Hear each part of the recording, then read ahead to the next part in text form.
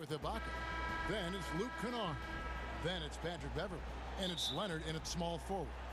And for the Trailblazers, Damian Lillard out there with Derek Jones. Then it's Enes Kanter. Then it's Anthony. And it's Powell in at the 3 spot.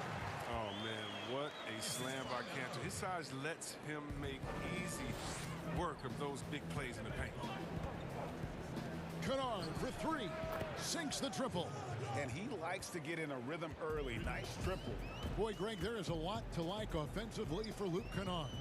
I tell you, he can shoot it. He's a crafty finisher and really improving as a passer. The question mark is the defensive end. 6'5" in height and wingspan, not elite too, so he's got to get by on his instincts and his anticipation. Lillard, that's in, and he found his range with that one. Now 1 for 2. Lillard against Beverley. Passes it to Ibaka. Kennard with the ball. Trying to get open is Ibaka. Off the mark there with the 3-point shot.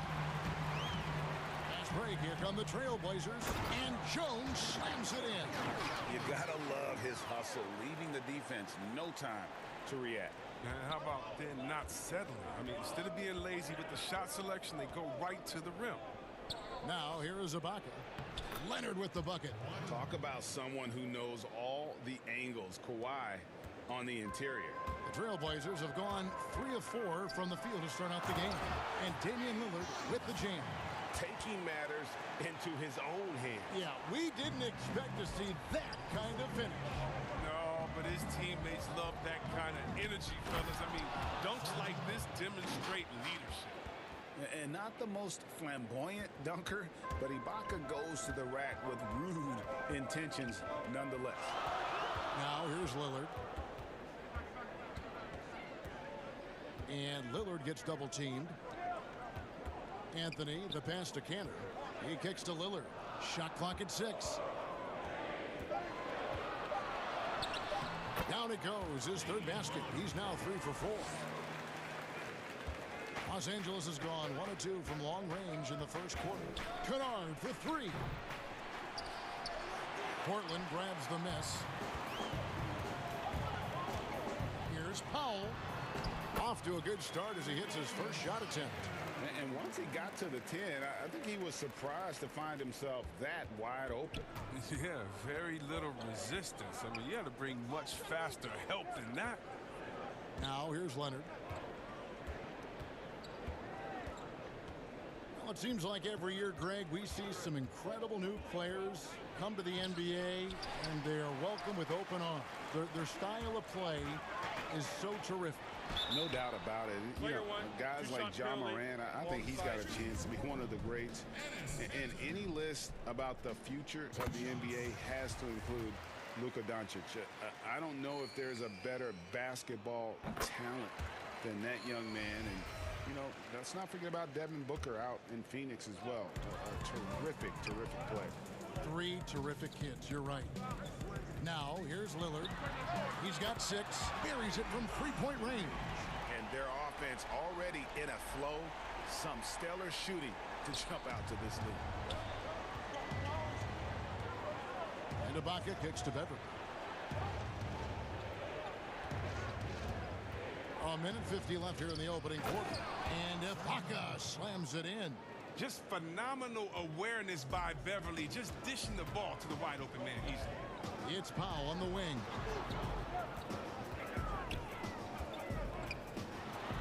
Dishes it to Kanter, and Kanter throws it down. Really seizing the momentum of this game, but doing it with a methodical approach. They decided to pound the ball inside, using their physicality to set the tone. Now here is Ibaka. And he banks in the layup. Ibaka's got 6 points. Yeah, high percentage look there for Ibaka. He can be automatic in there when given room. Lillard, the pass to Carmelo.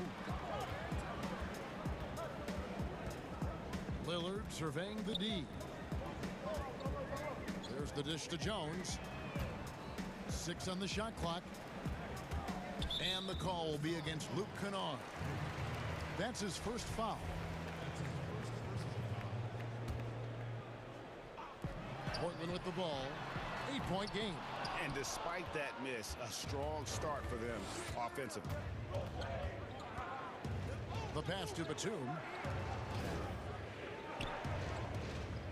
Kennard against Anthony. From downtown, it's hauled in by the Trailblazers.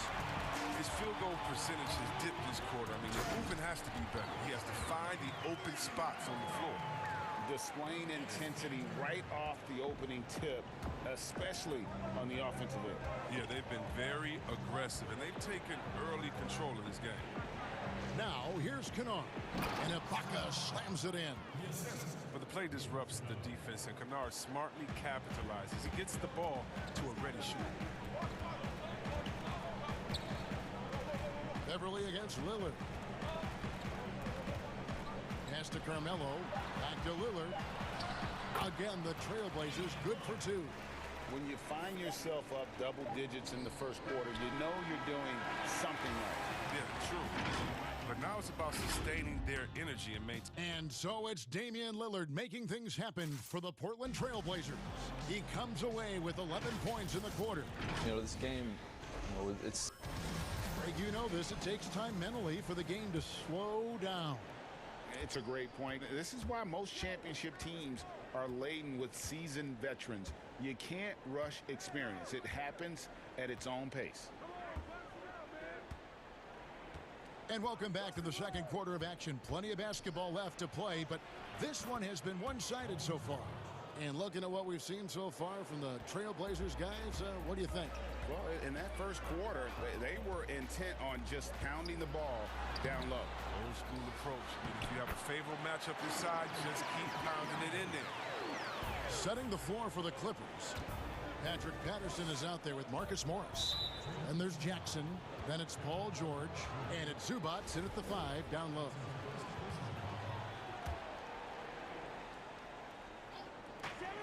From deep, George connects from three-point range. George has got 5. And boy, he's got terrific feel on that jump shot. That's how George knocks down those catch-and-shoot jumpers in the blink of an eye. And the basket by Jones. The wheel come at us, and we're coming right back at you. Let's talk about the great competition going on. That's what makes a matchup like this so much fun to watch. Yeah, and the feed from George couldn't be better. The timing, the placement, everything about that dish was pinpoint. So timeout called here, the first for Portland. And we've got an update here, so let's check in with David Aldridge reporting from the sideline. Kevin, good evening. The Clippers were picked by many to win the title last year. Now, they didn't get it done, but Kawhi Leonard is not concerned. He said, we've just got to keep getting better, keep fighting. It's about the right team peaking at the right time. Guys are hoping this season their talent and their fight will win out. Back to you. We will see. Good stuff, D.A. Thanks. And the shot goes in. McCullough is fantastic in running the screen and roll. He knows how to use the pick to get space to shoot. Outside, George fires for 3. That's good. And it's Jackson with the assist that time. George has got a couple of three-pointers in the second for the Clippers. McCollum kicks to Covington. McCollum against George. McCollum dishes to Covington. First shot, first basket. He's out of the blocks fast. They're finding lanes to the hoop now with consistency. 5 buckets in a row from the paint. McCollum against George. Morris outside from deep three-point range, and it's George missing. And Simons has got the ball here for Portland, and it's Whittle finishing it off. Yeah, I mean, maybe could have tried for a more memorable dunk than that one. And we know he's capable of those memorable ones.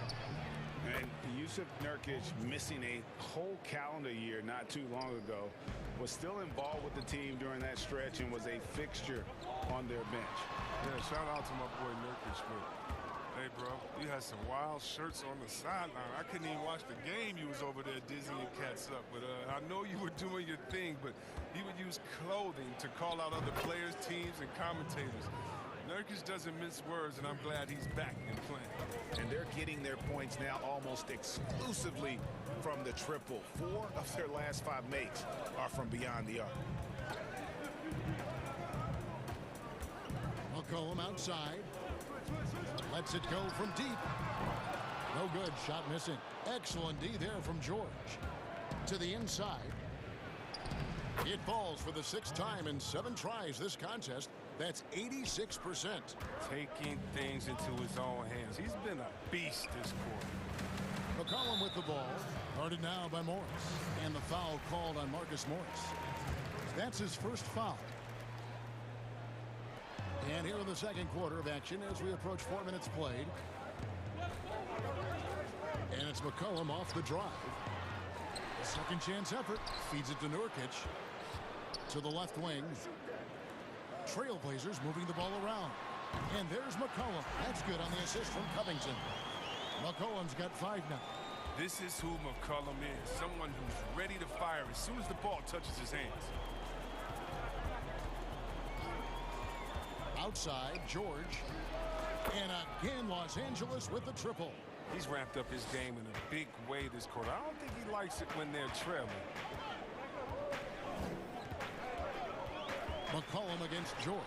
And the basket by McCollum. This guy's just a gamer. McCollum, I mean, he really embraces taking on the defense and finding a way to finish. And here's George for 3. The putback. Great positioning on the putback. I love his work ethic, not to mention his hands. You need both to convert those tip-ins. And it's McCollum off the drive. That's in, and that's his 4th basket of the night. He's taken 7 shots, a solid 57%. And they're forcing the ball inside, and it's working like a charm. And it's Patterson finishing it off. Well, you can't leave somebody that wide open when Jackson's running the show. Reggie will find him every time. George against McCollum. Makes it off the glass. McCollum's got 11 points in the quarter. This system is set up perfectly for him today. I mean, it's allowing him to find a lot of good shots. The drive by Jackson. Off on the layup. Love to see the defense exhibit some passion in protecting the rim right there. McCollum, no good. George looking over the floor. Buries the long-range jumper. George has got 22 points. And there's never been any question about George's 3-point range. He just goes through stretches where he knocks down the 3 at a... Thank you, David, and we'll be back after halftime as the 3rd quarter gets underway. It's the 2K Sports Halftime Show. Hey, everybody. Good Portland did not hesitate to set the pace. They put together some nice offensive... And that'll do it for our half.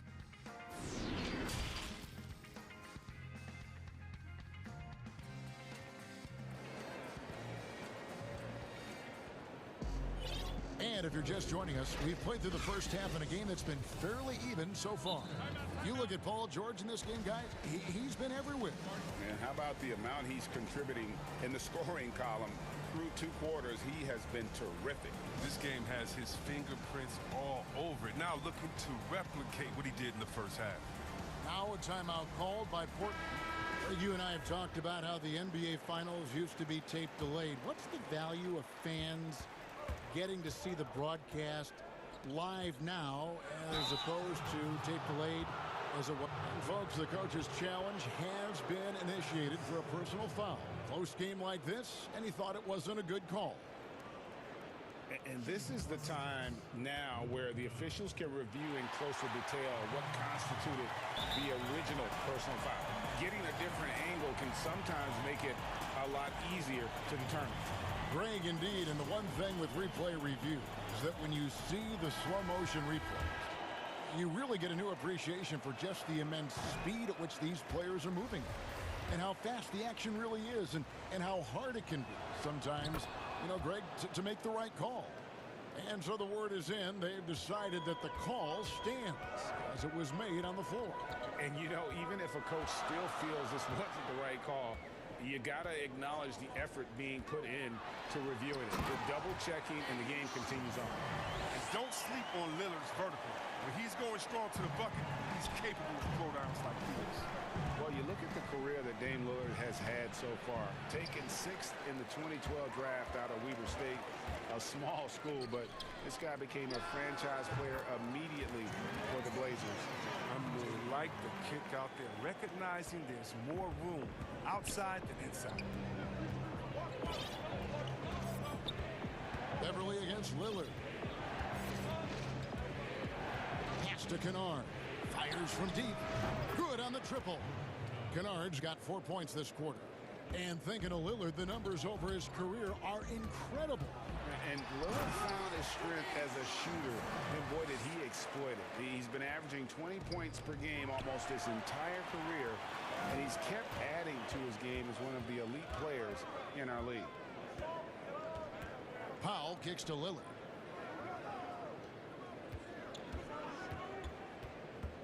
Anthony left side.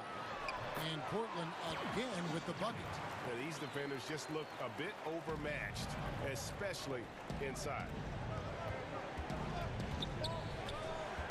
Kennard against Jones. And it'll go. And the Blazer lead is cut down now to just 3 in the basket from Kennard. Yeah, that's 2 straight 3-pointers they've allowed. Beverly against Lillard. Here's the 3. The rebound by Ibaka. But only the first miss of the second half. They've come out here with authority. Leonard on the wing for the tie. And again, it's the Clippers from deep. It's been this way since halftime. Tremendous production from beyond the arc. Yeah, and that was something else. It's easy to forget about Lillard's hops. I mean, this guy has some sick dunks up his sleeve.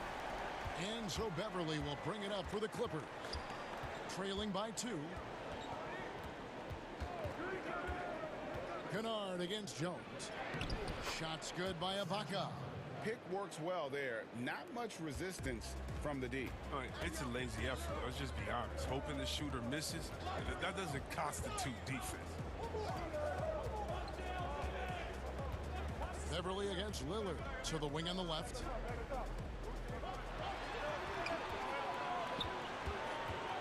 Back to Canner. Just 4 to shoot. It's hauled in by the Clippers. With the D playing soft off him, he might have been better off taking it to the hoop instead of settling for the jump. And those plays can make a difference in a game like this. Well, you know it's going to fire up, Greg, everybody on that bench. And rightfully so. Also, how lackluster was the defense right there with the score this tight? Lillard with it, and Batum picks him up defensively. Shooting foul as the whistle blows. He'll shoot 2 free throws. So crafty when driving to the rim. Whether it's scoring or getting to the line, Lillard simply makes the play. That's also good, so he hits both free throws. Oh, you can get spoiled watching him at the line. I mean, you just expect him to make every one, every time. Leonard against Powell. And it's Leonard missing. And that was a little bit of a range check for him. Trying to take advantage of that extra space on the perimeter. We see a lot of this now. Well, we've seen that movie a few times, haven't we? An easy bucket in the paint. Beverly, the pass to Leonard. And 1:01 left to play in the third. And there's only ever going to be one result when Kawhi's driving to the bucket, and it's going to be loud, and it's going to be painful. Lillard against Beverly. Lillard attacking, and Damian Lillard with the jam. Just the kind of play they need in a game this close. You know, that's the kind of aggression they want from their floor leader. This is why they go to him. When the game is tight, he ups his intensity level. Beverly, the pass to Kennard. And he's good on the 3-ball. Kennard's got 12 points in just the second half. He's pulling out all the tricks this quarter. They can't figure out how to stop him. And that one's good. Lillard. First 3 of the half, second of the game. Can he heat up? Kennard on the wing. And again, it's the Clippers from deep. How about this turnaround? He played a fringe role in the first half, and now he's the man for them. Lillard attacking, and Damian Lillard with the jam. Lillard is phenomenal at penetrating to the bucket. With his speed, athleticism, difficult to slow down. Passes it to Kennard. Ibaka in the post. Goes to the reverse layup and drops it in. 12 points for Serge Ibaka. And not even 3/4 out of the way. So many lead changes. The fans, guys, are getting their money's worth. Heck, I should have paid to watch this one. It's been a nail biter. And I know I speak for all of us when I say I can't wait to see what kind of finish awaits us here in the fourth quarter.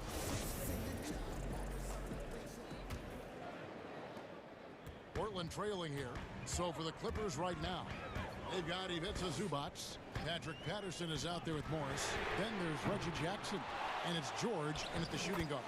Good on the shot. Cantor's got the first field goal of the fourth quarter here for the Trailblazers. The Clippers shooting has been out of this world. 74% from the field. George against Jones. And the call on the shot that sends him to the line. As crafty as they come. George has lots of experience when it comes to mixing up defenders. And George drops them both. Portland's gotten fewer than half of their three-pointers to go down tonight. They're 4 for 9. Lillard attacking, and then Lillard slams it in. Just focusing on the task at hand. That's all you can do. Oh, you know what it is. One play at a time. That's got to be the mindset, especially in such a tight game. Outside, George. And it's George finishing it off. And guys, when George gets cooking, you are in for a long night. He's just fantastic at finding different ways to score. And guys, here in the fourth quarter, still a close game. Instant classic, fellas. This one could come right down to the last shot. Lillard against Jackson. George double teamed. And a miss there on the triple. And they haven't been able to turn it into a big lead, but their rebounding advantage is starting to add up. Wow, the speed of Lillard. So masterful at making decisions in a fast break situation. And now we've got the intentional foul. Really no idea why you're fouling in a situation like that. You know, maybe there's some bad blood between those two. Time called here. The Blazers decide to talk it over. Well, Melo made his way back into the league last season. He was immediately a heavy minutes player for the Blazers. Looked good as a third scoring option for the team. So Portland ends up going with the new group. Okay, well, let's check in with David Aldridge, who's reporting from the sideline. Hi, Kevin. Well, Terry Stotts just went over his game plan with his team. He said, this is what we play for, fellas. Let's knock them on their heels right out of the timeout. Show them how much you want it. Go get it. He really is fired up about this game. And with Melo not having to bear so much of the scoring load, I think was good for him. Yeah, especially since he took about a year off from playing. Melo had to take a long look in the mirror about how he can help teams win during his absence. But he clearly has something left to offer. Time called here. The Blazers decide to talk it over.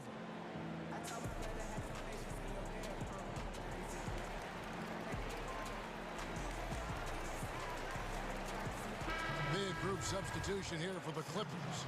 Serge Ibaka has checked in for Zubac. Batum comes in for Patrick Patterson. Kawhi Leonard's checked in for Marcus Morris. And it's Luke Kennard in for Jackson. 2 on the clock. Here's George. Misses off the left iron. Nice interior defense. Can't give him any space inside or he'll burn. A 3 from McCollum. It's good, and it's his 6th make against 11 attempts. He's a volume three-point shooter. McCollum looks to take this shot often for this very reason. Leonard the pass to Ibaka. Outside for George. Will it go? Offensive rebound. Oh, a nice tip in to salvage the points from that missed shot. Yeah, and those second chance points can add up. Here's McCollum. And And here we go with the coach's challenge. Not surprised in a competitive game like this. And he's disputing the personal foul call. And this is the time now where the officials can review in closer detail what constituted the original personal foul. Getting a different angle can sometimes make it a lot easier to determine.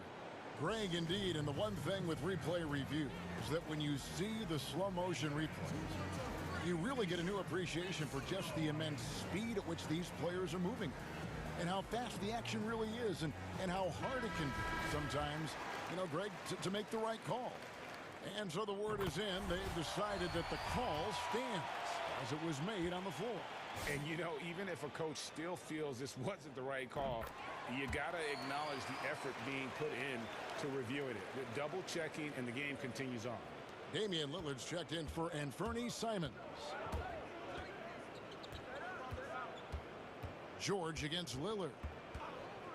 For three. Here's Ibaka. Doesn't go for him. Great D that time from Nurkic. It's McCollum on the wing. Kennard covering. McCollum with the ball. That's in. He's 7 for 12 now in the game. What body control from McCollum. I like whenever he works his way through the contact and finishes. They've been struggling here on offense. Yeah, a bit of a dry spell for sure. Here's Ibaka, and it goes down 2 points. Guys, that's just really unstoppable. He poses a ton of matchup problems for whomever he's facing. Lillard against George. Lillard outside. And Damian Lillard with the jam. All night long, Lillard has been taking over on the offensive end. I mean, adjusting to every defense they've thrown at him. George against Lillard. And here's Leonard from three. And it's Portland with the rebound. They've led by as many as 11 points. McCollum outside. Inside. And Covington gets it to go on the assist by McCollum. And it's not easy trying to defend McCollum in pick and roll. He does a nice job threading the needle in these sets. And George kicks to Leonard. Trying to get open is Ibaka. And it's Kawhi Leonard with the three. That's the kind of D that you're not going to find success with, guys. They've got to get a hand in the face. McCollum feeling it out a bit. Chalk up 2 there. And the Trailblazers lead by 9. Saw the opportunity to put this away and did not turn it down. That's the dagger. You can tell they wanted that one. I know that's it. George, no good. I don't think the D does good enough here, but something causes the miss. And a wide open look for McCollum, and the Trailblazers getting another bucket right there. They made the most of their opportunities, looking comfortable and locked in throughout the night. That's why they're in the driver's seat right now, looking to put this one away. Three-pointer, Lillard, and again it's the Trailblazers from deep. Lillard, he just fills out the defense. He doesn't rush it. When they play off of him, he torches them. When they crowd him, he'll pull off the J. If they get too close, he'll drive them. Los Angeles with another miss. Near the three-point line, it's McCollum. And Portland again with the bucket. Well-rounded effort, and they show no signs of letting up. Yeah, and it hasn't just been the offensive output. They're putting in the work at the defense as well. And so Portland takes this one.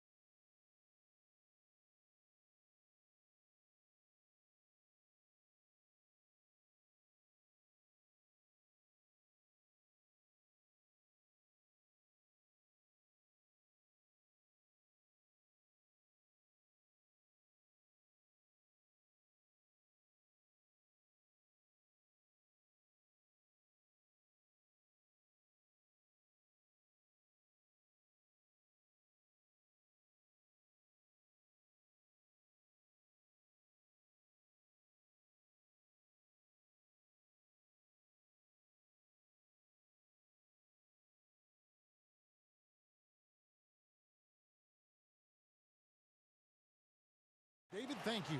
So the opening lineup for the Suns. Booker and Bridges are the wings. Ayton is out there with Jay Crowder. And it's Paul in at the point guard position. And for the Clippers, Patrick Beverley out there with Luke Kennard. Then there's Batum. Then there's Kawhi Leonard. And it's Ibaka in at the 5 down low. Greg, we've got two terrific highlight-making teams, both athletic in so many ways. You know, it makes me hearken all the way back to college, and one of my teammates, Stacey Ogden, one of the greatest athletes I ever played alongside. Boy, we're going to see a lot of his impact in tonight's game. And it goes out of bounds. Last touch by Paul. Looked like a simple play and turned into a turnover. Can't give away possessions like that. Beverley looking around. Batum passes to Ibaka. It's hauled in by the Suns. They push it up 4 on 3. Bridges finds Ayton. And Ayton throws it down. Well, he passes to the wide open man. Bridges developing some team chemistry. Beverley against Paul. Here's Ibaka. Lays it up off the glass.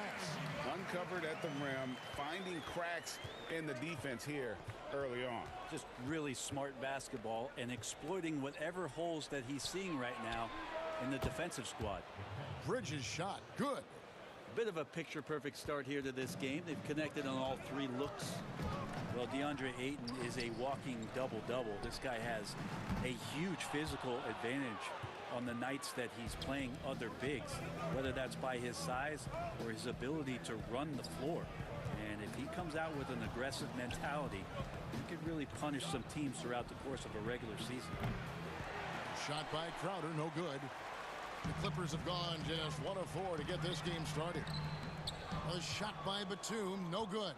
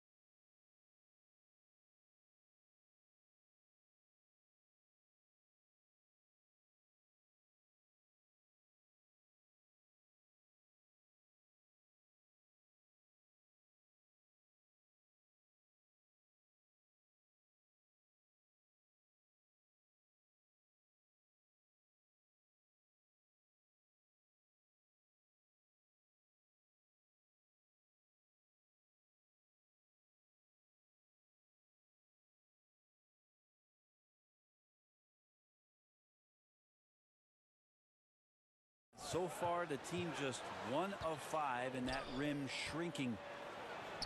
And Crowder slams it in.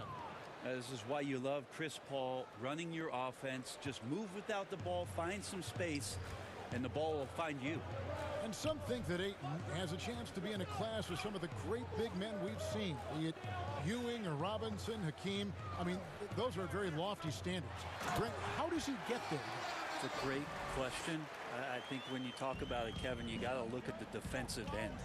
And those names that you just mentioned on a nightly basis were a force behind anybody on the perimeter. When they came into that house, it was defended. If Ayton gets there, he's got a big opportunity. Here's Beverly following the basket by Chris Paul. Kennard for 3. And Paul pulls it down. And he didn't punish them for the weak coverage there, but they can't count on him to continue missing.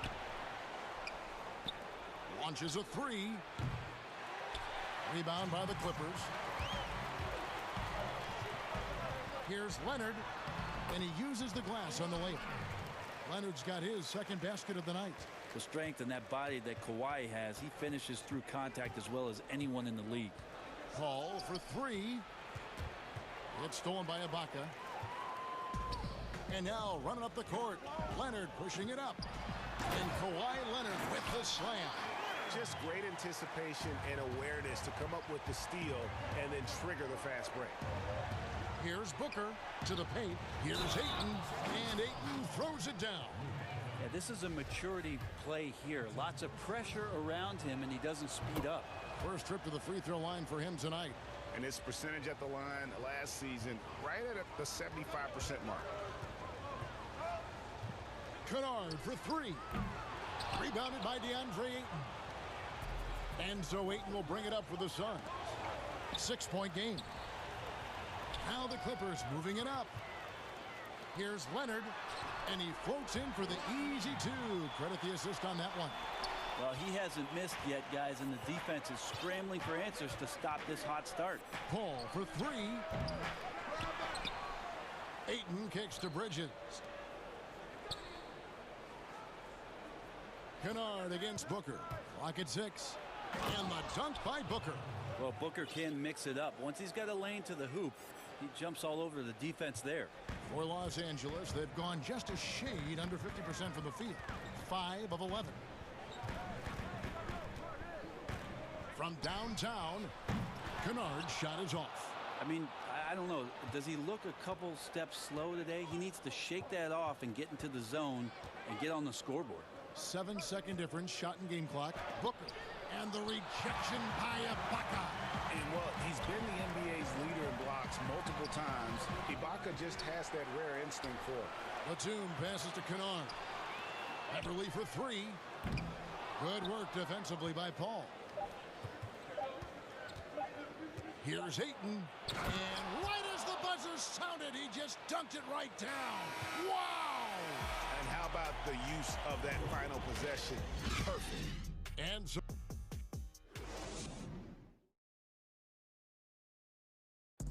recently, we spoke with Patrick Beverly about his throwback style. Old school basketball, you know. Now, pound for pound, Greg, Beverly may be the most physical player in the league. And he also gets in your head. It's a combination that allows him to get stops against guys as big as Kevin Durant. And thanks again for tuning in. If you're just joining us, we've played through 1 quarter of action so far. And from what we've seen, guys, from Phoenix, what do you guys see? Well, in that first quarter, they were intent on just pounding the ball down low. Yeah, you don't see that all that often, getting down there and doing that much damage in a quarter. You got to respect the game plan. And a moment now to reset the lineups, courtesy of Gatorade, all fueled up for the second quarter of basketball. Setting the floor for the Clippers, Patrick Patterson is out there with Ivica Zubac. Then there's Reggie Jackson. Then it's Paul George. And it's Morris in at the 3, the small forward. That one good for 2. So good, so experienced. Paul George can convert the toughest of buckets. And the versatility of Paul George's game Elite defense and rebounding, steals and deflections. You think about Paul George moving to several teams, yet still having the impact on both ends of the floor. I think that is a telltale sign that you have an elite talent in Paul George. Payne with it. Jackson on him. Whistle blows. Bucket is good, and he'll have a chance at the line to make it a three-point play. Greg, as a point guard, what is it you like to see from that position on the floor? I think first and foremost, leadership.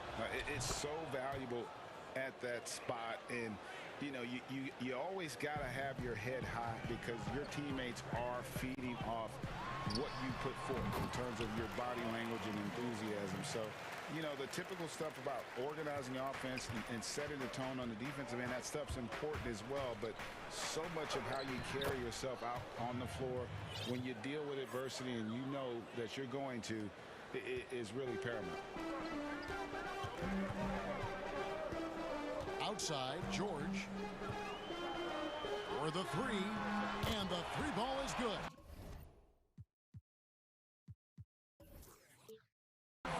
George has got 9. And right now, the torture chamber that Paul George has put the defense in is paying off for his team. Payne kicks to Craig. Back to Payne.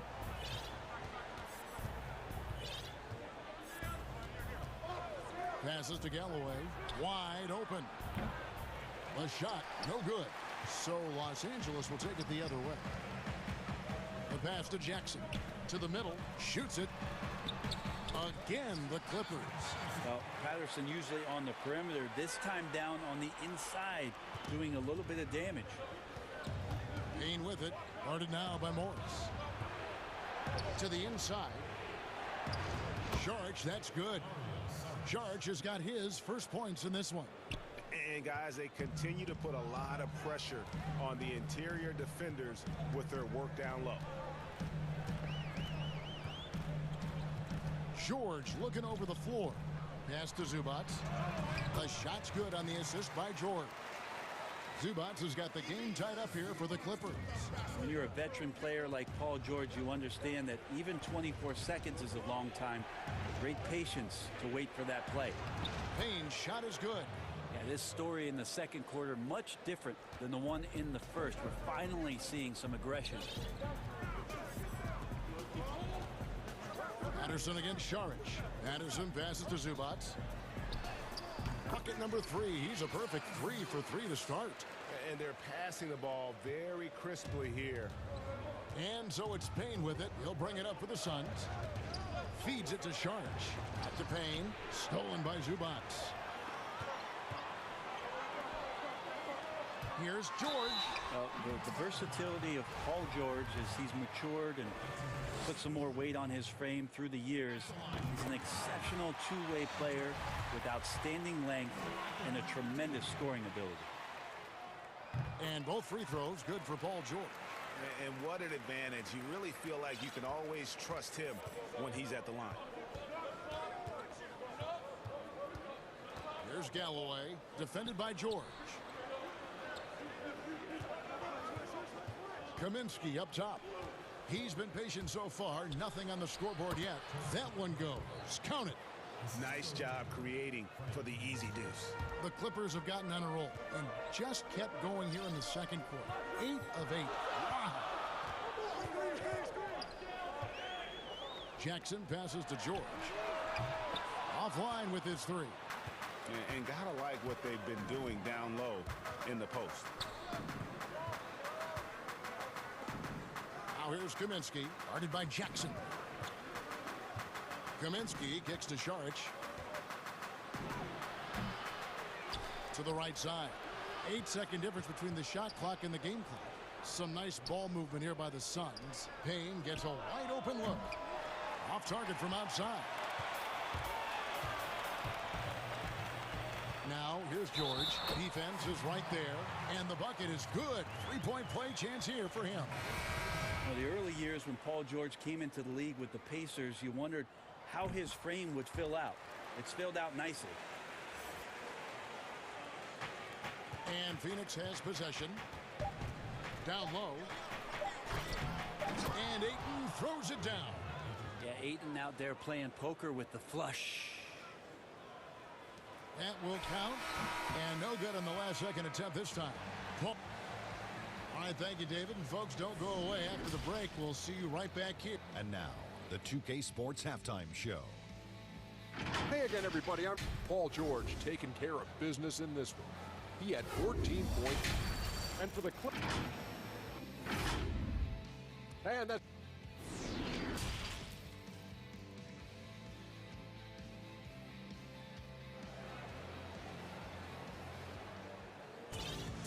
And after a fairly even first couple of quarters, the second half could turn out to be a great one as both teams try to gain an edge. You look at Paul George in this game, guys, he's been everywhere. Yeah, and through the first two quarters, he has been the offense for this team. Yeah, he's shouldering the load right now and looking really comfortable while he's doing it. Getting underway in the second half. Here's the 5 for Monty Williams. Booker and Bridges are the wings. Jay Crowder out there with Ayton. And it's Paul in at the point. Here's Leonard. Finished off the break. Leonard's got the lead up to 3 now for Los Angeles. Well, if you're open, Patrick Beverly is going to do his best to get you the ball. And Bones, he stands just 6'1", but Patrick Beverly rebounds like a forward. The fact that he's going to bring it mentally, GA, I mean, that's the huge advantage. I think if you're in the opposing locker room and you know you're going to get on the floor, Patrick Beverly is going to be right in your jock for every minute that you're going to be competing against him. Now, Booker. Kawhi Leonard missing from long range. And even without that 3-ball dropping for him, the defense should have done more on that last play. And stolen by Ayton.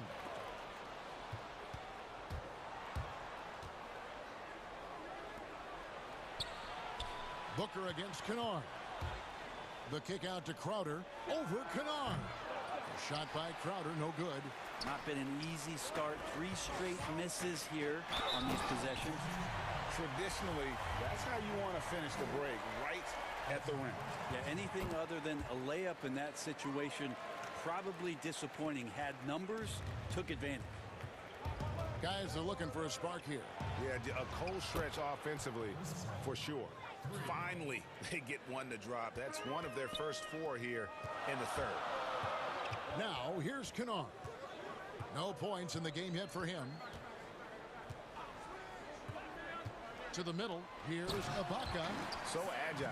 Ibaka able to quickly come up and set the screen, then quickly rolls into position for the score. Here's Paul. Sinks that one from the post. Paul's got 9 points. Well, an aggressive move right there to the basket. That's where he does some of his best work and chops into the lead. Suns trail by 3.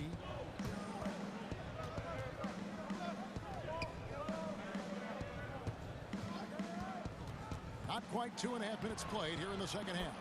That one drops for him. Deceptive speed from Paul there. You never know what he's going to do. The Clippers have gone 3 of 5 to start the second half, developing a nice rhythm out there.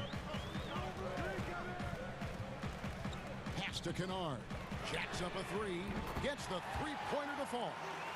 Kennard's got himself going with the triple, his first basket of the game. Ball against Beverly. Kicks it out to Booker. And here's Crowder. 6 to shoot. Back to Booker. 3-pointer. The rebound by Ibaka.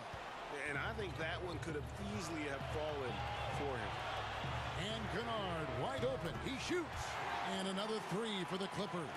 Really in a good position thanks to the accuracy from beyond. Passes it to Crowder. 1:33 left to play here in the third. That one's good from the corner. Crowder's got his second bucket of the night. That's a good find from Ayton, understanding the defensive scheme, and he just waited for his teammate to be open. Now the pass to Kennard. From outside, off the mark. And the great shooters know when they've got enough opening to go for the 3. I didn't think it was a bad choice on that possession. Now here's Crowder, and here's Booker from the arc. They get the rebound. Ayton finds Bridges. Booker the pass to Ayton. And another shot. Nice job filling the lanes and terrific pass to hit him right in stride. Ayton's so big inside, he turns a miss into an opportunity. Kennard for three.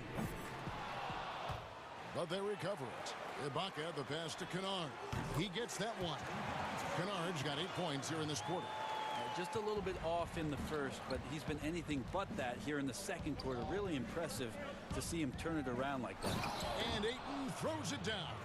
Still the traditional play of Chris Paul as the point guard, that pass-first DNA. Amazing what he's done when you think back through his entire career.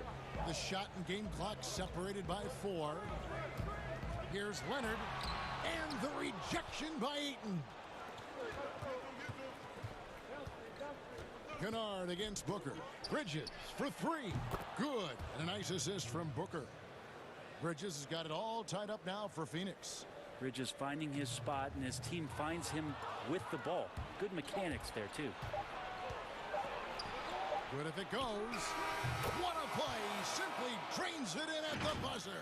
Oh, and that's a monster shot. That concludes the third quarter. It continues to be an exciting neck-and-neck game. Suns lead by 3. We'll be back shortly live from Staples Center in downtown Los Angeles. Well, what a terrific game it's been so far, with this fourth quarter sure to bring more pressure-packed basketball. We've got Ibaka, Patrick Beverley out there with Kennard. Then there's Batum, and it's Leonard in at the small forward. So that's the lineup on the floor for the Clippers. And Saric kicks to Kaminsky. Rebound by the Clippers. Ibaka's got his 5th rebound in this one. Out to the wing. Some nice passing here by Los Angeles. Out to the right wing. Beverly dishes to Ibaka. Kennard for 3. And Galloway pulls it down. Suns leading by 3. Payne passes to Craig. And here is Kaminsky. To the paint. Here's Saric. And slam dunk by Saric. The defense not putting up much of a fight as Saric gets to the rim. Outside Batum, and the Suns another fast break chance here. And there it is for him. And the Suns lead by 7. Capitalizing on the error, grinding out points, you gotta love it. That's why you can't afford to just turn it over to him, because he's going to do stuff like that to make you pay just right down the throat. A platoon swap here for the Clippers. On the sideline, let's catch up with Hall of Famer David Aldridge. Hey, Kevin, during that last break, I heard Tyronn Lue as he talked with the team. He told them this is gut check time. This is when it gets real and when it gets fun. We're here to play in these big moments. Let's make this one count. Kevin, by my count, that's 5 cliches. His shot was hindered by that momentous mobile 1 block. And those are plays that get you in front and keep you in front. Just about 1.5 minutes gone by here in the fourth. 2 free throws coming up, and now, yep, this will be a coach's challenge. We thought that might happen, triggering a review of the personal foul.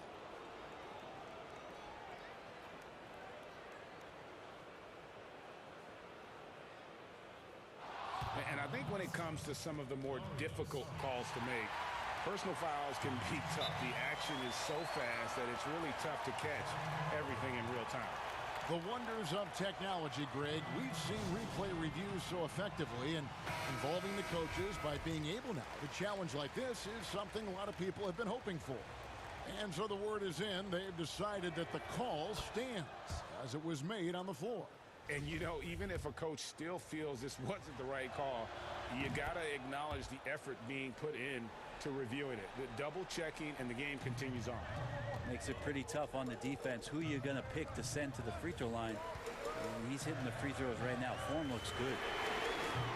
And the Clippers miss again. And hard work on the glass. Once again, guys, they put a lot of effort and focus on the backboard. Here's Payne. Sinks the three-pointer. Payne's got the lead up to 12 now for the Suns. The ball movement on this run has been fantastic and is a big part of why they've been able to get these good looks. It's George on the wing to the inside. Zubac, and the dunk by Zubac. That's the man you want running into the pick and roll. It's Paul George at the helm. He's got the ball and makes a great play. And the Suns call time here. And as things present themselves throughout a game, teams have to adapt on the fly. And timeouts are a wonderful opportunity to just settle in and recollect the thoughts of your entire team. Not just the guys playing, but the entire team. And the Suns with a completely new group on the floor. Here's Paul. He scores his 6th bucket from the floor with that one. He's shot the ball 11 times. Yeah, they're going to have a nice little run here. Patterson against Crowder.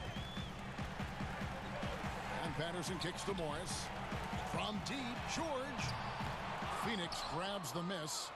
Ayton's got 10 rebounds here tonight. So active.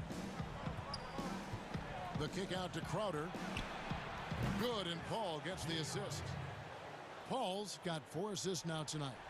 And perimeter scoring, I have to imagine it was a topic of discussion at halftime. Maybe trying to find a little bit more space and ball movement to get guys open at the three-point line. Booker left side. A 3-ball. Another 3 for Phoenix. Give them credit. They've worked hard all game, now looking to finish it. No, great job of getting in position to win a game. It's been an all-out effort from the squad. George with the bucket. Yeah, Paul George can get very shifty even with that kind of frame, and he fights his way through the contact. Paul kicks to Crowder. And 2 free throws coming up. Unable to get that one to go with all the contact. That's on Patrick Patterson. What you love about Crowder, he gives you a little bit of everything at both ends. I mean, defensively, he'll take on anybody. He's smart, draws a lot of charges. Offensively, he can stretch the floor, and he'll make the extra pass. He's also an opportunistic rebounder. Zubac the pass to George.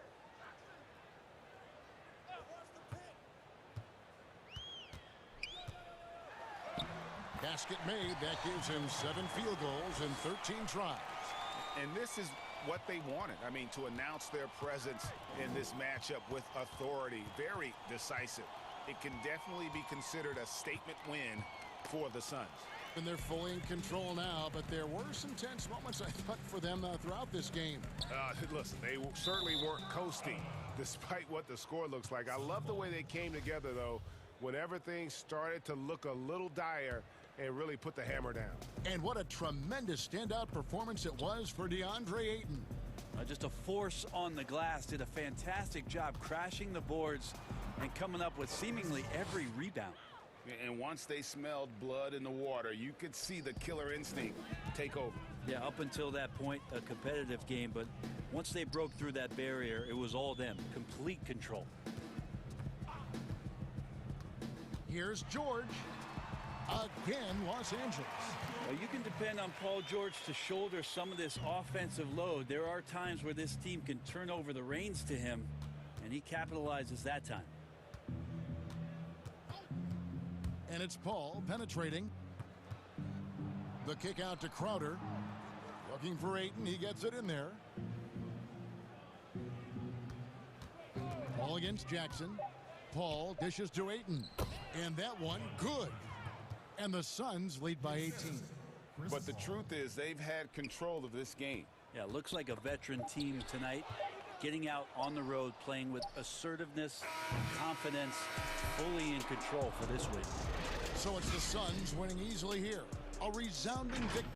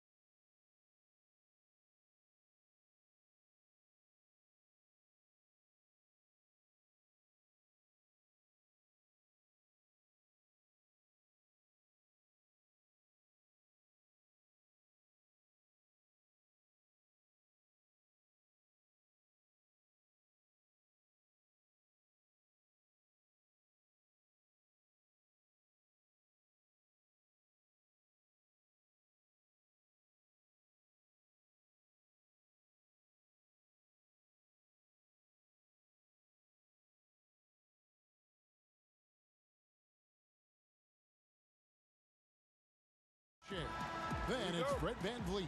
And it's Trent in at the shooting guard.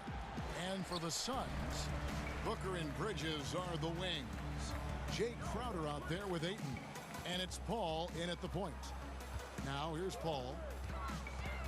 Inside, Ayton. And a great assist by Paul as that one goes in. And above the rim play, always captivating, Steve. We should see a lot of that tonight. And Kevin, I'm so excited. You know, I played under the rim, so to get a chance to watch guys play well above, I am getting my popcorn ready. And so it's Paul with it, bringing it up for the Suns.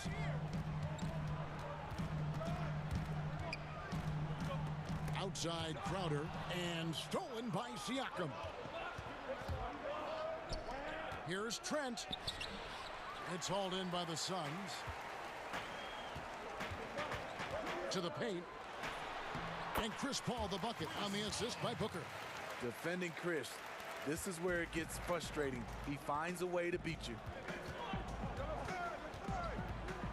VanVleet with it. Now guarded by Crowder. And foul on the shot, so he'll get a chance at the line. Fred VanVleet, a weapon from the outside, has a great shot that he can pull up at a moment's notice. He's consistent on catch and shoots as well as off the dribble. And with VanVleet, about half of his shots are from deep. You're right, GA. That's the #1 part of his offense, of his game right now. He can shoot it deep, but he also can drive it. He shoots a low field goal percentage from those shots because of the distance. But I love Fred VanVleet. He knows how to play. And here's Boucher following the three from Chris Paul. And once he got to the 10, I think he was surprised to find himself that wide open. Wow, that's a defensive breakdown. Can't do that against good scores. Booker with no one around. Good, and Paul gets the assist. You see the game plan is working already. 4 straight makes to start this one. Right wing. Boucher finds VanVleet. Boucher with the ball. Ayton's there. Some solid defense from Ayton. And here's Booker from the arc. Off the mark, his first miss of the game, 1 for 2. Here's Anunoby, laid in with a nice touch off the glass. And can't do much else. The strength of Anunoby comes in handy on those challenging finishes. And stolen by Siakam. And they're running. And stolen by Booker. And here we go. Paul heading to the hoop. Finished off the break. Paul's got 7 points. Well, that's why they're in front. Aggressive play at both ends. Nicely done. Knocked loose, and Chris Paul picks up the foul. That's his first foul. Passes it to Trent. Pass to Boucher. Here's Trent. Ball's knocked loose and stolen by Booker. That's 2 really unproductive trips in a row, ending in turnover. Misses that one. He's made 1 and missed 2 this game so far. VanVleet outside. Anunoby in the corner. Siakam outside. Back to Anunoby. Takes it out to Siakam. Clock is at 3. First shot, first basket. He's out of the blocks fast. And you have to credit Anunoby. He's put in the work to become a better playmaker. Outside Crowder. 1:19 left to play in the first quarter. Booker dishes to Paul. No good on the 3. And close to making the defense pay for the lax coverage that time. Siakam misses. That's a surprise. I mean, really out of character for him to miss when the defense is not right up on it. To the inside. Here's Ayton. Well-timed pass, and he goes straight to the bucket for the layup. And he's just bullying his way around the paint. Ayton with those broad shoulders and that great strength. VanVleet passes to Siakam. 35 seconds left in the first quarter. Boucher finds Siakam. Back to Boucher. There's the three. That's in, and he found his range with that one. Now 1 for 2. Oh, that's great awareness. That's a great pass. Credit Siakam and the work he's done to understand where everyone is in this offense. And first time out of the game called for Phoenix. And coaches looking to seize every advantage, maximize every possession. Critical part of the game. You have to be flexible. You have to be able to adjust what you're doing. Ball looking over the floor. It's Crowder on the wing. And he's going to get whistled for that foul, G. That was intentional, but not exactly logical. How about pointless to foul there? I mean, I don't know where his head is, but it's not in the game. And they go to the intentional foul. Really no idea why you're fouling in a situation like that. You know, maybe there's some bad blood between those two. First trip to the free throw line for him in this one. An accurate shooter from all areas of the floor. Booker has the confidence needed to dominate on offense. He's living there tonight, a tough guy to guard without fouling. And the bonus, he's going to knock him down. Van Vliet left side. The jumper from the free throw line is good. Boucher's got 5 now. He's heady. He's unselfish. All Van Vliet does is make winning plays. Phoenix calls timeout.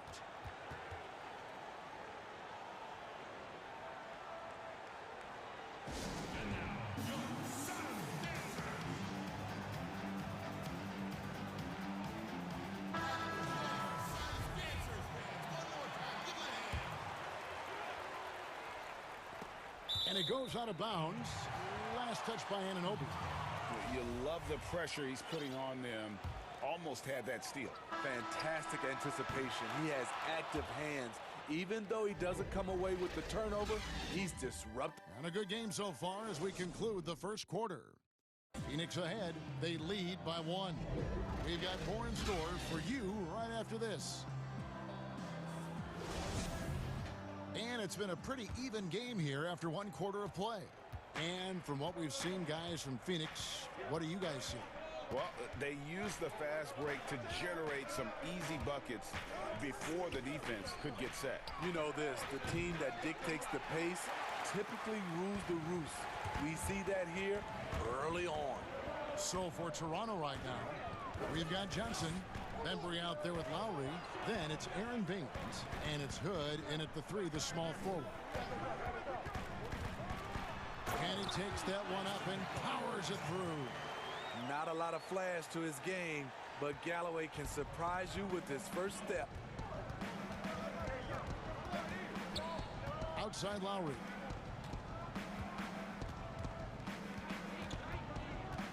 The 3. Rebounded by Kaminsky. Suns leading by 3.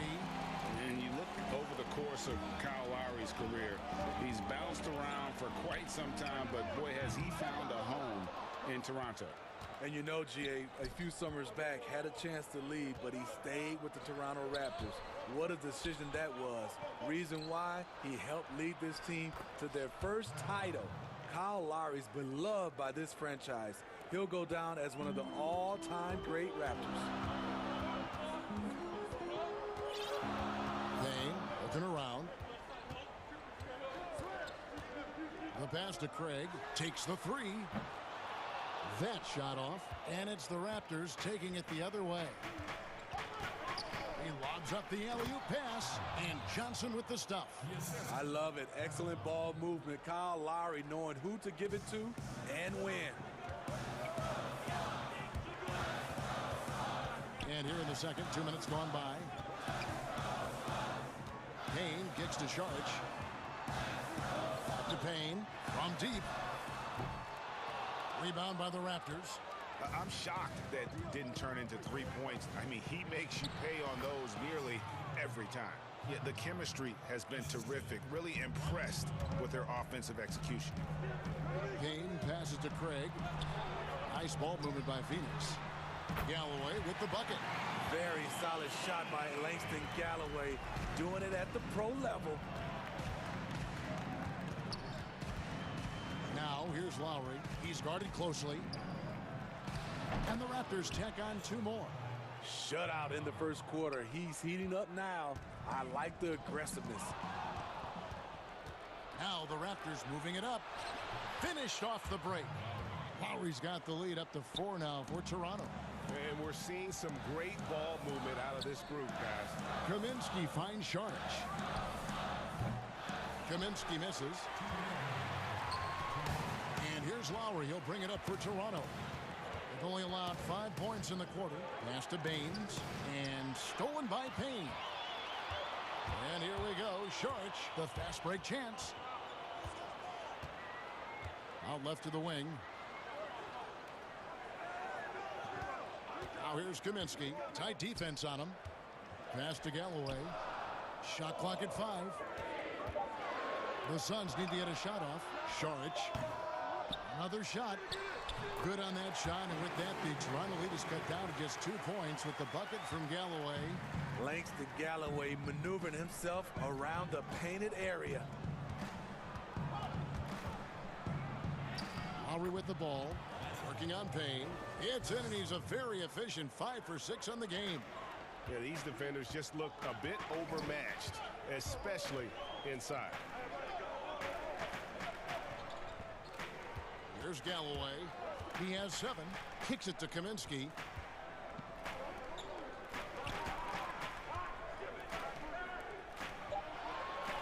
Payne with it. That one, no good. Good D by Johnson. And the foul called on Cameron Payne. That is his first foul of the game. Raptors leading by 4. 36 seconds left to play in the first half. Here's Lowry. It's good. Now he's shooting 6 for 7. That pick and roll is where Kyle Lowry shines. The defense left with only bad choices. Timeout. Phoenix calls timeout. Yeah, just looking to tighten up their defense in the paint. They've got to be better.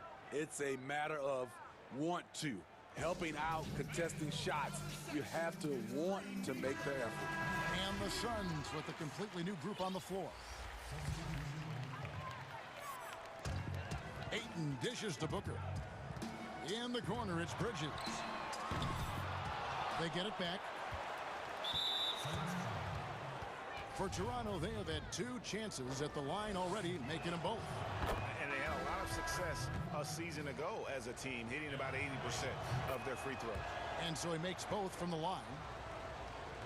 Here's Paul.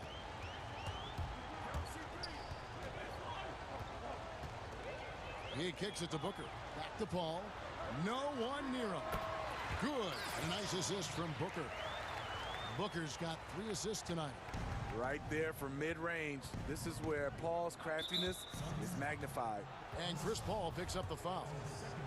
So that will be his 2nd foul of the game. We're in the bonus, and we'll go to the line to shoot 2. And this is his 2nd trip to the line in the game. Good on both. He's always been a tremendous defender, in my opinion, and he knows he's going to knock down his free throws. But now Fred VanVleet has emerged as a terrific all-around scorer. He can pretty much do it all. And no doubt they'd love to see him get a lot more of those opportunities. And that deficit will go away quickly if he does, Greg. Cut. Thank you, David. We'll be back after halftime for the start of the second half momentarily. The 2K Sports Halftime Show.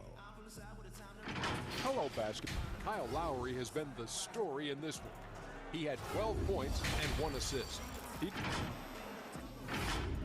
And that should...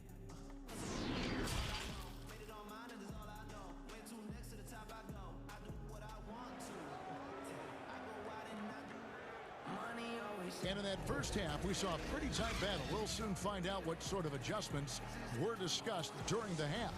Kyle Lowry has just been sensational. Yeah, it's been a great performance from him, really staying focused on quality shots.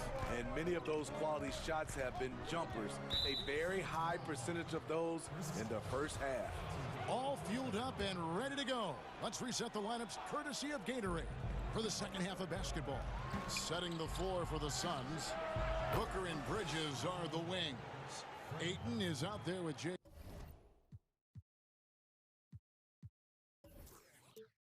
Crowder. And it's Paul in at the point. Suns trail by 9. Out to the right wing. Bridges kicks to Crowder. Today, Greg, we see a lot more friendly rivalries. Does that bother you? Not at all. I mean, people like to say, well, our era had the rivalries were more bitter. I disagree with that. I think guys are every bit as competitive today as they've ever been. That's good to hear. They just also have more exposure and opportunity to be around one another. Kids today growing up, they've been playing against each other since the 5th, 6th grade in national tournaments. When we played, we didn't get to see the other top players around the country. So I think that was one reason why you didn't have a closeness with guys that unless you were on the same team. That's their 3rd straight make off an assist. Paul against Van Vliet. Pass to Trent.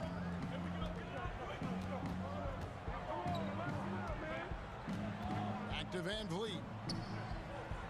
Just 5 on the clock. Rejected by Booker. And here we go. Fast break. Paul's got it. Drains it from beyond the arc. Paul's got 14. Terrific game plan coming out of halftime. A perfect 3 for 3 from the field.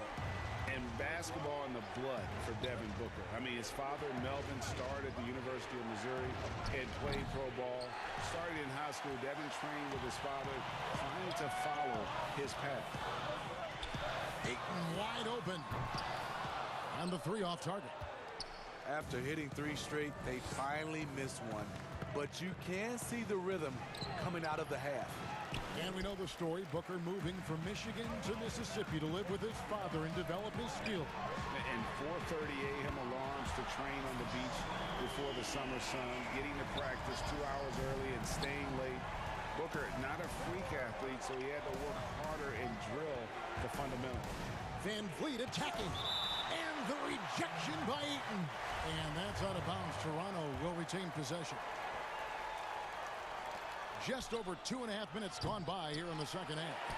And even with good coverage defensively that time, he has confidence to drill the 3. All against Van Vliet. There's the pass to Bridges. Outside Crowder. 4 on the shot clock. That's good from Paul on the assist from Crowder. Paul's got 11 in the second half. Van Vliet attacking. Banked in off the glass. Love the strength on that drive by Fred Van Vliet. He is tough and he's aggressive. Pass to Ayton. It's in and he's a very efficient 5 for 6 on the game. And that solid play in the paint continues here, guys. Here's Van Vliet. 6 for 10 with that shot going in. That's a good game for a lot of guys. He's hot this quarter, getting the shots he wants, and he's delivering. Siakam against Paul.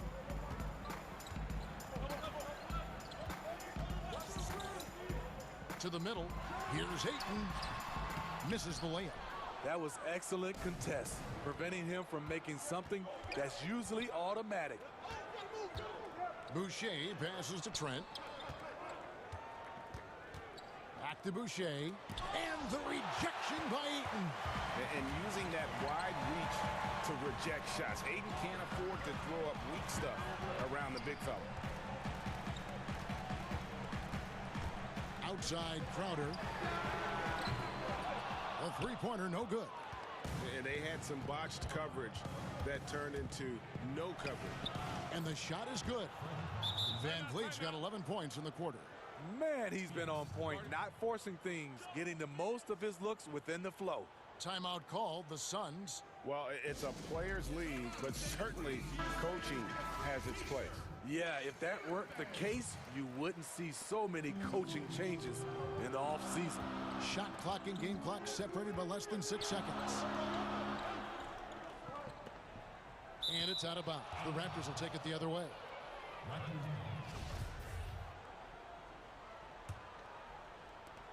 There's 21 seconds left in the third quarter of the game.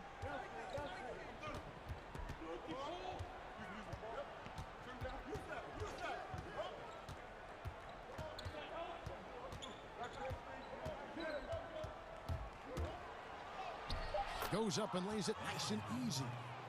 And now a 4-point Raptor lead. This is what happens when Fred gets into a rhythm. His whole offensive game rises to another level. Guys, while we have the chance now, folks, let's go to our State Farm assist of the game. And I'm glad this was the pick because I love this pass. Such a great dish. That's what I call court vision. Yeah, you also have the location of the pass. Puts it right where it needs to be, where his man can do something with it.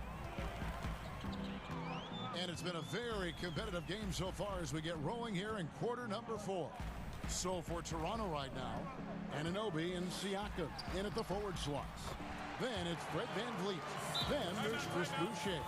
And it's Trent in at the 2 guard. And the Raptors call time here.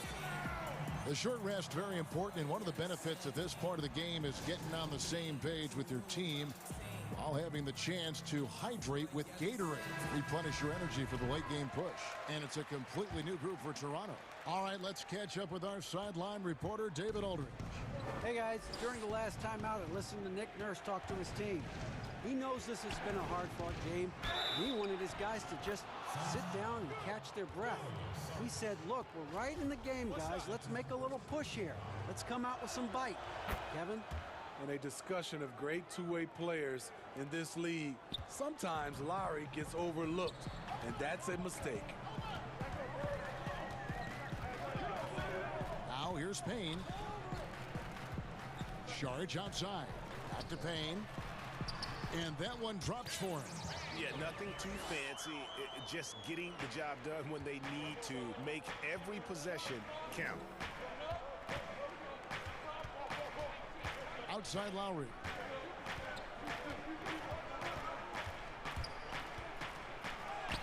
Good once again. That makes him 8 for 9 this game. They are just killing them on the interior. To the wing right side. Here's Craig. And it's off from 3-point range. Raptors leading by 5. And it's Johnson penetrating. Lays it up and banks it in. They're finding lanes to the hoop now with consistency. 5 buckets in a row from the paint. Timeout called the Suns.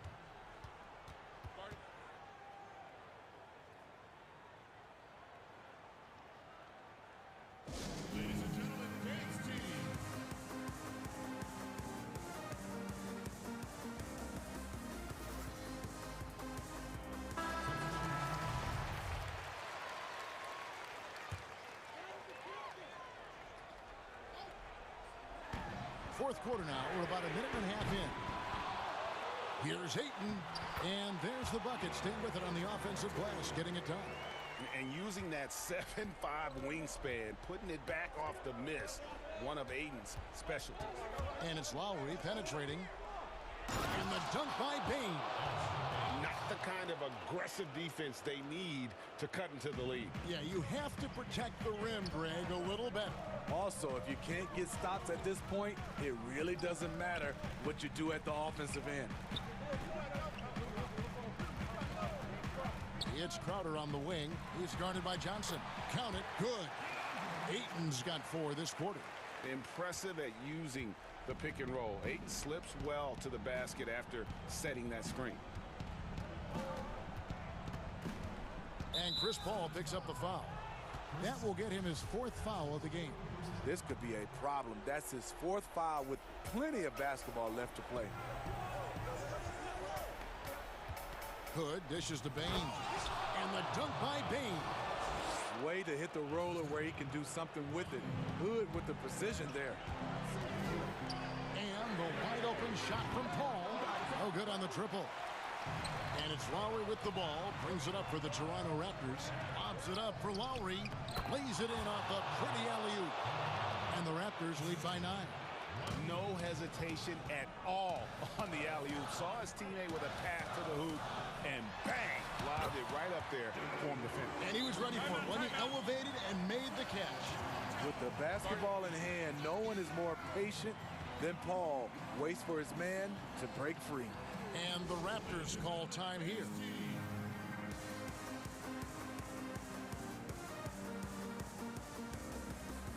And now a moment moment to present the New Balance Player of the Game, Kyle Lowry. And in terms of his shooting, this has been one of the more accurate performances you'll ever see. I mean, he's been in constant motion, creating a lot of good looks for himself. But still, even when you're wide open, you expect to miss some of the time. That has not been the case here tonight. This guy has made everything. If he could only contribute like this for them every night, you can't overstate how much better it makes this team when he has a game like this. And on the road, no less. And that one goes out of bounds. Last touch by Ayton. And this has been a comedy of errors. I mean, you can just add another one to the list. And we're about 3.5 minutes into the fourth quarter. And here's Van Vliet from the arc. Rebounded by DeAndre Ayton. Ayton's got 6 rebounds now in the game. Yep, that one goes. And this is how you convert in transition. Booker running the floor well and being rewarded for it. Van Vliet looking around. Down low. And stolen by Ayton. Here's Booker. And the dunk by Booker. And you got to be cautious around Ayton. When the pass isn't precise, he has an ability to poke it away. Ball against Lowry. Passes it to Boucher. Hands it from downtown. And the Raptors lead by 8. And that is the kind of big-time shot that can really deflate a crowd. And did he ever do that? Sound level right now, 0 in this arena. Siakam with it, now guarded by Crowder. The drive by Siakam, and he makes good on the layup. Siakam's got the lead up to 10 now for the Raptors. And it's just competing, you know, giving your best when it matters most. It's called killer instinct. It's one thing to be close at the end. It's another to finish. Now here's Paul. Boucher defending for 3. Booker, they get it again. Ayton kicks to Booker. Bridges, no one around him. A three-pointer off the mark. Here's Anunoby, and foul on the shot. He'll shoot 2 at the free throw line. OG's a tricky cover, has strength, has quickness, and just still learning the game. And he sinks the second. Yeah, you'd like to convert them all, but that should still be enough to secure the win. Ball against Siakam. Bridges. Boucher with the steal. Siakam left side. And so Toronto takes this one, but by a big margin. All right, David, great job. Thanks so much. And that'll do it, folks.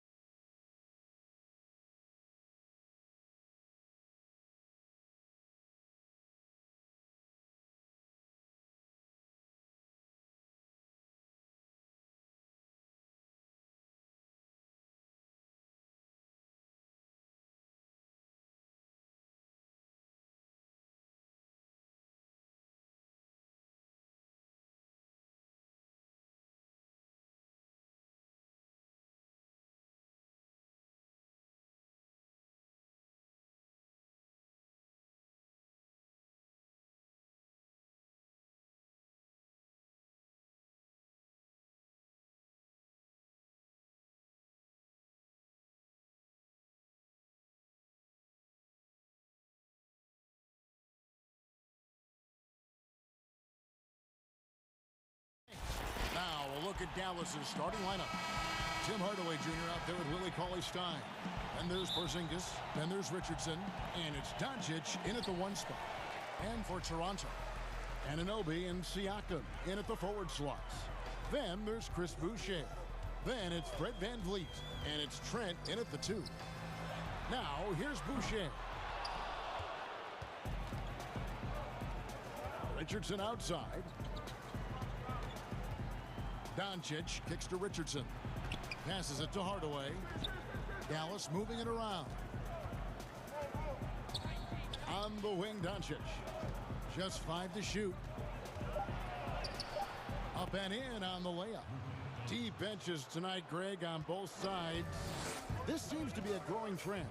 You know, teams are digging deeper than ever before, even getting into the two-way contracts that give you depth past your top 15 guys. One, you're trying to protect the investment in your big-ticket items, your franchise-caliber players, but you got to keep an eye on the future in terms of player development. That's another area where the league has really changed when you look at the makeup of these rosters. Well said. Here's Porzingis following the basket by Fred VanVleet. Cauley-Stein dishes to Hardaway. It's good, and he makes his first shot of the game. Far from just a perimeter threat now, Tim Hardaway Jr. is also capable of converting inside. VanVleet against Hardaway. From outside, off the mark. And I thought that was going to drop. It looked good from here. Richardson the pass to Porzingis.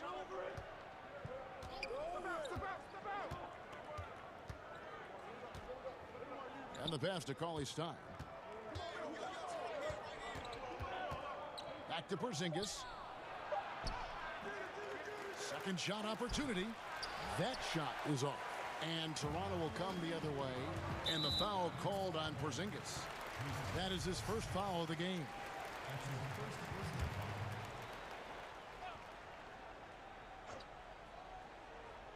And about 2 minutes played here in the first quarter. VanVleet passes to Boucher. Cauley-Stein with the defensive effort. And that stifling defense of Cauley-Stein is what got him drafted 6th back in 2015.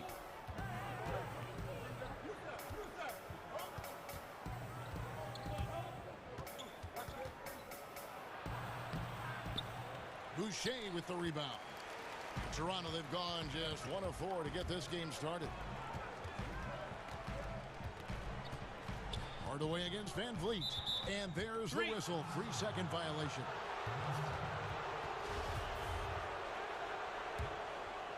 The Mavericks leading. Pass to Cauley-Stein. Richardson outside. On the wing, Hardaway. Pulls it up. Dallas, no good that time either. Boy, he's got to be kicking himself for failing to make that shot. That's money. Trent passes to Siakam.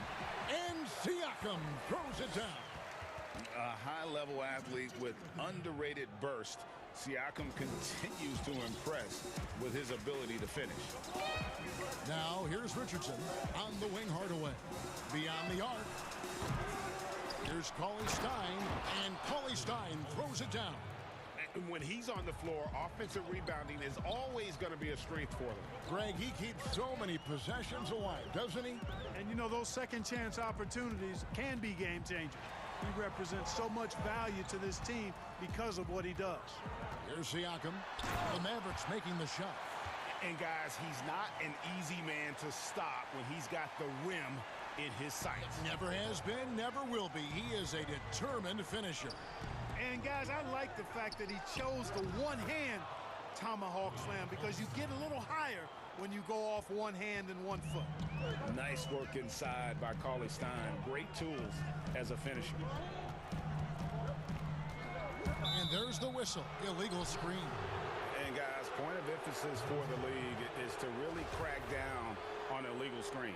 Yeah, you know, he might have gotten away with that a few years ago, but not anymore. No way. Now you've got to be stationary on those screens. No extra hips or elbows, or they'll call it. And Dallas calls their first time out of the game. Adjustments are a part of the game, and the coach sees something he doesn't like here. And you know what? We'll see what changes he makes coming out of this timeout. And the Mavericks will go for a different look here. Marjanovic checked in for Willie Cauley-Stein. Nicolo Melli comes in for Porzingis. Burke, he's checked in for Josh Richardson. And it's Jalen Brunson in for Doncic. Here's Melli. Pass to Burke. Over to the left wing. 6 on the shot clock. Passes to Marjanovic. And he hits it just before the shot clock expires. Raptors trail by 4. Here's Van Vliet. The rebound by Marjanovic. 23 seconds left in the first. And there's the pass to Melli. Hardaway against Siakam. To the inside. Or kicks to Marjanovic. Shoots over Anunoby.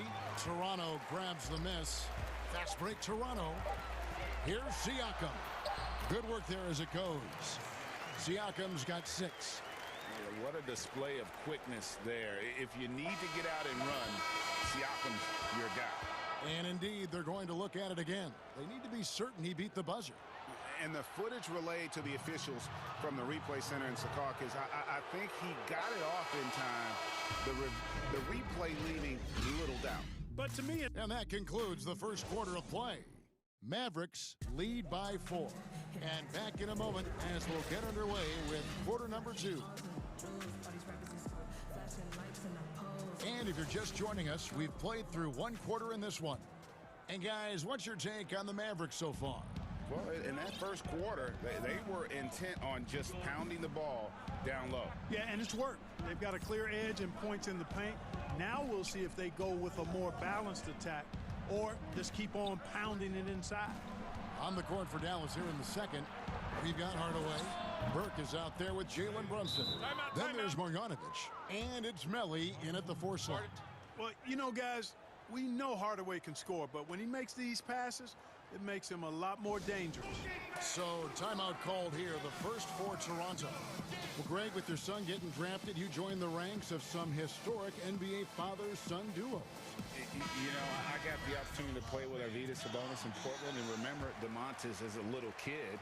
No and now kidding. He's an all-star last year. And, you know, I think you're going to have an influx of that in the coming years. Dwayne Wade's son's a terrific player. We know about LeBron's son's ability. He's possibly heading to the league one day. You just never know. I'm as a dad, it's going to get the opportunity to watch his son play excited, but I think you're going to see more of this in the future. Cole and Greg Anthony. I like the way that sounds.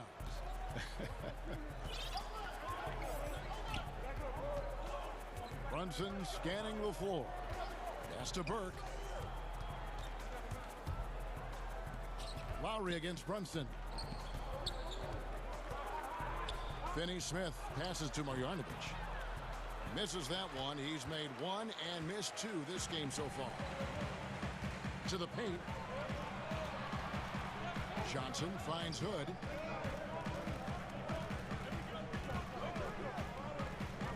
Pass to Baines. And he drops in the layup off the glass. Baines has got 4 points this quarter. Yeah, and there it is again. On a lot of their possessions this first half, they've established great inside position. Here's Brunson. Off the mark there with the 3-point shot. Just enough coverage to bother that 3-point attempt. And, you know, Lowry looks to set up his open teammates beautifully. Nice dime there, and it really keeps the team tied together nicely. And we're about 2 minutes into the second quarter here. Brunson the pass to Finney-Smith. Here's Melli. Hits it from 3-point range. Melli's got himself going there. His first points of the game on the deep ball. And here's Lowry. He'll bring it up for the Raptors. 4-point game. And where Finney-Smith really made strides last season, his consistency from range. And you know, Greg, it was really his defense, the work ethic he brings, the effort level. I mean, that's always been there. I watched this kid play in college, and that's always been part of his package. But as an NBA wing, you've got to be able to knock down shots and help space the floor if you want to find your way into the lineup. And to Finney-Smith's credit, he's done that and has become a valuable part of the rotation. Here in the second quarter, we've played a little over 2.5 minutes now. Burke can't get it to go. The Raptors have gone a perfect 4 of 4 since the second quarter began. Perfect from the field. And then Johnson with the dunk. And how about the incredible timing on that alley-oop? He absolutely hammered it down. Boy, I tell you what, that's the play we'll remember if they can put together a little surge to break this game open. Dallas calls timeout.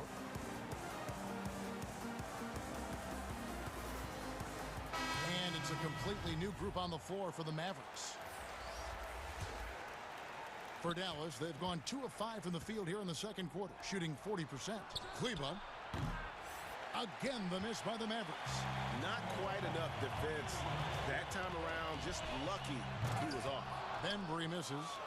Yeah, and that was lining up to be a huge alley-oop, but they just couldn't quite connect. And, you know, guys, always a tough catch on the lob. Placement and timing have to be close to perfect. Cauley Stein, a tremendous athlete and a dynamic finisher. Lowry passes to Baines. Out to Hood. Lets the three fly. Drills it from outside. Hood's got the lead up to 1 now for the Raptors. Just a little confusion among the D as to who was supposed to be on it. Outside, Porzingis. Inside, here's Cauley Stein, and Cauley Stein throws it down.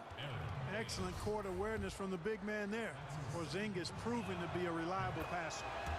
And a closer look here at the scoring breakdown for the Mavericks. Fellas, they're passing the ball the way you're supposed to here in this first half. They've established their presence in the paint tonight. Also, a lot of their scoring to this point coming from down low. Baines, the shot's good on the assist by Lowry. Baines has got the game tied up here for the Raptors. Yep, you know, after a scoreless first period, he's really turned it up a notch, building some momentum. It's stolen by Johnson. Lowry drives in. Scored the basket, his second of 2 attempts. And of the last 6 baskets, 5 have come on the interior. This is just smash-mouth physical basketball, guys. Johnson against Cleveland. Outside, Porzingis puts up a 3.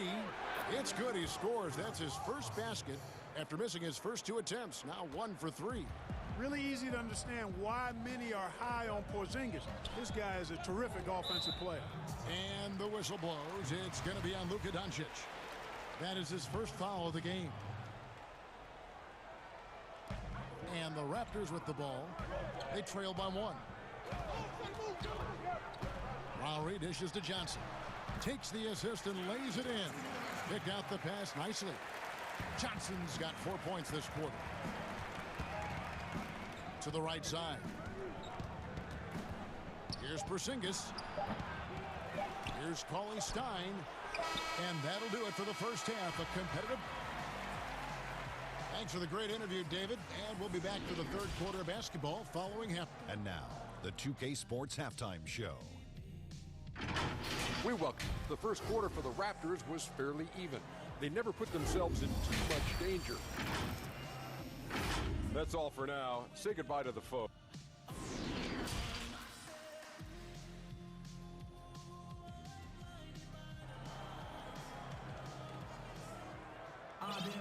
And as we get into this third quarter, as we've seen so far, neither team able to create much separation on the scoreboard yet.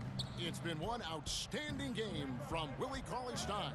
The way he was able to finish on the block was incredible there in that first half. Yeah, you know what? I think he's doing exactly what he has to do. Using his body, shaking off contact, and then finishing at the rim. Anunoby and Siakam in at the forward slots. Then it's Fred VanVleet. Then there's Chris Boucher. And it's Trent in at the shooting guard. So that's the 5 in the game for Toronto. A three-pointer is right on target. Just focusing on the task at hand. That's all you can do. Yeah, these teams trading punches right now. I mean, it's table tennis. Back and forth we go. That's tipped. Stolen by VanVleet. 4-on-3 break. Loads it up there for Siakam. And he gets the whistle. 2 for... And, yep, we thought we might see it And the coach's challenge has been triggered on the personal foul call. And this is the time now where the officials can review in closer detail what constituted the original personal foul. Getting a different angle can sometimes make it a lot easier to determine. Greg, indeed, and the one thing with replay review is that when you see the slow motion replays, you really get a new appreciation for just the immense speed at which these players are moving and how fast the action really is and how hard it can be sometimes, you know, Greg, to make the right call. And the announcement on the review is that the foul was called in error. So, and folks, the coach's challenge has been initiated for a personal foul.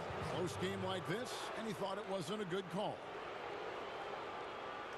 And I think when it comes to some of the more difficult calls to make, personal fouls can be tough. The action is so fast that it's really tough to catch everything in real time. The wonders of technology, Greg. We've seen replay reviews so effectively, and involving the coaches by being able to challenge like this is something a lot of people have been hoping for. And so the word is in. They've decided that the call stands as it was made on the floor. And, you know, even if a coach still feels this wasn't the right call, you got to acknowledge the effort being put in to reviewing it. The double checking, and the game continues on. And Van Vliet, here we go. Out to the wing.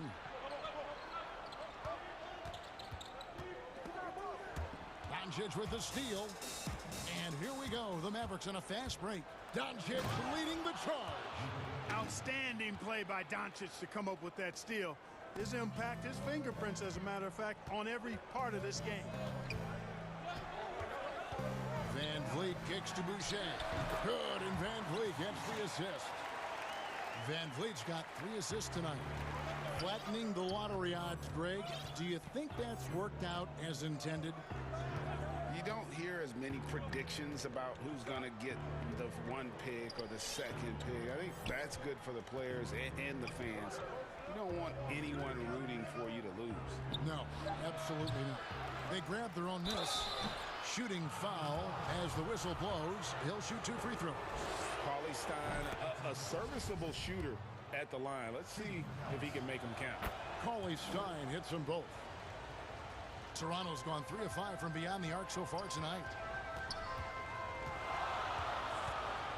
Van Vliet against Doncic. Siakam, right side. Back to Boucher. The tray. Paulie Stein grabs the board. Paulie Stein's got 7 rebounds in the game. To the middle. So it's Richardson with the jam. Yeah, Richardson's got a nice vertical now, and you saw it right there. Here's Van Vliet.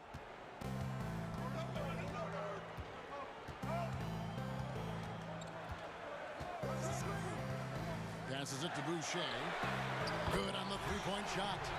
Boucher's got 11 in the second half. As hot as he's been this quarter, the game plan is simple, folks. Get him the ball and get out of the way. Man, I like how close Porzingis gets to the rim. I mean, he knows when he's this deep, the defense really has no chance to keep him from dunking. And looks like the illegal pick was set. Yep, that's right. That'll get their attention. And, guys, point of emphasis for the league is to really crack down on illegal screens. Yeah, you know, he might have gotten away with that a few years ago, but not anymore. No way. Now you've got to be stationary on those screens. No extra hips or elbows, or they'll call it. Dallas calls timeout. And team strategies closely guarded. One aspect of the game the fans aren't always privy to. Yeah, typically there's some type of adjustment made out of a timeout. It might be major, or it could be just a slight tweak. And Dallas going with a whole new group out there. And the wide open shot from Redick. That 3 off the mark. Toronto's gotten going here in the second half from outside, nailing 3 of 4 from the arc. Van Vliet can't get it to go. Good offense squaring up against better D there. You got to appreciate that stop. The pass to Brunson. 1:16 left here in the third quarter. Here's Hardaway. Uses the glass to finish the layup. Hardaway has got his second basket. They should continue to get the ball inside. The defense struggling to contain them. And when you make 5 in a row in close like that, it also takes pressure off the perimeter guys, too. And those plays can make a difference in a game like this. Well, you know it's going to fire up, Greg, everybody on that bench. Making a statement for sure. I mean, we'll see if they can maintain that aggressive approach, guys. And he found the perfect spot behind the arc there. Big gap in the D. Van Vliet attacking, and he lays it straight in. I like the play call. Very solid, making perfect use of the pick to get a great look. 34 seconds left in the third quarter. Inside. Pass to Reddick.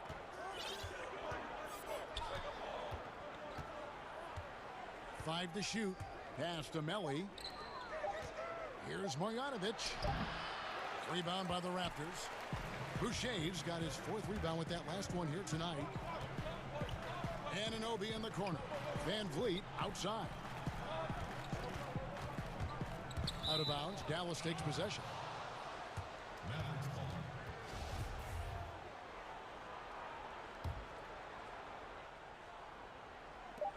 Just 4 seconds left in the third. Hardaway, that's a 2-pointer. And at the close of the third quarter, still a close game, and both teams putting up points in a... And with 3 quarters behind us, we start the fourth quarter, what is still anybody's ballgame. And the Mavericks call time here.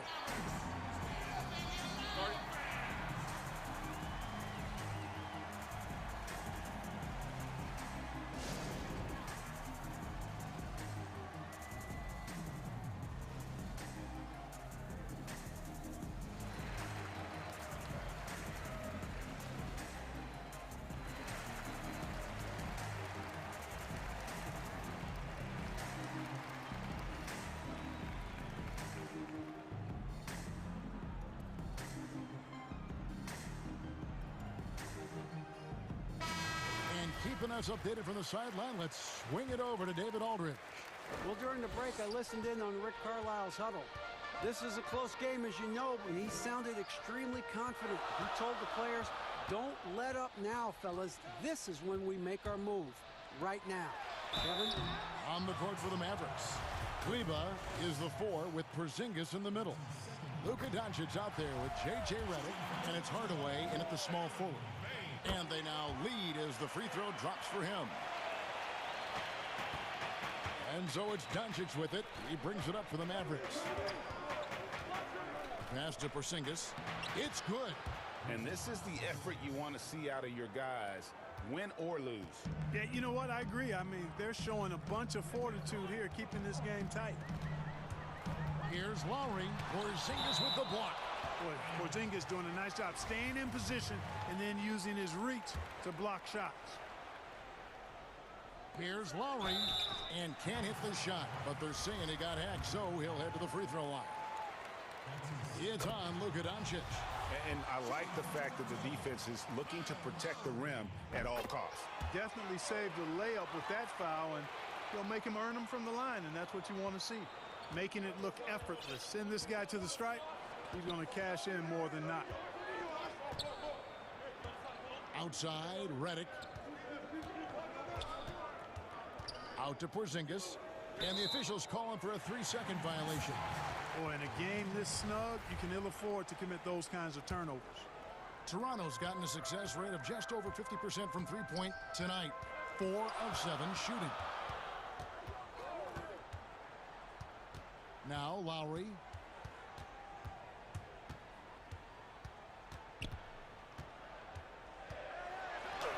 And the layup's good off the glass. You know, this guy just brings such heart and passion to the court. Lowry just doesn't let a little contact stop him from scoring. And there's the pass to Redick. Final quarter of play, about a minute and a half off the clock into it. Fires the 3. And it's Toronto with the rebound. And here's Lowry.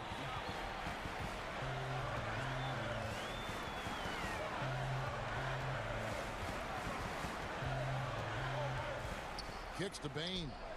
Johnson outside. 5 on the clock. Baines inside. Guarded by Porzingis. Nice D from Porzingis. Out to Hardaway. And stolen by Hood. Fast break Toronto. He lobs it up. Stolen away. Nice job to interrupt the alley-oop attempt there. Doncic looking it over. Pass to Redick. Lets it go with the three. Good. And the assist goes to Doncic. Doncic has got 3 assists tonight. And this is exactly how Redick makes his living. An incredible three-point shooter who shoots it quickly. Toronto calls timeout.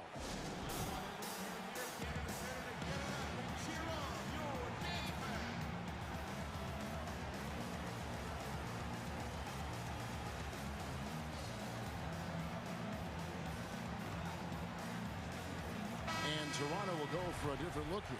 Chris Boucher's checked in for Aaron Baines. Pascal Siakam comes in for Stanley Johnson. OG Anunoby's checked in for Rodney Hood. And it's Fred VanVleet in for Benbury. Then for the Mavericks, Nelly is checked in for Maxi Kleber. Richardson comes in for Hardaway. And it's Burke in for J.J. Redick. Dallas calls timeout.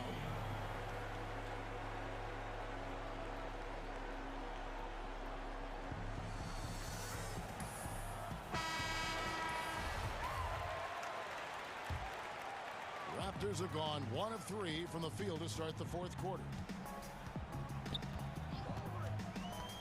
VanVleet against Doncic. Boucher. And the Raptors miss again. Dallas has gone 1 of 2 from three-point range here in the 4th. Now here's Burke. Now recovering. Burke can't get it to go. And you could tell he thought that triple was going to fall. And stolen by Burke. Fast break Dallas. Burke with the ball. Here's Doncic. And the dunk by Doncic. How impressive is Doncic? This guy is incredible at stepping up in big moments. Pass to Boucher. Siakam with it. Shoots the three. It's rebounded by Doncic. 1:43 left in the 4th quarter. Passes it to Burke. And here's Porzingis. Shot clock at 6. Basket is good. He'll get a chance for one more at the line. That's exactly why they turn to Porzingis here, guys. They trust him to step up in big moments. All right, well, a look at how the points have been generated so far. Scoring breakdown for Dallas. Fantastic passing. We saw it in the first half, and it's carried over here in the second. Something that's also benefited them tonight are the turnovers they forced and the points that have come along with those forced turnovers. And he goes out of bounds. That went off Porzingis.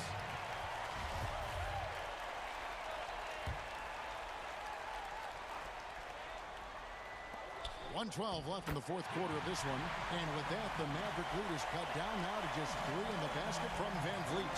For Dallas, they've gotten 4 of their 6 shots to fall so far here in the 4th. Pretty nice efficiency there. Porzingis kicks to Burke.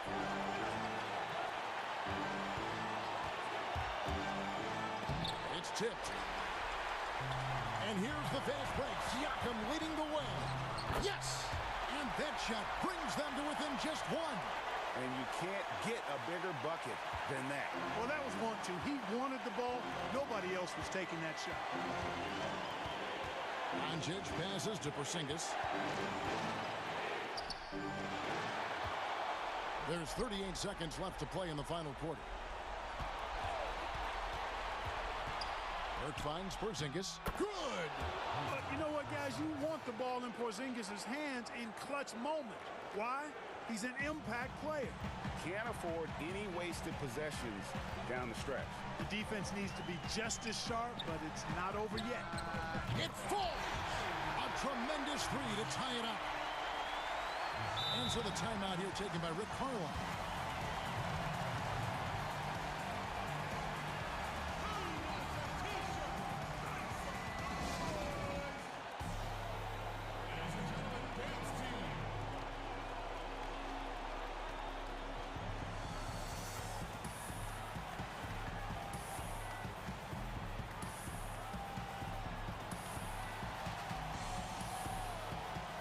And now, let's take a look at the New Balance player of the game, Kristaps Porzingis. And as you'd expect, he's done most of his damage in that low block. I mean, that was the game plan, to get it to him in the paint and just let him go to work. And boy, has the big fella delivered. He has just killed them down low.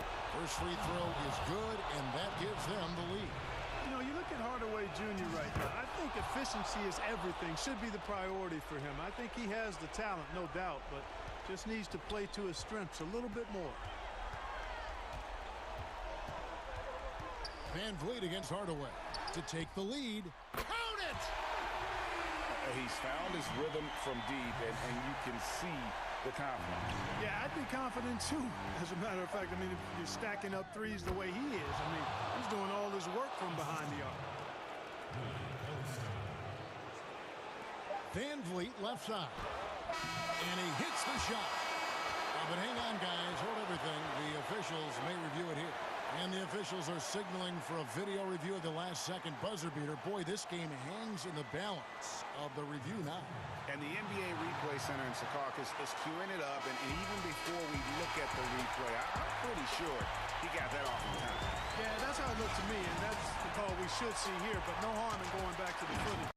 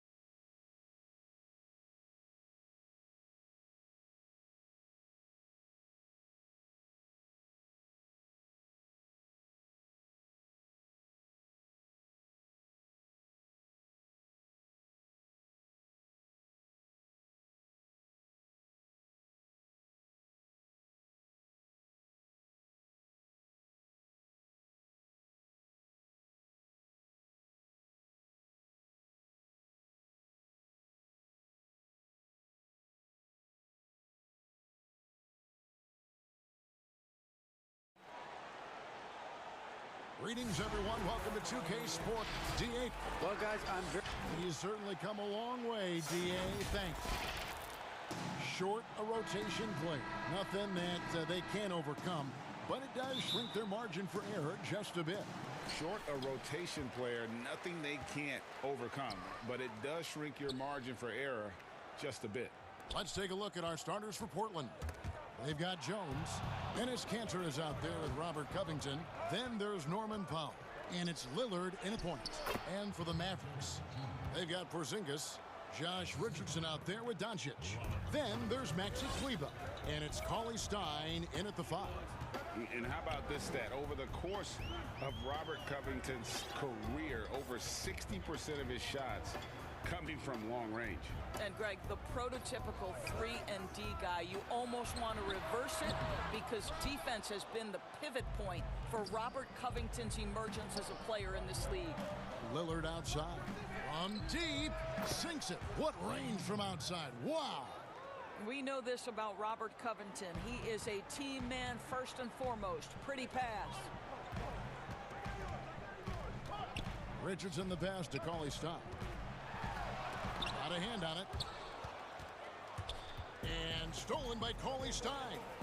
Here's Porzingis. And he gets it to go, hitting off the back of the rim. Well, he is so comfortable with his superstar status in the league. Porzingis excellent on the catch and shoot. Jones kicks to Covington. And play stops. Whistle on what looks to be an illegal screen.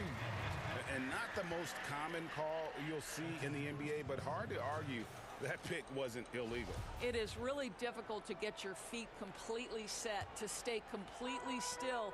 It's almost surprising to me that it isn't called more often. Now here's Porzingis. Back to Richardson.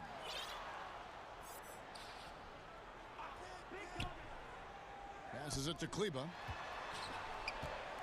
Shoots over Covington. That one off the back iron and out. Boy, having a hard time making shots. Just 1 for 4 to start this game. And once he got to the 10, I think he was surprised to find himself that wide open. I think defensively, that is not the way you want to start. Giving up high percentage looks, that doesn't typically end well. The Mavericks shooting their first free throws of the game right now. And at the line last season, about 78% as a team. Pretty solid numbers. And Richardson drops them both. This is about the last guy you want to send to the stripe right now. They keep fouling him, and he keeps making them. Takes it out to Covington. And another 3 for Portland. Boy, they came ready to play. That's 4 straight buckets to start the game. Porzingis passes to Doncic. Kicks it out to Richardson. This one for 3. Off to a good start as he hits his first shot attempt. Greg, who are your favorite players to watch in the NBA? Boy, that's a tough one. You know, you gotta like the guys that have changed the game in some regards, right? Steph, KD, and Giannis. Those are 3 guys that are just doing things that don't seem normal. True. Then others who remind you of past greatness. You know, Jason Tatum with Kobe, or maybe an Anthony Davis with Hakeem. And those are guys that I love. And then the other guy, listen, LeBron James. I could watch him play basketball every day. You know, to do what he's done at this stage of his career, I just think it's incredible. And I think our game is in great shape. Agree on all counts. Up again, and Covington stays with it. Covington's got 7. Robert Covington is as competitive as it gets, and he gets to the window there. Mavericks trail by 7. Doncic finds Porzingis. There's the triple. Good, and the assist goes to Doncic. Porzingis has got his second basket of the game. Such a height mismatch out on the perimeter, and they give up the triple. And the foul on Josh Richardson. That's his first foul. There's 1:26 left in the first quarter. Lillard against Doncic. He gets it in there. He has 5. Pretty much all of their buckets coming from inside the paint now. And so it's Doncic with it. He brings it up for the Mavericks. 6-point game. Cauley Stein kicks to Kleber.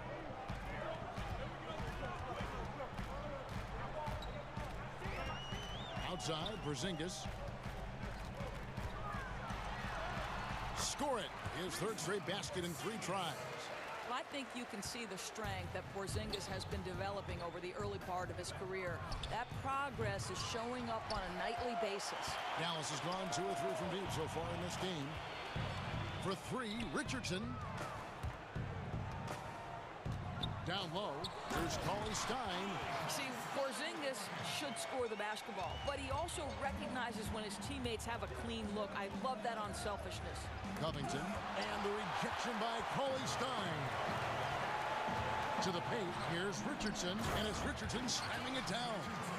And offensively right now, each team getting what it wants. Yeah, this is already a high-scoring game, but we knew that was a possibility coming into this one.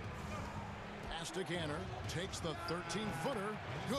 Great play by Lillard to set it up. Lillard's got 3 assists tonight.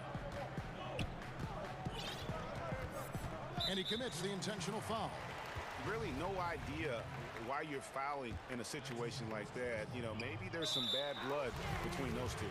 And the foul is called. He intentionally grabbed him there for some reason. I don't know. Kevin, all I can think of is that he's trying to slow the game down a little bit.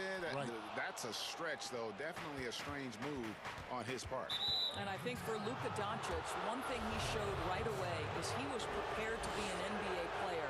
And the fact of the matter is he could be an all-star for a long time moving forward. The free throw is good from Lillard. Just 4 seconds left to play in the first. Richardson, good. And a high-scoring first quarter. Both teams really filling it up. It's the Trailblazers.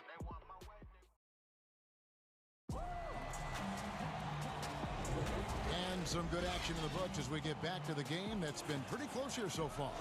Guys, what stands out from the Blazers so far? Impressive start.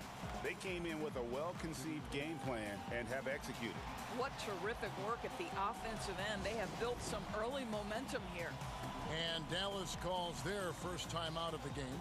Every time out, a chance to review the lineups, matchups, or call a play. And the guys get a little bit of a break. Mentally, physically, just recharge here quickly. On the floor for Portland. At the 2 and the 3, McCollum and Little. Anthony is out there with Nurkic, and it's Simons in at the point. And with that great handle and high basketball IQ, McCollum remains a lethal pick-and-roll option. Here's Burke. Nurkic with the block. Trailblazers moving the ball around. Some power coming from the PG. Ah, that's right, GA. Seeing more and more of that these days. Backcourt guys who can elevate. We know versatility is huge in this game. Just a tremendous job finishing that play. Wow. Well, certainly not the best defensive effort, but this guy can't make them pay for their laziness. And the basket by McCollum. Boy, Carmelo Anthony is capable, when he wants to, of spotting that open man. Pretty pass. Now here's Burke. He's guarded by McCollum. Burke can't get it to go.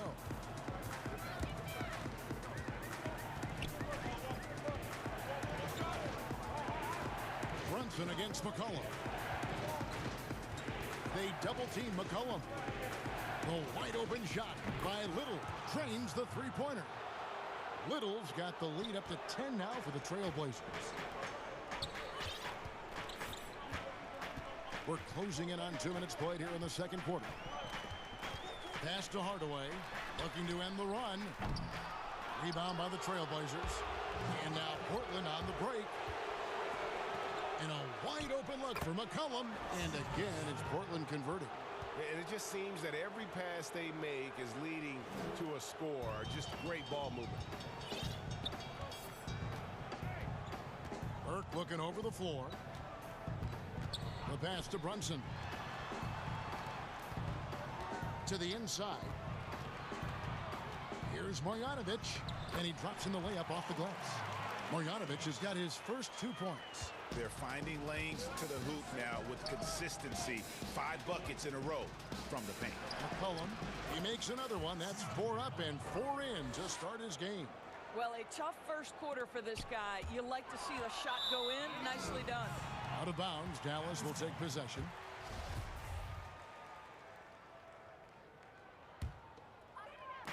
So it's the Mavericks now, down by 12. Outside Hardaway.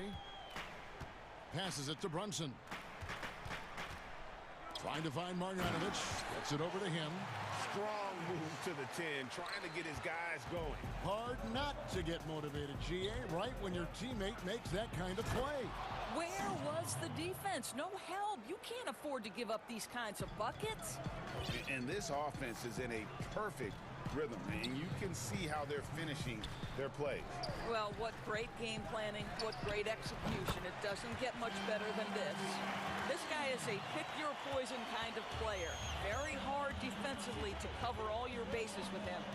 And when you watch Hardaway shoot, one thing that stands out, he has a very quick release. And, Greg, that's what makes the jumper very tough to contest, especially when he's dialing it up from range. You have to stay connected to this guy defensively. It's not easy to do with the other weapons on this team. Pass to Brunson. Here's Melly in the corner. Hardaway with it. Pass to Melly. Trying to get open is Marjanovic. Here's McCollum. 10 points for him. No good with the layup. Well, we love his ability to attack the rim. He just loses a little bit of focus and misses the chippy. Here's Brunson. Carmelo Anthony comes up with the rebound. Portland leading by 10. A good look for McCollum. Wide open shot is on the money. And 12 points for C.J. McCollum. And the jump shot has been a dimension of this game where they've had a clear advantage. Now here's Burke, guarded closely. The pass to Brunson. Clock at 6. Shoots from 12. Anthony with the block. Melo just reading the play the right way, put in the extra effort to come up with such a nice block. Quick job of getting up the floor and creating early offense. You don't give the defense any chance to set up. Sometimes you just love an easy look. They get it again. Marjanovic. And that's good. A nice job on the glass as they pick up 2 on the second effort. Boy, his hard work on the offensive glass, earning an additional opportunity. Nurkic finds McCollum. Back to Nurkic. That falls. Nice feed that time from McCollum. McCollum's got his 3rd assist on the night. And here is Burke. Brunson with a clean look. And so it's the Portland Trailblazers. Okay, David, much appreciated. And now time for halftime. So we'll be back in just... It's the 2K Sports Halftime Show. Hello. C.J. McCollum was on fire in the first half. He had 12 points, 3 of...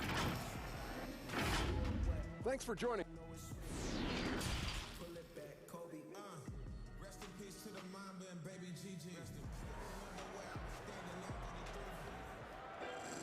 And with a big gap on the scoreboard, the second half begins with very different goals for these teams.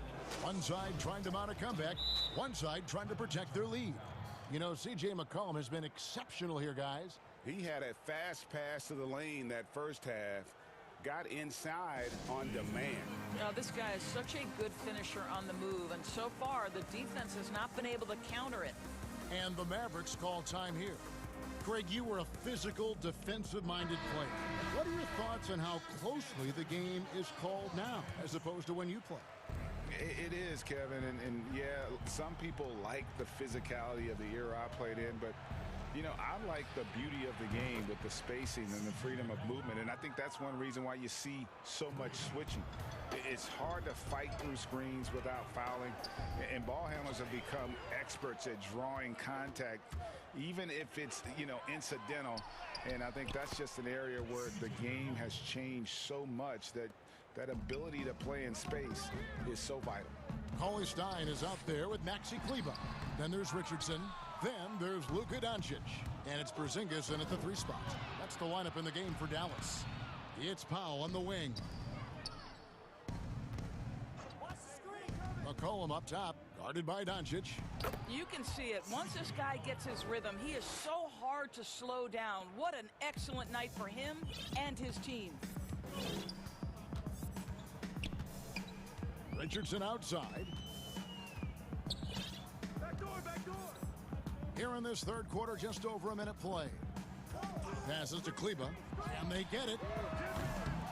Kept alive. Doncic kicks to Cauley Stein. Tries again. The shot is good off the backboard. So timeout called here, the first for Portland.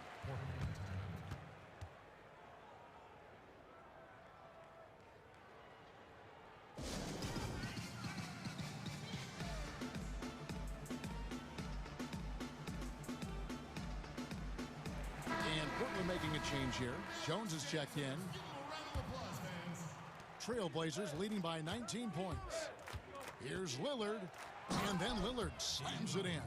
Almost unstoppable on the drive. Lillard's talent for ball handling, letting him just cut through the defense. Doncic against Lillard. Back to Kleber. Three-pointer. Good. And the assist goes to Doncic. Doncic has got 3 assists now in this one. You can't just stop when there's a pick set up. Gotta fight over it as a defender. You know exactly what that takes. It takes energy, it takes activity, it takes intensity. Wow, 5 straight buckets coming out of half. They are rolling. Good on the bucket. Nice work inside by Cauley Stein. Great tools as a finisher. Here's Lillard. He's got 12. And last year, Dallas gave Porzingis the contract he was looking for to the tune of $158 million. And Greg, credit the Dallas organization for believing in Kristaps Porzingis' talent. And now credit Porzingis, because you have to share shot attempts and usage with Luka Doncic. What has he done? He's concentrated on better rebounding, better rim protecting. This guy is all in on winning, and what a combination these two guys can be. Just 5 on the clock. Here's Porzingis. It's hauled in by the Trailblazers. Cantor's got 4 rebounds in this game. That's a 2 from Lillard. It's rebounded by Doncic. Mavericks trailed by 21. Richardson dishes to Doncic. And oh, here we go. Lillard's got it, the fast break chance. Goes back up. And scoring with the play inside is Cantor. Cantor's got 6. Elite offensive rebounder from the moment he stepped between the lines. Enes Kanter, that is a strength of his game. Okay, well, let's go down to David Aldridge for a report from the sideline. Kevin, thank you. Now, we have seen continued growth with the NBA's affiliated leagues the last few years. Think about the explosion in popularity of the WNBA, the Basketball Africa League, expansion of the 2K League, greater pay in the WNBA and the G League pathway, along with the unionization of G League players. The league continues to show its commitment to expanding opportunities on multiple levels. Guys, back to you. Thank you, David. Jones finds Covington. Now here's Lillard from past the arc. It's in and good for his 6th field goal in 10 attempts. I'll tell you, this lead's not going anywhere with this guy making plays. What a quarter. And so Doncic will bring it up for Dallas. Kleber against Covington. Left side, Porzingis shoots over Powell. Porzingis can't hit. Portland's gotten 2/3 of their 3-pointers to fall tonight. They're 6 of 9 overall. And Lillard throws it down. Boy, I love seeing Kanter distribute the basketball. If you're open, this guy will find you. They need a bucket in a big way here to regain some confidence. Lillard against Doncic.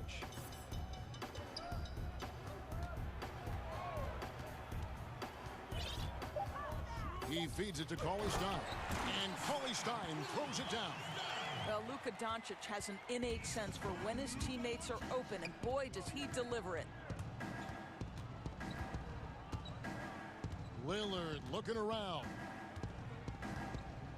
To the middle. Here's Cantor. And Cantor throws it down. And he might be small for a center, but boy, can he jump out of the building. And so it's Portland ahead by 26 points as we get ready for the break. From the field, and it's time to bring up the State Farm assist of the game. And he may not be known as a pass-first guy playing out of the two-guard spot, but he shows here that he can dole out an assist or two when he needs to. Well, having multiple playmakers on the floor makes you a much tougher team to defend. And with the fourth quarter upon us, time is running out for this game to become competitive. On the floor for Portland, Damian Lillard out there with Derek Jones. Then there's Norman Powell. Then it's Enes Kanter, and it's Covington in at the 4 slot. And Lillard gets it to go. They're giving him a little too much space out there. That's his third triple since halftime. Dallas calls timeout. Well, it's been an express lane to the rim. Coach can't be happy about that. Well, poor rotations, poor communication. There's a lot to figure out right now. And it's a completely new group on the floor for the Mavericks. An almost entirely new group here for Portland. Nurkic checked in for Enes Kanter. Carmelo Anthony comes in for Robert Covington. Little, he's checked in for Norman Powell. And it's C.J. McCollum in for Derek Jones. Brunson the pass to Marjanovic. Back to Brunson.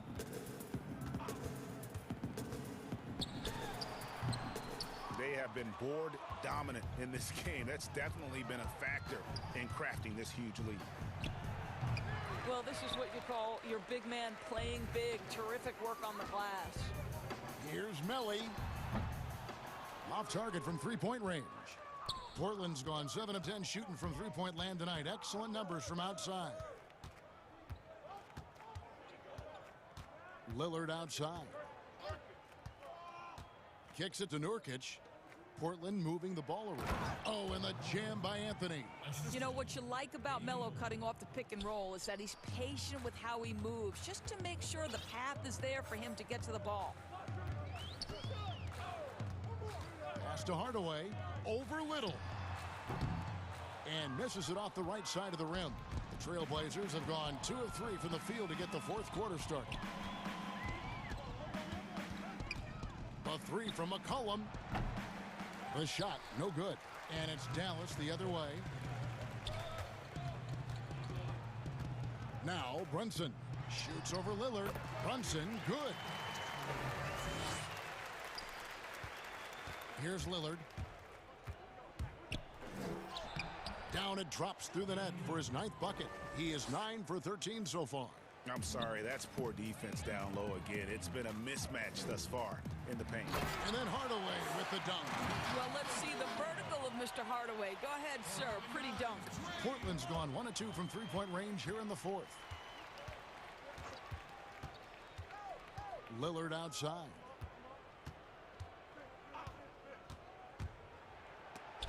And the rejection by Marjanovic. 6 on the shot clock. Lillard left side. The Trailblazers get it back in a new 14. For Dallas, they've gone 3 of 6 from the field so far in the 4th quarter. Hardaway kicks to Marjanovic. Melly passes to Marjanovic to the left side wing. Now here's Burke. He's guarded by McCollum. Sinks the triple. This is as pure a shooter as there is. You've got to stay connected or it's a problem. Lillard, the pass to McCollum. Down low. It's stolen by Marjanovic. Here's Burke. And the rebound by Nurkic. And for Portland, their shooting has been out of this world. 74% from the field. McCollum against Brunson.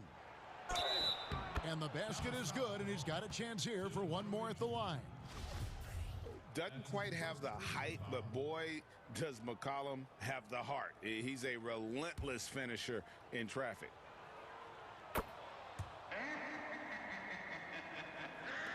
There's 1:38 left in the 4th. Dallas has gotten a lot of looks from outside tonight. 5 of 12. To the paint. And that one's good. Burke Well, guys, this was never really a contest, just a total obliteration, if you will. And you can safely say mission accomplished now for Portland. This was a team performing to its fullest capability. A hugely satisfying win. A game that not many will soon forget. And on the other side, one that I think most will try to forget. And you know, looking back at all the contributions tonight, it was a really phenomenal all-around game for C.J. McCollum. Boy, whatever was needed, he provided it. He was the jack of all trades. Big bucket on one end, big defensive play on the other. I thought his influence was felt all over the floor. Pass to Marjanovic. Out left to the wing. Here's Melly. A shot off that time, so the Trailblazers will take it the other way.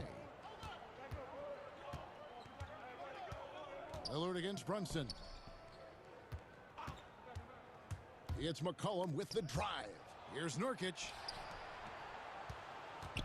Little dishes to Nurkic, just 4 to shoot. Here's Lillard, and then Lillard slams it in. And once they smelled blood in the water, you could see the killer instinct take over. And you want to save your best for last. Tonight, they've done that and then some. And it's good, 2 points. About 7 seconds separating the shot and game clocks. Brunson against Lillard. And the layup falls. Lillard's got 32 points. But the truth is they've had control of this game. And I couldn't agree more. What makes it that much more impressive, they're doing it on the road. Brunson scanning the floor. And that'll be 2 free throws coming up. Officials on the call with the foul. The first one falls. And so he hits both. And here are the Trailblazers now. Lillard attacking, and then Lillard slams it in. And once they roll the ball out there, Lillard turned on the switch. He is doing it all tonight. And so Portland takes this one. All right, David, thank you. And that about wraps it up for Greg.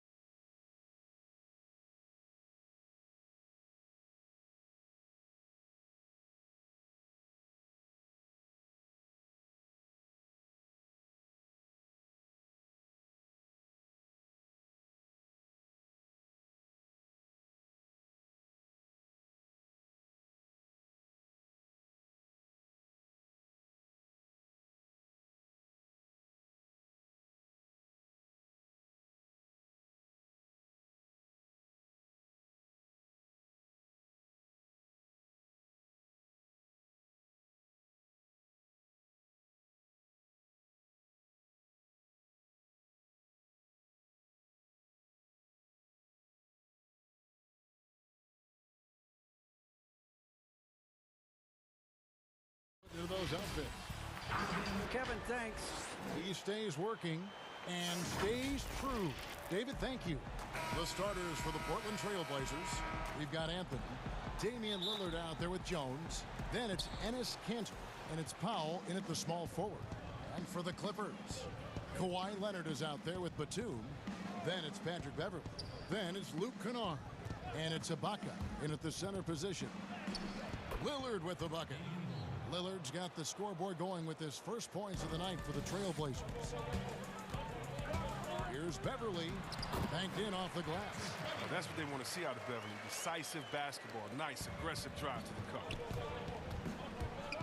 Lillard attacking, and Lillard throws it down. Taking matters into his own hands. Yeah, we didn't expect to see that kind of finish. No, but his teammates love that kind of energy, fellas. I mean, dunks like this demonstrate leadership. And once he got to the 10, I think he was surprised to find himself that wide open. Yeah, very little resistance. I mean, you had to bring much faster help than that. Lillard with it, and Batum picks him up defensively. And Damian Lillard again. Lillard's got 6. Well, talking about Lillard, he's so good as a scorer in the paint. I mean, probably just as good as any point guard. Beverley dishes to Ibaka. He can't get it to go.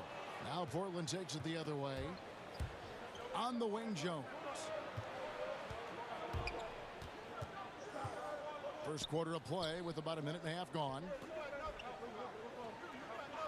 Three-pointer, Lillard. And the three ball is good. He's got 9. With his ability to accelerate, defenders have to be careful against Lillard. It's either give him the 3 or risk the blow-by.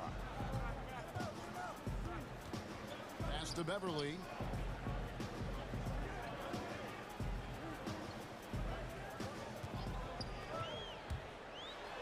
And it's thrown down hard with both hands.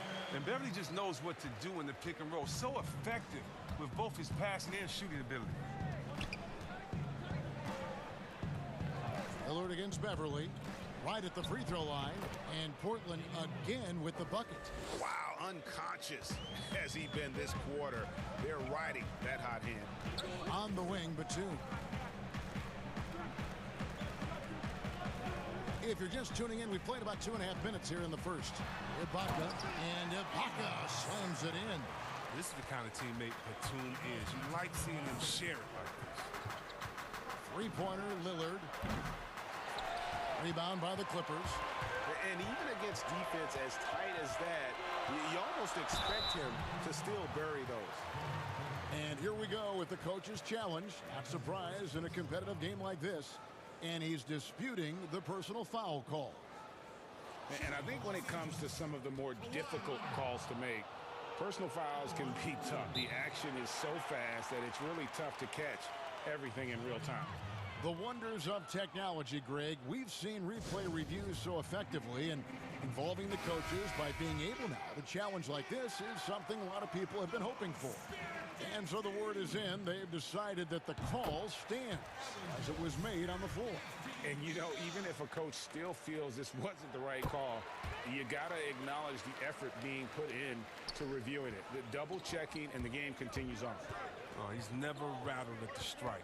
Always has that nice soft touch on his free throws. And the basket by Lillard. They have ridden him today, and it has paid off in a big way. And here's Beverley. He brings it up for the Clippers. They trail by 3. Pass to Leonard. Takes a 3. Gets it to go from beyond the arc.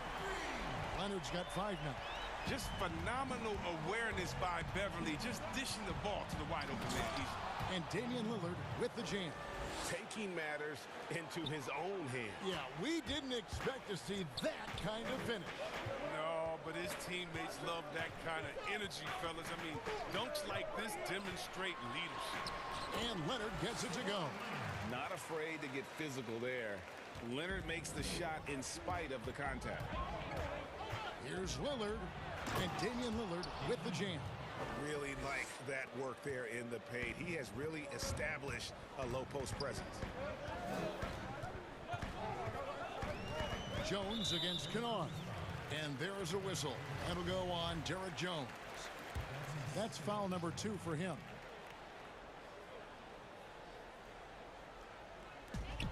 .104 left in the first quarter of the game. And he's got the athleticism and strength to be a powerful presence inside. Leonard never afraid to get in and mix it up down low. And both teams here in a nice rhythm offensively, and that really says as much about the lack of D as it does either's O.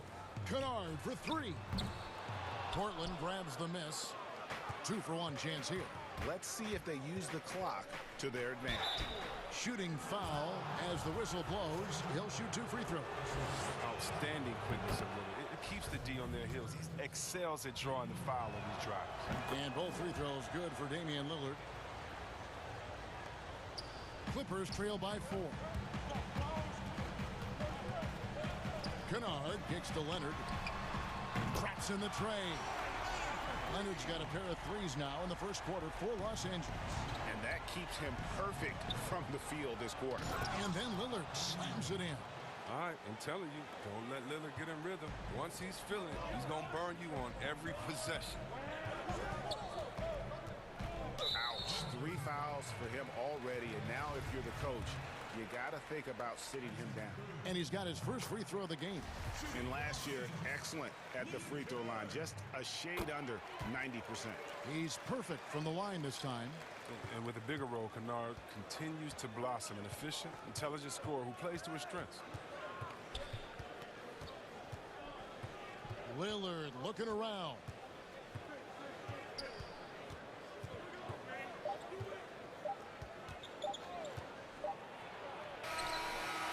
And speed and effort level, 2 things that make Ibaka an outstanding defender.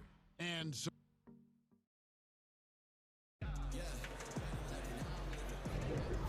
close game underway so far. We'll see if either of these teams can jump out in the second quarter. And for Portland guys, what jumps out to you stat-wise? Well, in that first quarter, they were intent on just pounding the ball down low. Old school approach. I mean, if you have a favorable matchup inside, just keep pounding it in there. Kennard is out there with Patrick Beverly. Then there's Batum. Then there's Kawhi Leonard. And it's Ibaka in at the 5. So that's the lineup on the floor for the Clippers.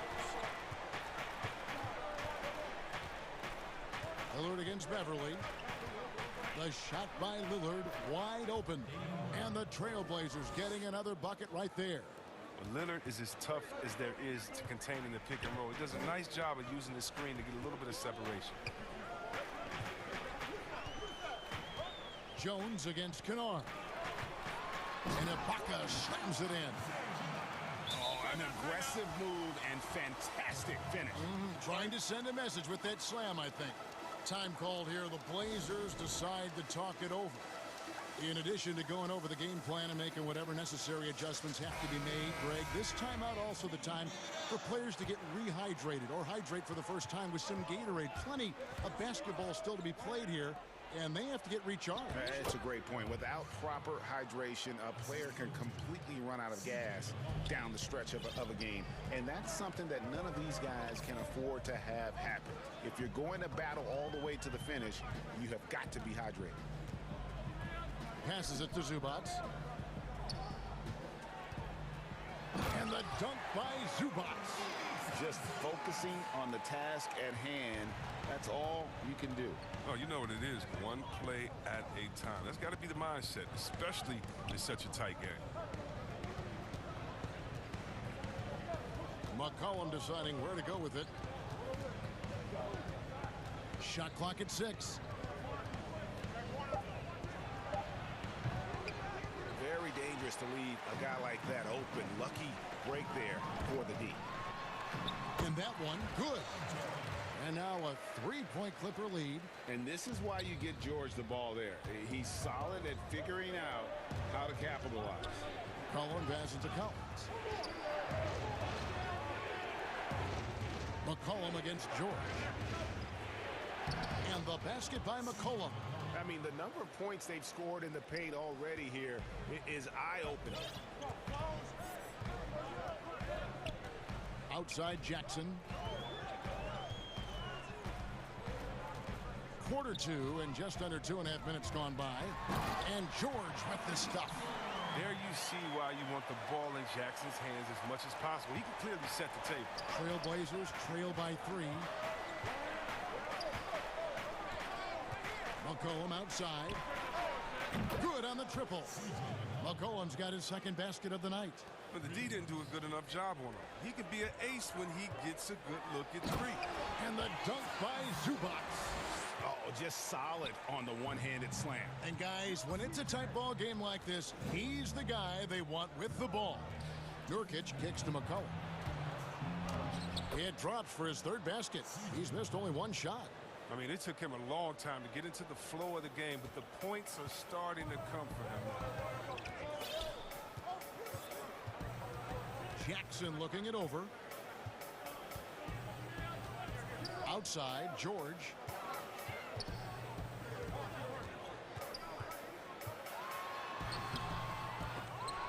That's tipped.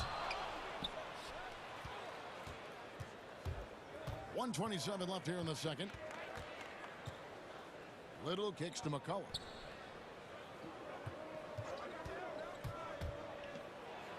And yes, it's good. 1:11 left now here in the second. And it's Jackson with the ball, bringing it up for the Clippers. Trailing by 2. Patterson against Collins. Out to the right wing. Zubac, the pass to Patterson. It's his first trip to the line. Now a timeout called by Portland. At the line for your Clippers, Patrick Patterson.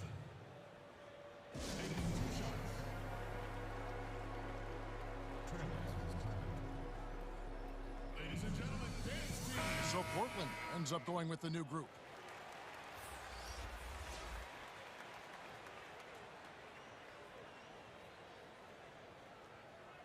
Shooting 2.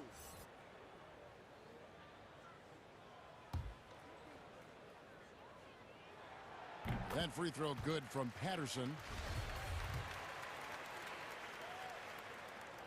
That one misses, so he goes 1 for 2. The Trailblazers have gotten all but one of their 7 shots in the second quarter to drop. Pretty impressive. Lillard against Jackson. And the dunk by Powell. Nothing soft about the putback there. And why chance it, right? Take the dunk if you've got it. Yeah, guys, but where was the box out? No excuse letting him roll that freely on the glass.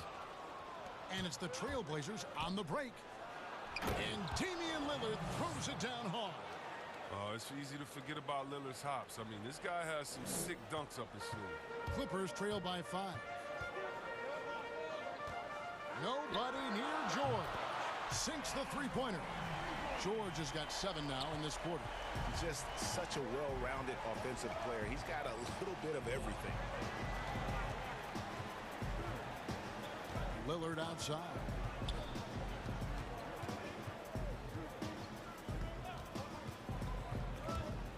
And Lillard throws it down. And don't sleep on Lillard's vertical. When he's going strong to the bucket, he's capable of throwdowns like these. The 3 from George. And the last shot before the buzzer is off. And that's it for the first half of action in what's been a very close game here. All right, Dave, thank you. And time now for the halftime break with the third quarter. The 2K Sports Halftime Show. Hey, welcome back to 2K. The first quarter for the Trailblazers was fairly even. At its highest, their lead topped out at 5 points. That's all for now.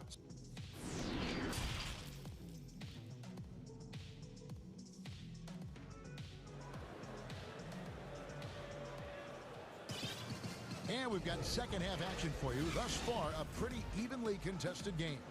Really an incredible game from Lillard. Man, he's been running wild on them through that first half. Absolute dynamite on offense. And as they can't slow him down, you know what you do? You keep feeding them and feeding them and feeding them.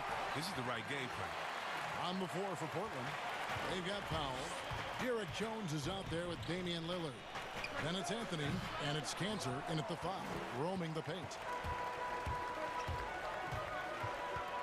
Powell against Leonard.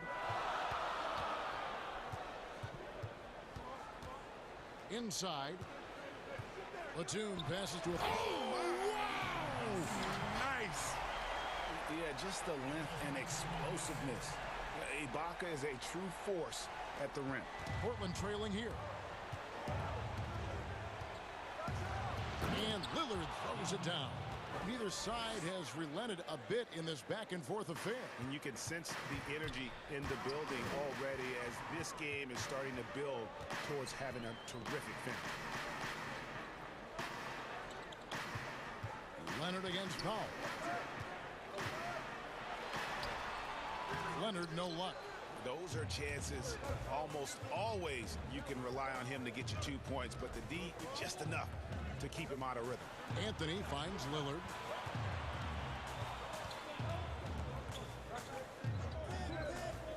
Launches it.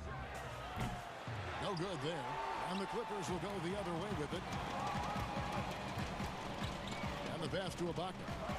Kennard with the ball. Off target with his three. Boy, he's got a great stroke. That one almost dropped. Oh, and the jam by Anthony. Attacking in transition, the most consistent way to generate easy looks. Yeah, you can tell they love to get out and run when the opportunity is there. Beverly deciding where to go with it. And Ibaka kicks to Batum. Back to Ibaka. Nice passing here by Los Angeles. Kennard's shot is off. And the great shooters know when they've got enough opening to go for the three. I didn't think it was a bad choice on that possession. Over to the wing. Lillard from outside. It's hauled in by Los Angeles. The defense has done a good job of forcing him into tough shots this quarter. Pass to Batum.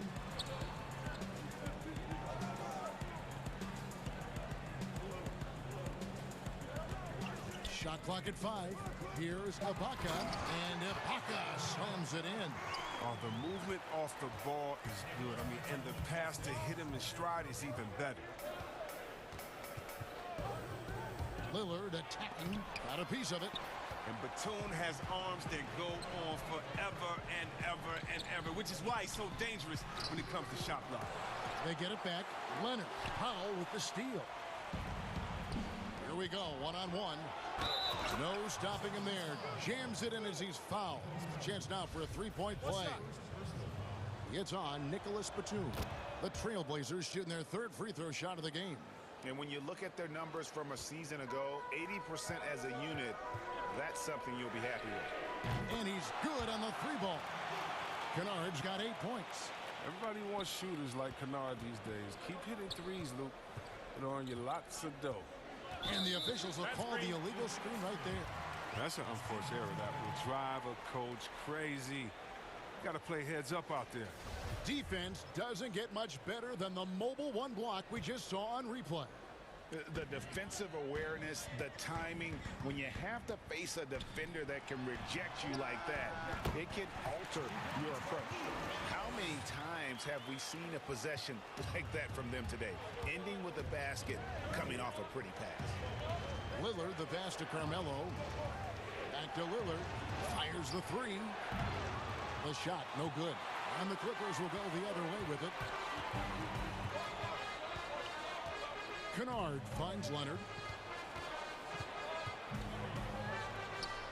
Outside Batum.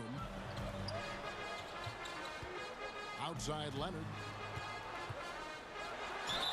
2 free throws coming up, and they call the shooting foul. You know, there are differing opinions as to who the best defensive player in the league is, but no matter what, Kawhi is always in the discussion. Both free throws good from Kawhi Leonard. Trailblazers trail by 3. Here's Lillard. Uses the glass to finish the layup. Lillard's got 36. And look, he's been so dependable in this game, taking nothing but good shots. Left side Leonard from outside the arc. Connects from three-point range. Leonard's got the lead up to 4 now for Los Angeles. And so Lillard will bring it up for the Trailblazers. And Damian Lillard with the jam. Oh, you can't give any lane to the basket. Once Lillard sees it, he jumps all over. 7-second difference, shot and game clock. And good that time. Ibaka's got 6 in the quarter. Oh, great ball movement there. Lillard left side. to the left wing. We've got 13 seconds left to play here in the third. Doesn't get it to drop for him. Now the Clippers moving it up. Kennard finds Leonard. Gets it off. Misses there. And a great show through 3 quarters as we enter the fourth.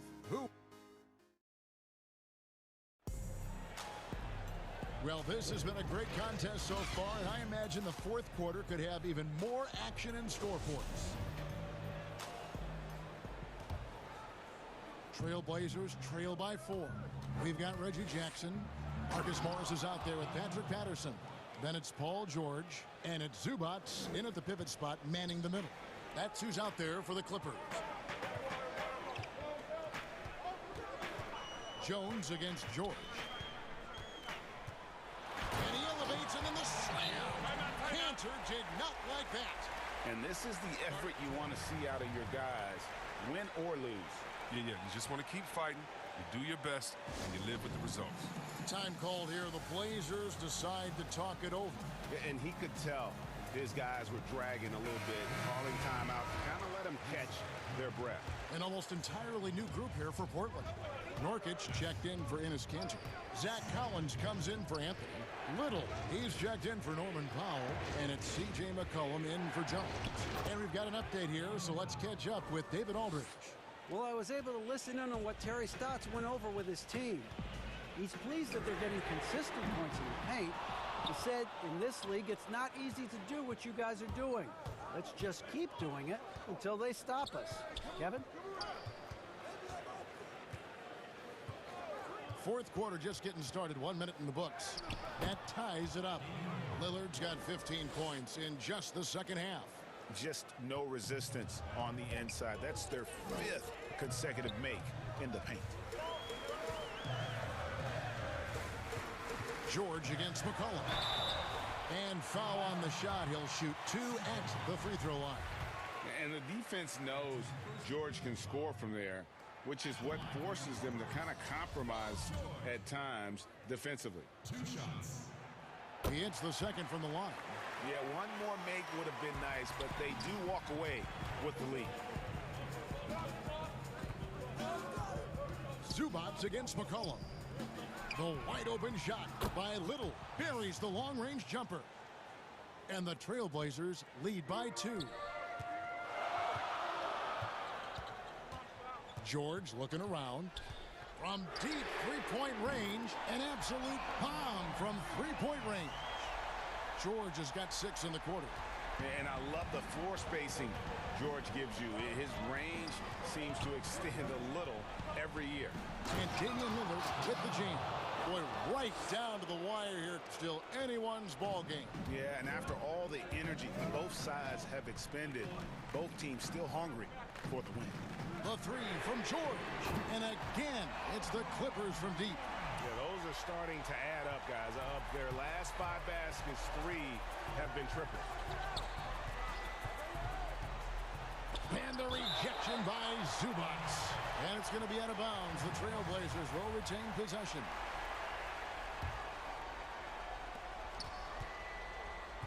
Here's Lillard. Plenty of room to knock down the shot. Lillard's got 48. Look, the jumper of Lillard, you better respect it because he gets it off so effortlessly. And George, here we go. And foul on the shot, so he'll get a chance at the line. And you don't ever want to get into the habit of letting the offense get to the rim. And he knocks down the first one. And, you know, you go back to that horrific leg injury in Vegas back in 2014, and Paul George hasn't just made it back to the NBA. He's come back a better player. Lillard against Zubac. Lillard attacking. Good. That's another bucket. My goodness. 50 for the game. Yep, he is putting on a show. Morris looking over the floor. Down low. Outside for Jackson. From deep, George. Los Angeles with a fresh shot clock. No good from Zubac. Some very aggressive defense to prevent the easy lay-in. to Lillard.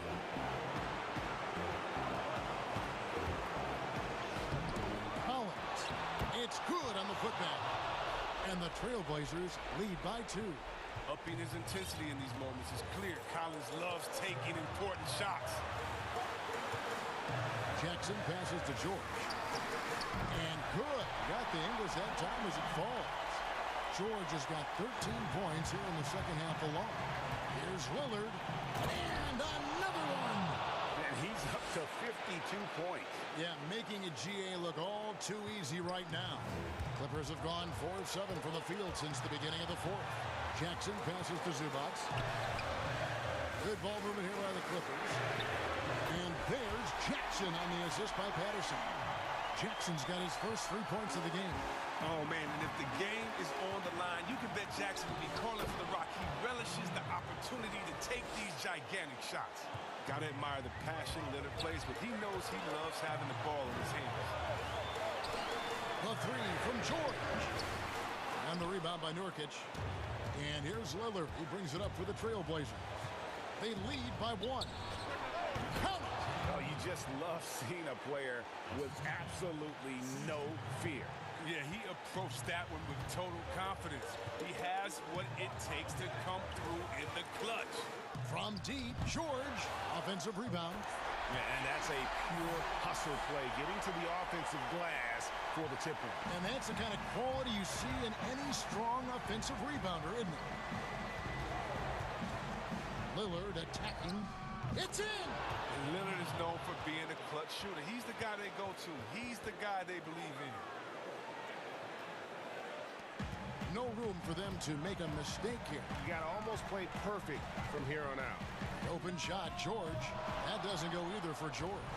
Well, they'll be happy with that look, even though it didn't fall. No, you're right. He'd take that 10 out of 10 times. He's not going to miss many of those. Here is Lillard.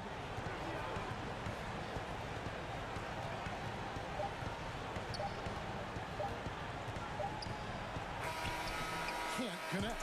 And so the big win by Portland in a tight game.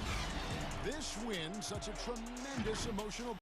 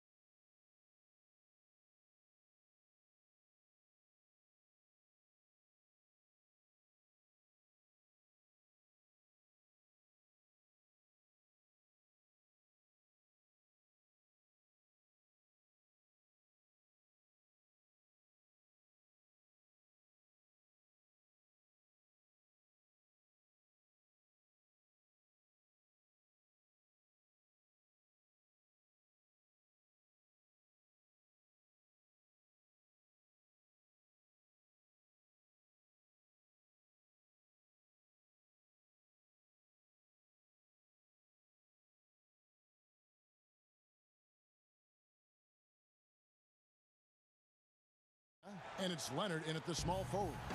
And for the Suns, Booker and Bridges are the wings. Jay Crowder out there with DeAndre Ayton. And it's Paul in at the 1. Booker against Kennard.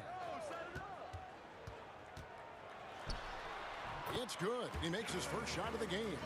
Lots of speed and athleticism on the floor tonight, Brent. What do you think could determine the outcome?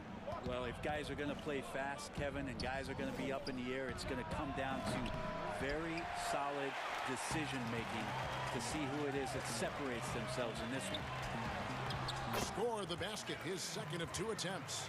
And Devin Booker showing a nice touch around the rim. And so Beverly will bring it up for the Clippers. 4-point game. That's a 2 from Kennard, and he sinks that one in.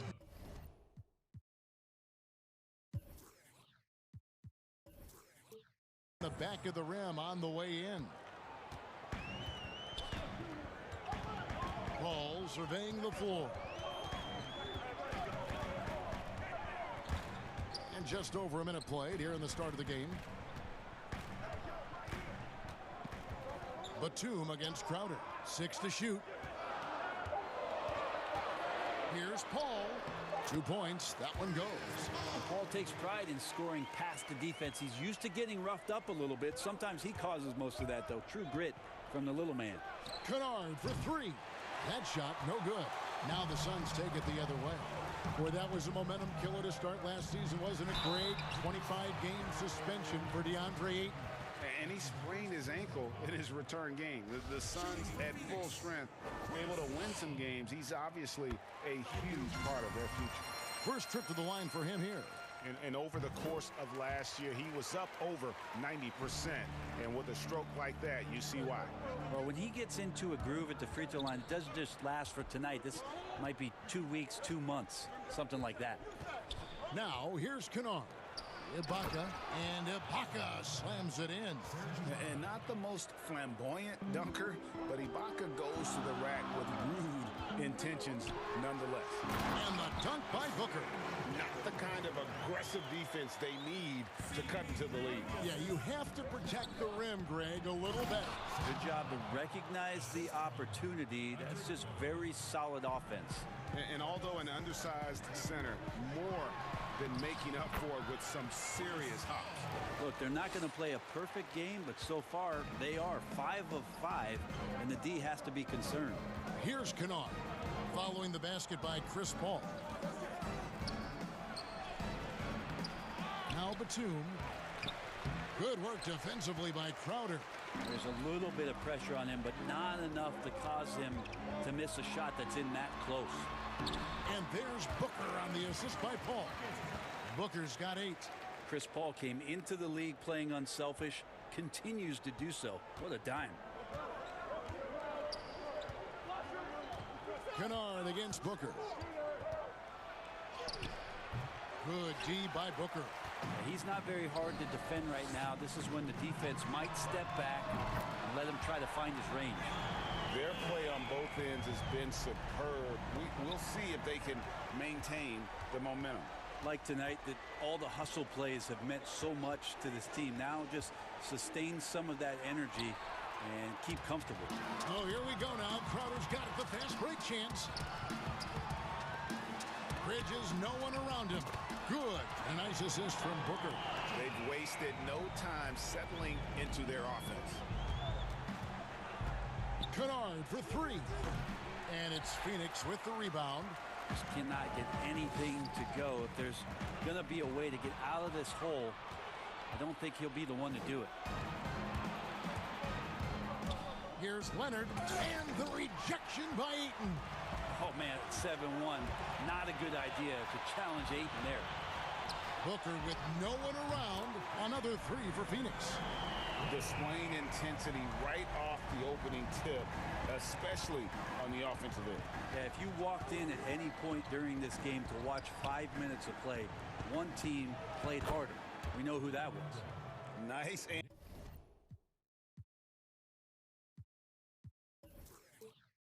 Answer back there. Love to see the competitiveness. Yeah, both teams finding ways to the three-point line and trying to take advantage from distance.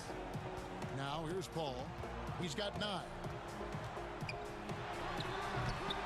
Offensive rebound. The kick out to Crowder. The 3. Another 3 for Phoenix. Yeah, they built up this lead 3 points at a time.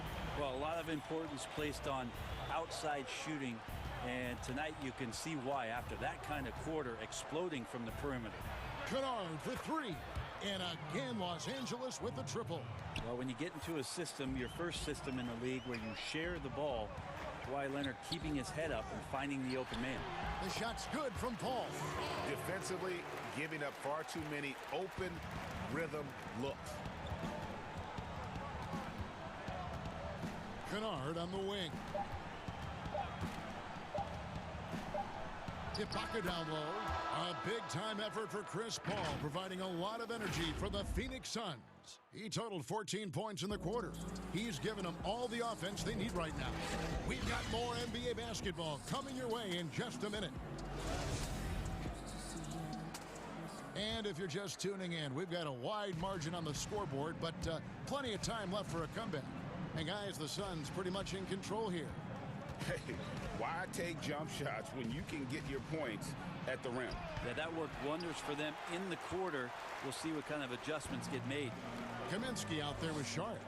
Then it's Payne, and it's Galloway in at the shooting guard. So that's the lineup on the floor for the Suns. Now here's Payne. That one goes in. They're scoring boatloads of buckets. It's raining buckets from inside. Now here's Jackson. He's tightly guarded.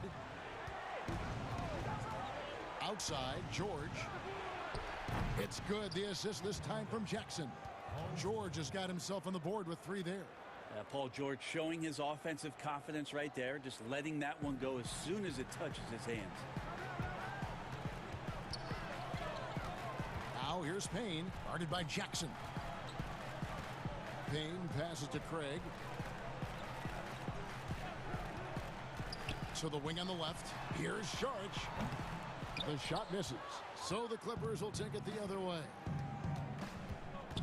George, that's a 2-pointer.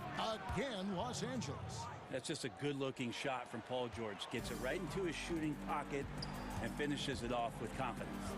And Marcus Morris has raised some eyebrows in the last couple of years, just being a much more efficient scorer. Back to Kaminsky.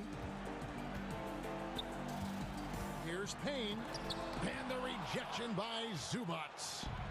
And pushing it up. Here's Los Angeles. And it's George finishing it off.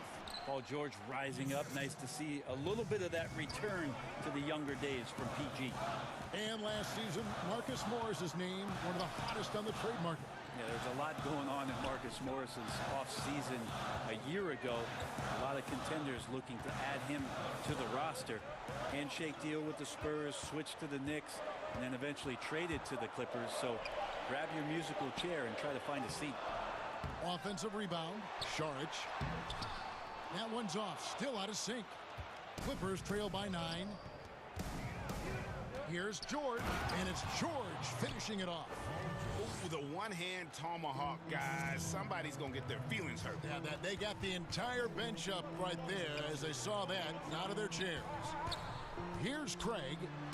He's still scoreless so far in this one, and it's out of bounds. They say it was last touched by Jackson. You love the pressure he's putting on them. Almost had that steal. Yeah, pestering right now, and that's going to pay some dividends. At some point, there's going to be a turnover. Craig kicks to Saric. Nice ball movement by Phoenix. Craig passes to Saric. Oh, and he blocks it off the glass. Wow. Give him a little credit. Take some guts to keep shooting if you're struggling this bad. It's getting a little bit ugly right now. Got a hand on it, and they get it back. And the dunk by Zubats. And here's Saric. He'll bring it up for the Suns. 17 points was their biggest margin. And that one clearly a foul. Gets the whistle, and 2 shots coming up. Hey, Greg, you played in a different era of NBA defense. When you look at how Defense is played now in the league. How do you feel about it? You know, Kevin, I think the introduction of the zone, by and large, has been great. You get a lot more switching, and I think it brings more skill into the game. Don't get me wrong, I do miss the physicality that we had back in the 90s, but I tell you what, right now, my body wishes I had the opportunity to play in this era. I bet it does. And it's the Suns with the ball. Paul George missing from long range. Kaminsky, the pass to Šarić. Paul George with the steal.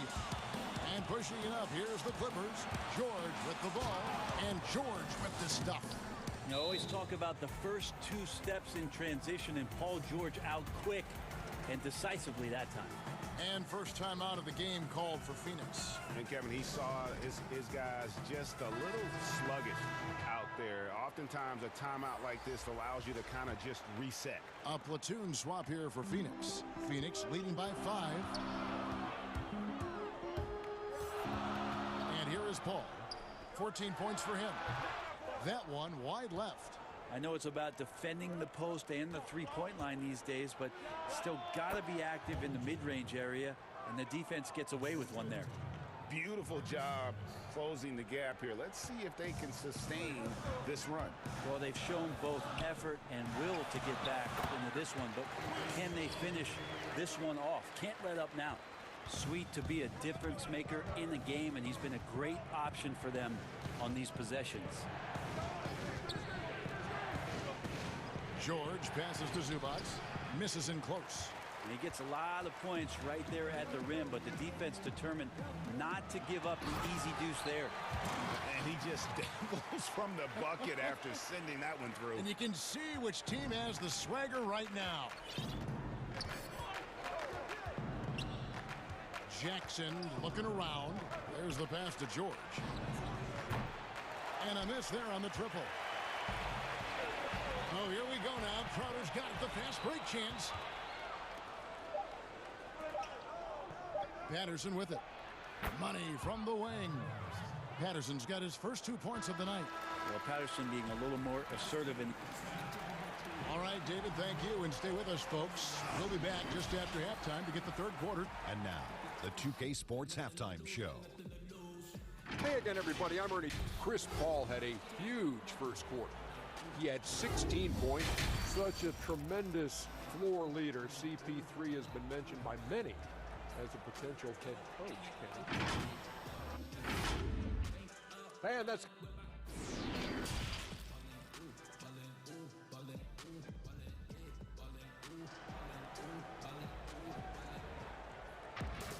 Second half of basketball upon us. We may be in for an exciting finish based on how close of a game it's been so far.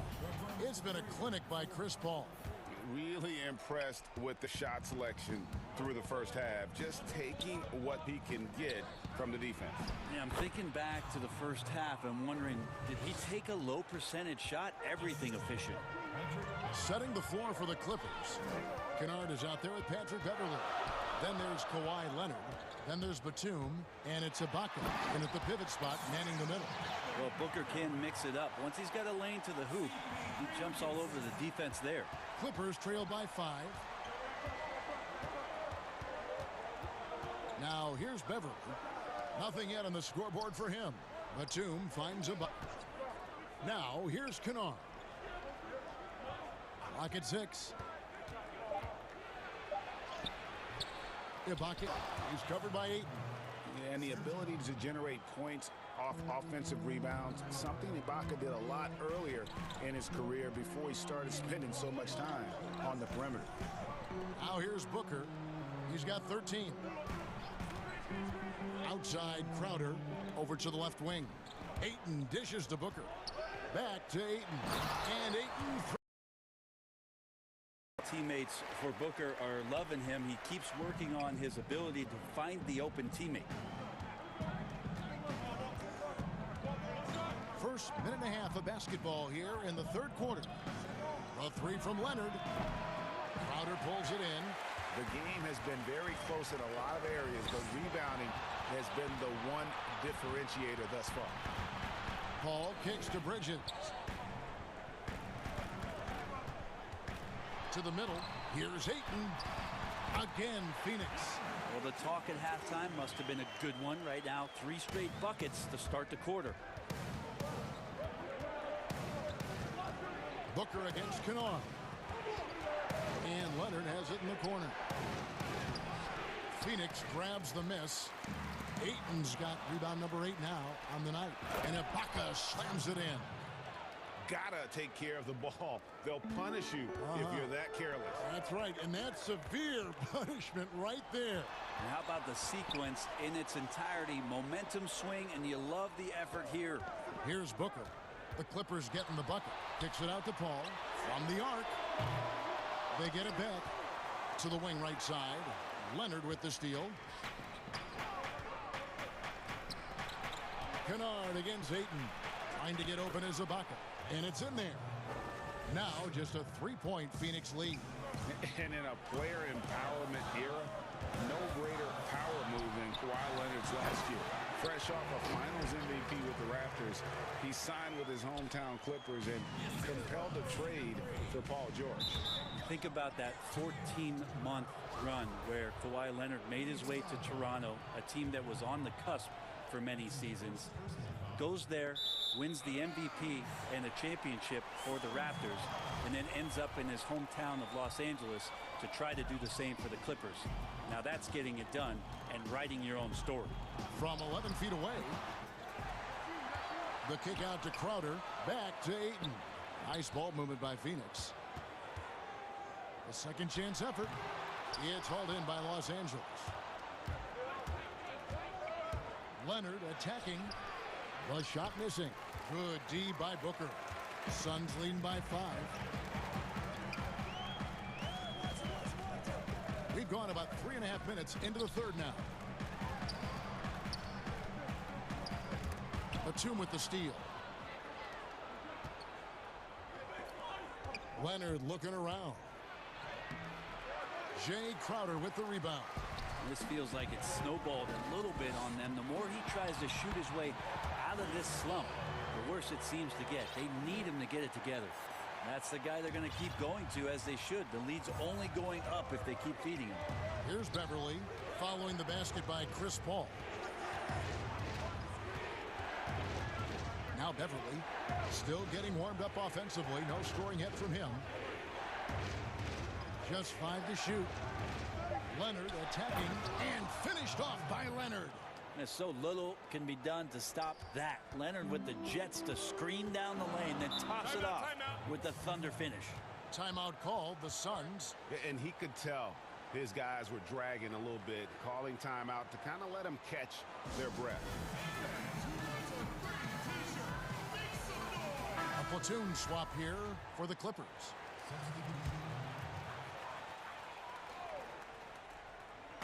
There's 38 seconds left to play in the third. Here's Craig, covered by Morris. Stolen by Jackson. And now here's George, the fast break opportunity. And George with the stuff. That's the efficiency you want to see from Jackson, using his poise and vision to make a play. From outside the arc. And the Suns miss again. And George, here we go. And it's denied. Here's Kaminsky. And the last second attempt doesn't fall. And the game still closely contested as we end the third quarter. Phoenix ahead. They're up by 3. And when we return, we'll get the fourth quarter rolling right here on 2K Sports. In a moment now, as we take a look at our State Farm assists of the game. Yeah, a terrific, unselfish play right here. Set up his teammate, and how about the setup this was? What an advantage if your off guard can make plays so valuable. And with these teams locked in a very close contest, this fourth quarter promises to be a good one. Our fourth quarter action underway, presented by Gatorade, all fueled up and ready to go. Let's reset the lineups. And Phoenix looking who they've got on the floor. They've got Payne. Charge is out there with Kaminsky. And it's Galloway in at the 2. Here's Jackson. After the basket by Dario Saric. Outside, George for three. Payne grabs the board. And so it's Payne with it. He'll bring it up for the Phoenix Suns. 17 points was their biggest margin. Saric inside. Working on Zubac. Basket is good. He'll get a chance for one more at the line. The plan of attack is obvious. Get the ball inside and go strong to the ring. Saric enjoyed an unbelievable amount of success overseas, and it's amazing how we continue to find these great international stories and how much the sport continues to scour the globe for this kind of talent. And trying more and more to utilize the three-pointer, it's a good idea. That's his second three of the game, one in each half. Payne passes to Craig. And the foul called on Marcus Morris. That's his first foul.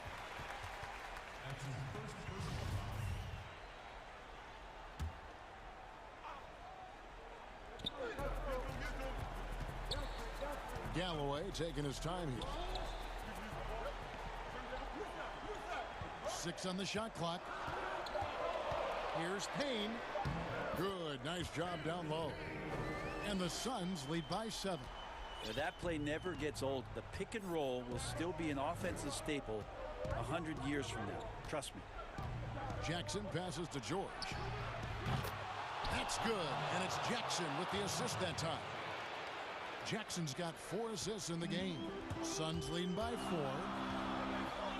Payne kicks to Kaminsky. Fouled on the shot and picks up 2 points, so one free throw coming up. And defensively, they are on their heels every time the ball comes inside.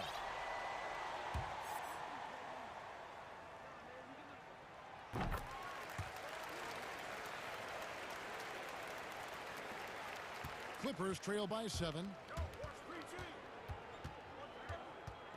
Outside, George.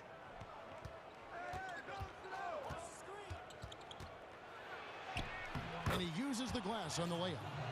George has got 10 points in just the second half. So good, so experienced. Paul George can convert the toughest of buckets. And the Suns call time here. And a wise move to call time out there.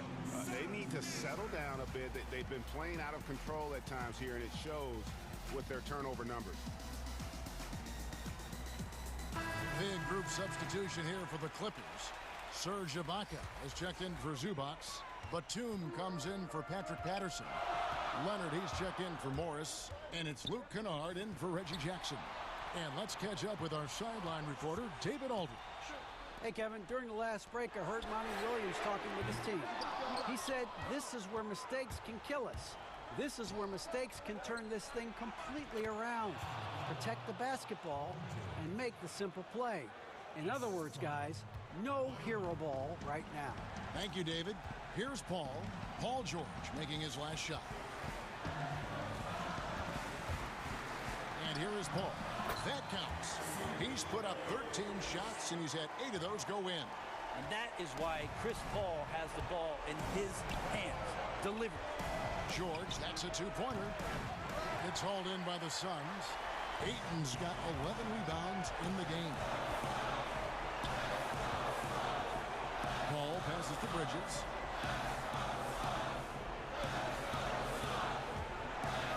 The kick out to Crowder. It's good. And it's a 7-point Phoenix lead. Well, he passes to the wide open man. Bridges developing some team chemistry. Pass to George. Latrey. And it's George again missing. Not quite enough defense that time around. Just lucky he was off. And here's Booker from the arc. And it's the Clippers with the rebound. Well, that's not a shot he's ever going to pass up, and he shouldn't. Despite the miss, no defender anywhere near him. He's got to shoot that one. Now here's Booker. Paul George unable to get his shot to go. No good from Booker. And you don't want to give up that kind of look too often. Here's Ibaka. It's good. Oh, and that cuts the lead to just 5. And this is where Ibaka's steely demeanor serves him well. No hesitation under pressure. George against Paul.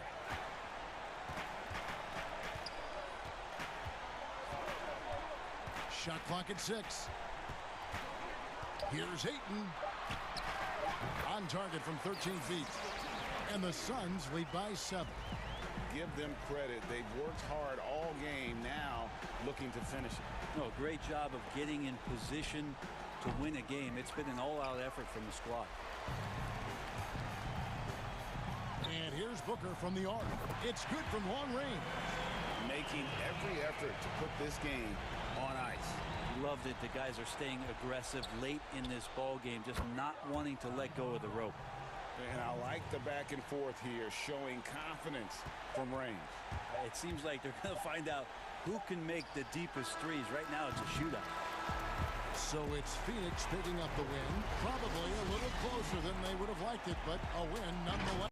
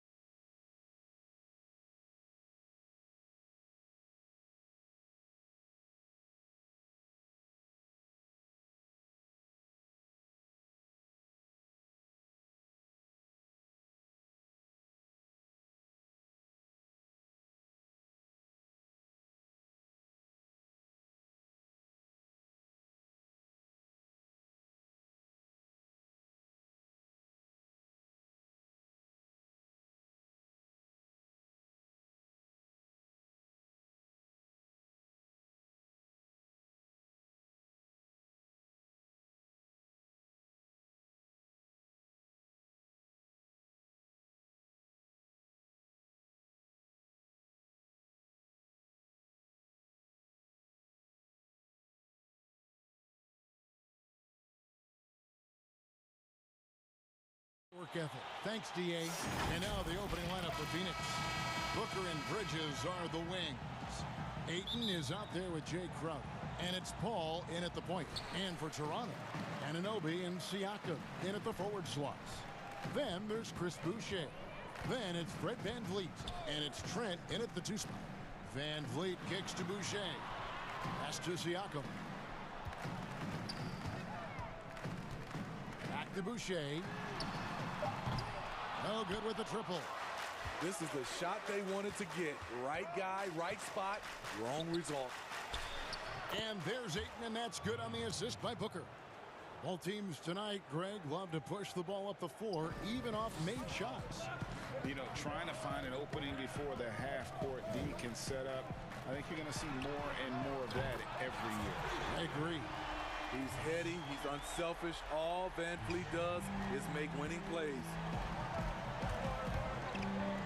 And the wide open shot from Paul. And right away, they match it with a three-pointer of their own.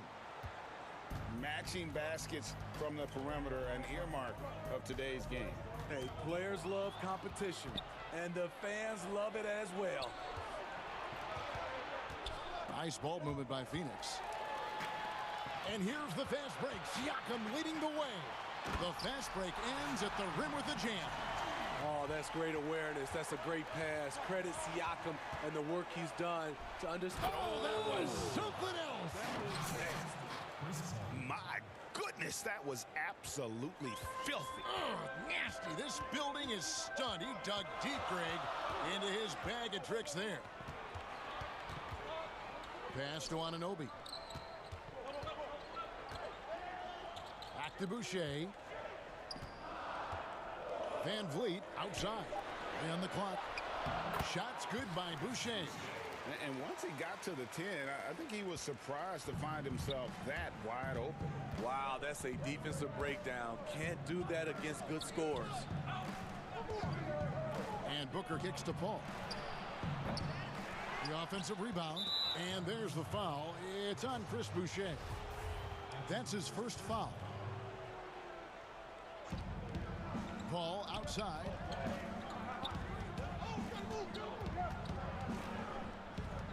There's the dish to Booker. Misses the three. Toronto's gone 1 of 2 from long range in the first quarter. To the paint. Oh, such a beautiful pass to set that one up. Yeah, the pass might have been pretty, but the finish was angry.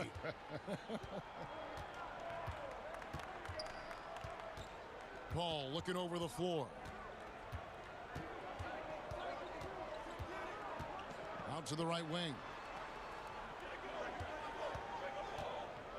Bridges against Anunoby. Down to 5 on the shot clock. Here's Paul. Toronto grabs the miss. And there's the foul on Jay Crowder. That is his first foul of the game.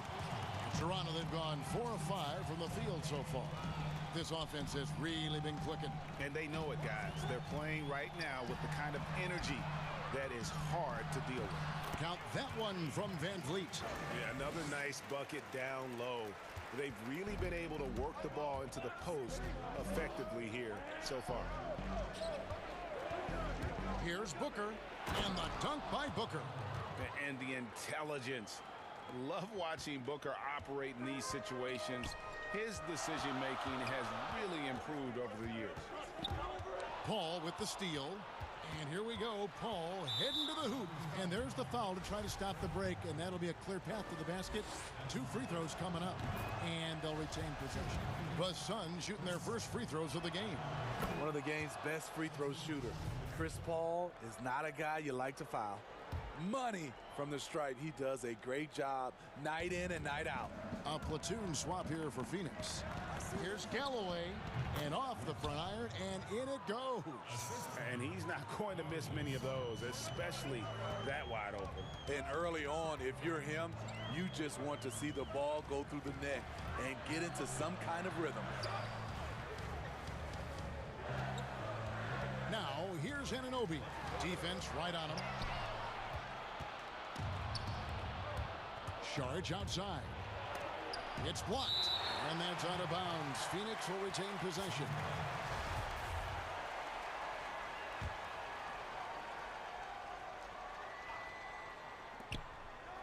Payne finds Sharge. Back to Payne. Sharge outside. Nailed from three-point land. And they don't want to get in a habit of giving him open looks from three. First quarter still, but not who you want to leave open. Van Vliet looking around. To the inside. Boucher, and he gets contact and the whistle on the shot. 2 shots coming up. And Phoenix gets called for the foul. He's getting his first free throw attempt of the night right now. And a look back at his numbers from the free throw line last year, 78%, so not too bad. The shot and game clock separated by 4. Left side, Sharge.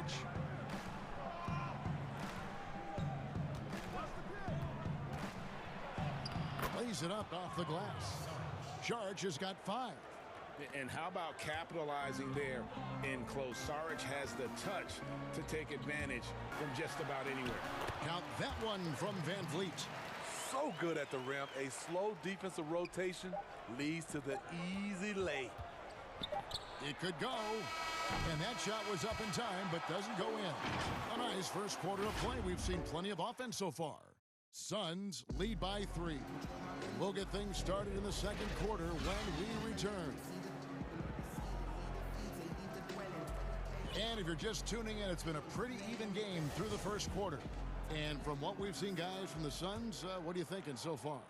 Throughout that first, they just were aggressive on the defensive end, showing active hands. And they took advantage of some careless ball handling, some careless passing.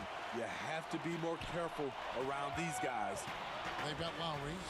Johnson is out there with Aaron Baines. Then it's Rodney Hood. And it's Bembry in at the 2-guard spot. So that's the 5 in the game for Toronto. Suns leading by 3. Payne looking around. Sharge outside. A shot by Kaminsky. Nobody around. Drills the three-pointer. Kaminsky's got the second quarter going with the first basket of the period for the Suns. Lowry with the ball. Working on Payne. Shots good by Baines.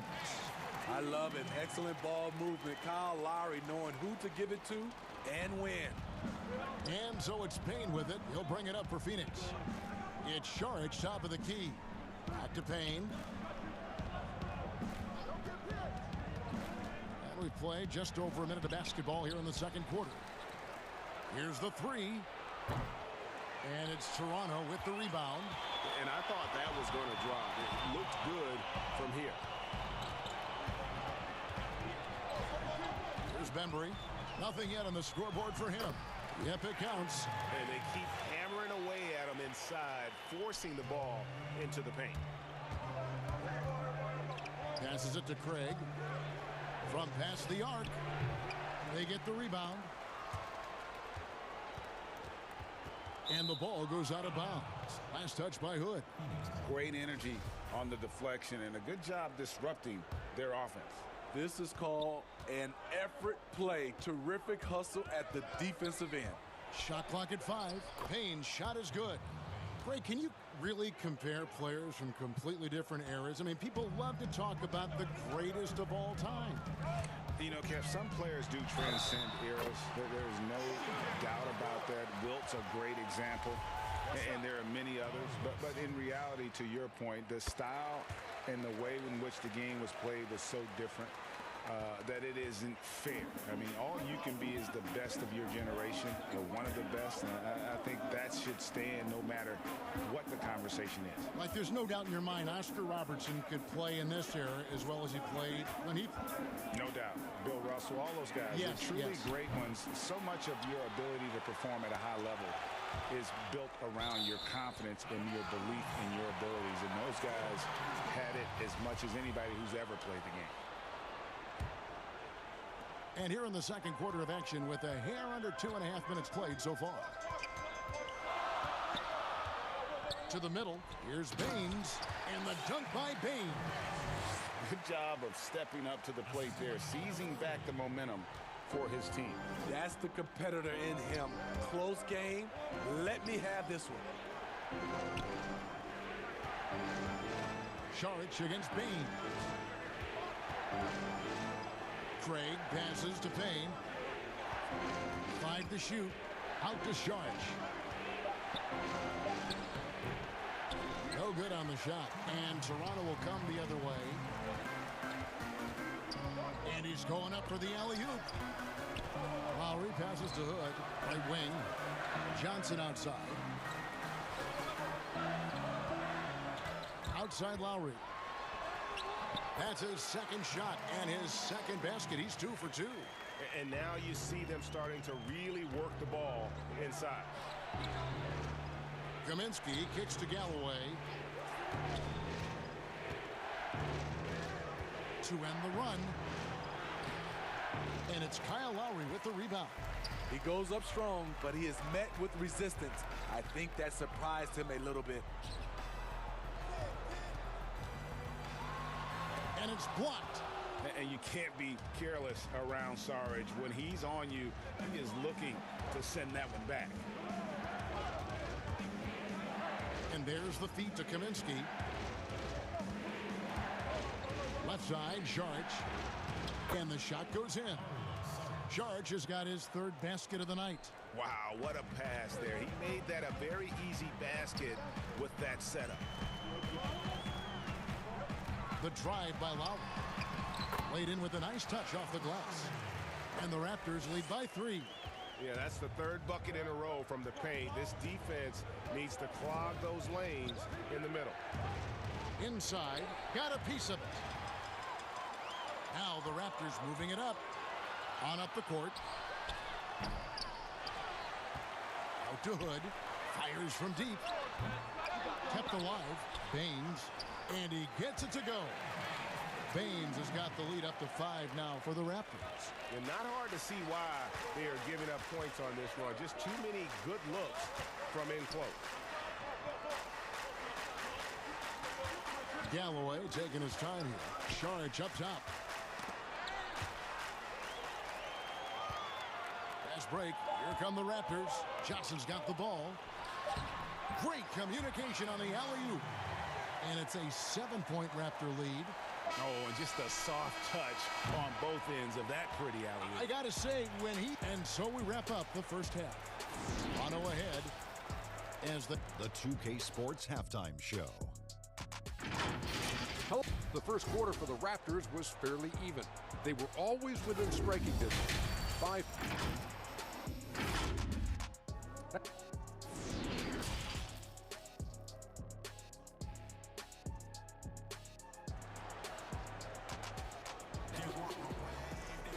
And if you're just joining us in this one, first half is in the books. 1 half to go.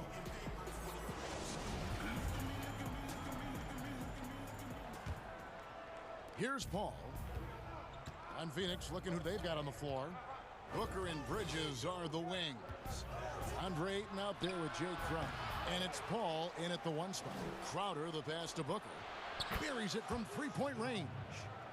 Booker's got the first points of the third quarter up on the board for the Suns. Paul against Van Vliet. Here's Boucher. Good, and Van Vliet gets the assist.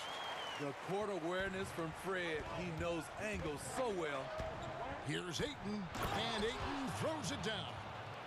And he's an automatic finisher when he gets into that area. He is, and he picks the simple one-hand stuff to get the 2 points. Van Vliet passes to Siakam. Van Vliet against Paul. Now the pass to Boucher. Bangs home the trifecta. Boucher's got 14. No doubt about the consistency when it comes to scoring the basketball for him tonight. A real nice lift for their offense. Paul kicks to Crowder. Back to Paul.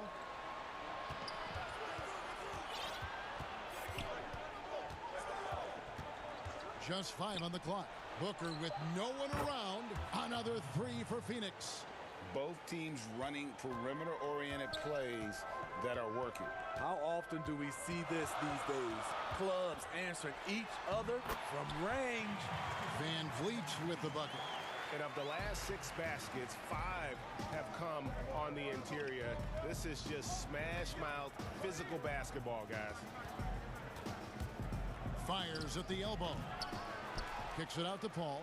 Over Siakam. Booker, right side. Paul outside. Pass to Bridges. Fires the 3. A shot by Paul, no good. They keep calling his number, which is partly how they've dug this hole. And don't look now, but they're starting to extend this lead. They're doing it by building it out, step by step, valuing each possession. Paul with the 3. The shot will not fall. And Toronto will come the other way. OG Anunoby out of Indiana. He was the 23rd pick in the 2017 draft. Another great draft selection that day. Slipped due to injuries concerns, but he's been great. Down low, here's Ayton, and Ayton throws it down. Sweet find there by Booker. All eyes on him with the ball, and Devin understands that. That has a nice feel for giving up the rock. Van Vliet kicks to Boucher. From downtown, and the Raptors hit again from deep. And Smitty, with OG Anunoby, he has a very high ceiling with what he can become. Greg, OG Anunoby can impact the game on both sides of the ball, which is fantastic. He's a solid defender, and with the ball in his hands, he's very smart, making good decisions. This team is very excited to see his development. And Ayton throws it down. Superb vision and decision by Jay Crowder. Rotating the ball, executing this offensively, flawless. And Van Vliet, here we go. Count it. Van Vliet's got the lead up to 11 now for Toronto. And there's a pattern starting to take shape here. They're working it inside and getting good shots from close range. And it's Ayton missing. Toronto, they've gone a perfect 7 of 7 from the field here in the third, coming out of the break very hot. And there's the foul on Jay Crowder. That'll be his second foul of the game. 1:03 left in the third quarter. And the call on the shot that sends him to the line. And with the offense getting right to the rim, at least they saved the layup. For Toronto, they have gone 3 for 3 at the line tonight. So he gets them both. Suns trail by 13. Bridges with the steal. Paul passes to Booker. And again, it's the Suns missing. Toronto's gone 2 of 2 from long range in the third quarter so far. It's good. And the Raptors lead by 15. Strong finish. Siakam with great balance, able to complete the play through contact. And the wide open shot from Crowder. Shot is good off the back rim and in. Crowder's got his first bucket of the night. And so Van Vliet will bring it up for Toronto. Pass to Boucher. There's Siakam. Back to Boucher. Paul with the steal. Booker with it. Picked up by Van Vliet. That's good from Booker on the assist by Paul. Paul's got his 5th assist in this one. Here's Van Vliet. And he gets the whistle. 2 free throws coming. And here we go. Coach's challenge happening right now. This one in regards to the personal foul. Seeing if that was the right call. And this is the time now where the officials can review in closer detail what constituted the original personal foul. Getting a different angle can sometimes make it a lot easier to determine. Greg, indeed, and the one thing with replay review is that when you see the slow motion replays, you really get a new appreciation for just the immense speed at which these players are moving at, and how fast the action really is, and how hard it can be sometimes, you know, Greg, to make the right call. And the announcement on the review is that the foul was called in error. So they have determined, Greg, to overrule the original call. And guys, this is what it's all about, getting the call right. And I think in this case, the video review showed that while it was a tough call to make on the floor, they got it right with the review. And how about a look now at our assist of the game? Brought to you by State Farm. And the definition of teamwork right there, guys. I mean, what great communication between them, and what a beautiful feed. Fundamental basketball. Keep your eyes up, keep the ball moving. You're going to keep the defense on his heels. And this is it. Glad to have you along for this fourth and final quarter. And the Raptors call time here. And on our sideline, our reporter, David Aldridge. Kevin, I was able to listen in on what Nick Nurse told his team. He talked about the mindset they need to have and what he wants to see the rest of the way. Engagement at both ends and making good decisions with the ball. Guys? All fueled up and ready to go. Let's reset the lineups courtesy of Gatorade for the fourth quarter. So for Toronto right now, Bembry out there with Lowry. Then it's Rodney Hood. Then it's Aaron Baines. And it's Johnson in at the power forward position. Rising to the occasion, he found a way to get himself open and get his shot. Working the mid-range, but you would think the defense would be keying on him. Now here's Lowry. He's guarded closely.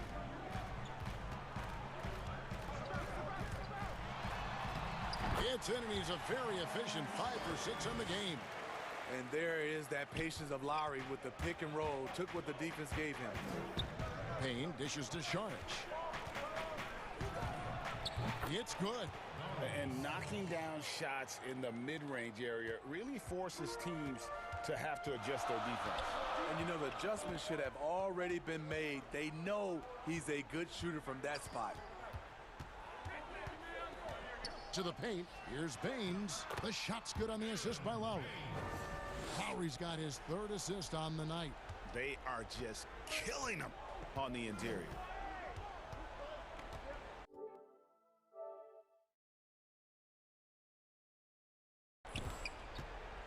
We've gone about a minute and a half into the fourth quarter. Now here's Payne, covered by Hood. Out to Sharich. Just 5 to shoot. Offline with his 3. And they had some botched coverage that turned into no coverage. Oh, and they get in the way of the alley-oop. Not to be. Good play defensively. Here's Craig, and he makes no mistake on the slam dunk. Such opportunistic basketball right there, and that's when they desperately needed it. And here's Lowry. Inside, here's Baines. Bembry kicks to Johnson.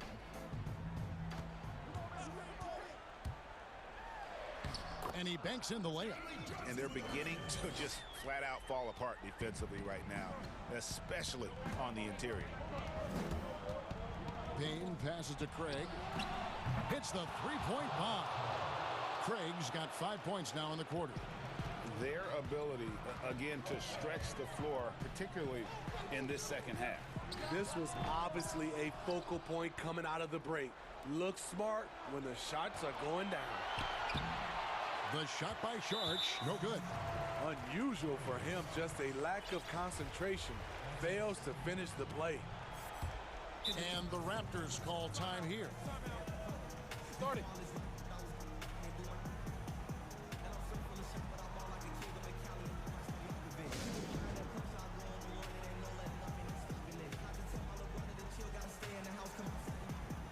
And now, let's present our New Balance Player of the Game. And in terms of his shooting, this has been one of the more accurate performances you'll ever see. I mean, he's been in constant motion, creating a lot of good looks for himself.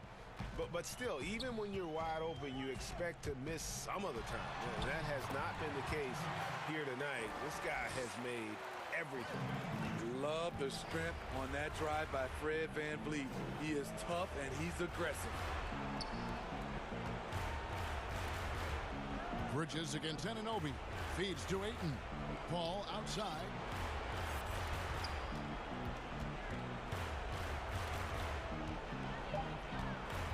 Dishes it to Booker. Over Lowry.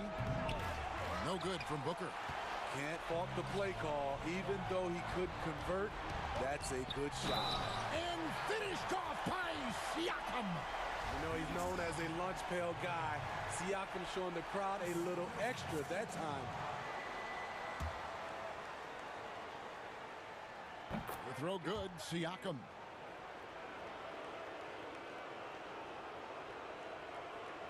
And a little over 3.5 minutes in the books so far here in the fourth. That's a 2 from Paul. And it's off the back rim. No good. Toronto leading by 9.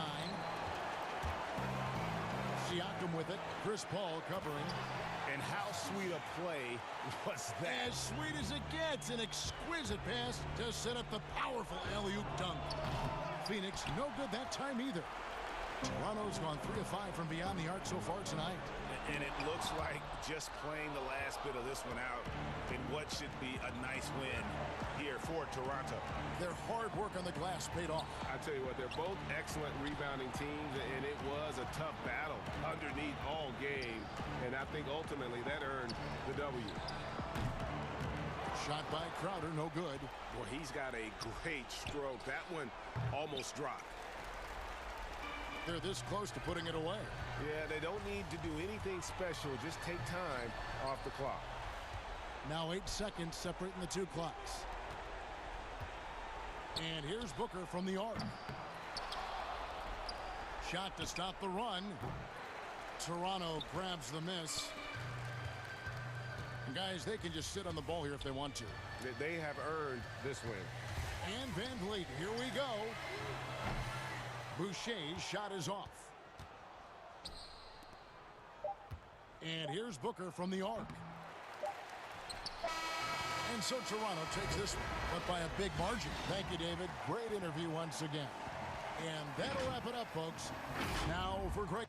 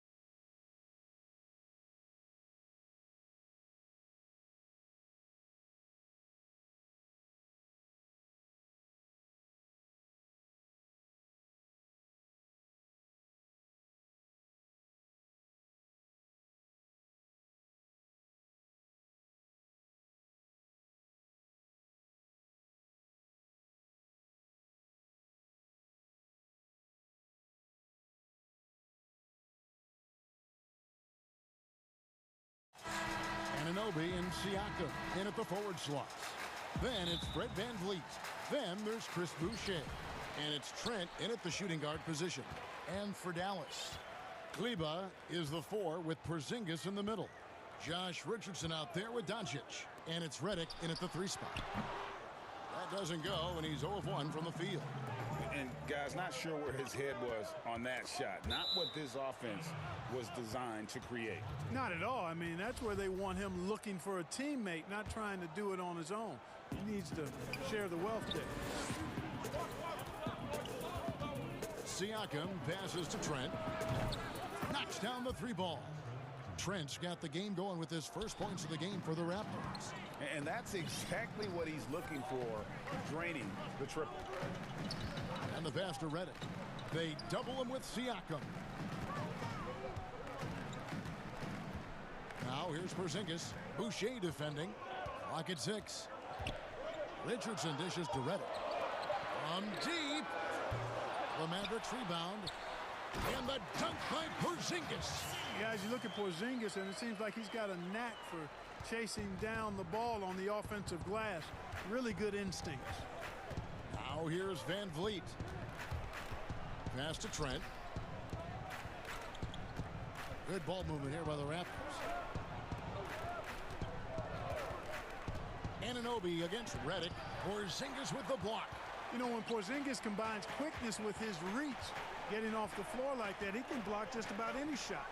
Kleba off target from outside. And he didn't punish them for the weak coverage there, but they can't count on him to continue missing. An emphatic alley-oop jam. And the definition of teamwork right there on that alley-oop. And Greg, what about the finish? Bringing it down with some thunder. Yeah. I'll tell you what, I think the pass was even better. I mean, that was room service delivery at its finest. And plays with solid floor recognition. Siakam continues to fine-tune those playmaking skills. Richardson outside. Redick with the 3. Here's Kleba. And contact on the... And folks, the coach's challenge has been initiated for a personal foul. Close game like this, and he thought it wasn't a good call. And this is the time now where the officials can review in closer detail what constituted the original personal foul. Getting a different angle can sometimes make it a lot easier to determine. Greg, indeed, and the one thing with replay review is that when you see the slow motion replays, you really get a new appreciation for just the immense speed at which these players are moving and how fast the action really is and how hard it can be sometimes, you know, Greg, to make the right call. And so the word is in. They've decided that the call stands as it was made on the floor. And, you know, even if a coach still feels this wasn't the right call, you got to acknowledge the effort being put in to reviewing it. The double checking, and the game continues on. Now here's VanVleet. 1 up, 1 down, 2 points with his first shot this game. Greg, we know the names of the superstars, but there are players that are just under that category who probably should get a little more recognition. Kevin, that's a great point, and I'm going to toot my alma mater's horn a little bit. Christian Wood's a guy that kind of reminds me of that. He's kind of on the come up. How about Devontae Graham, second rounder back in 2018, but he's showing to be an established young talent in this league, and there are many more guys like that, and they're going to have their opportunity to become household names. Redick with the bucket. It's the main strength in Redick's game, his three-point shot. Lethal. This guy is a laser. Pass to Boucher.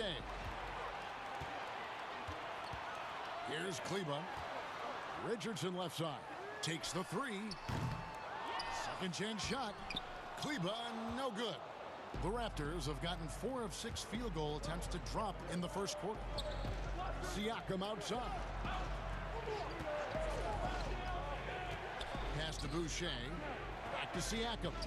The dunk and the foul, a powerhouse move, and he's got a chance for one more at the line. It's on Porzingis. And give Siakam the hoop and the harm on that one. And since being drafted back in 2016, he's really improved that upper body strip. Now here's Redick. Now Richardson back to Redick. Here's Kleba, and foul on the shot, so he'll get a chance at the line. And Van Vliet picks one up. Yeah, the defender all over. He got him good there. I mean, that's why the shot was so far off. And he makes both free throws. Already a very confident player. Knocking down those free throws only fuels that.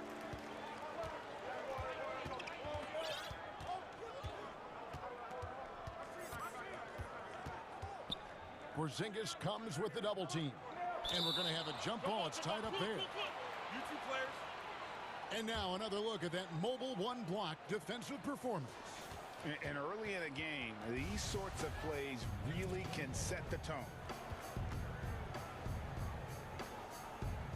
And so it's Dallas with it. The Mavericks trailing. To the middle. Here's Redick. Count the bucket. And he's got a free throw coming up as well. Proving he's more than just an outside shooter. Redick also has a sweet touch from that area. And this is his first trip to the line tonight. The free throw drops for Redick. 43 seconds left to play in the first. Porzingis against Van Vliet. Lays it up and banks it in. Pretty much all of their buckets coming from inside the paint now. Dallas has gone a meager 1 of 6 from three-point land since we got started tonight. Here's Porzingis, and he converts the layup. Porzingis has got his second bucket. And already they've staked out a noticeable advantage in terms of aggression and controlling the backboard. And the trend they'd love to continue right through the next 3 quarters as well. Richardson attacking.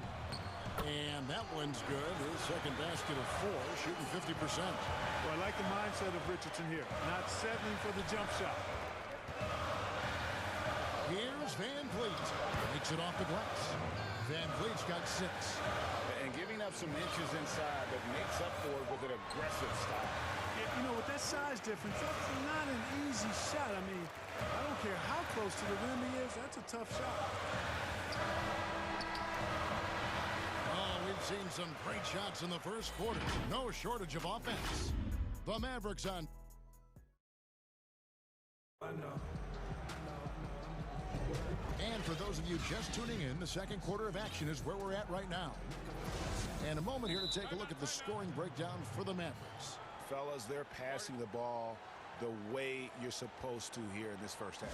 They've established their presence in the paint tonight. Also, a lot of their scoring to this point coming from down low. And Dallas calls their first time out of the game. Every time out, a chance to review the lineups, matchups, or call a play. Yeah, and I agree. I think there's going to be a new wrinkle in their game plan when they come out of this timeout.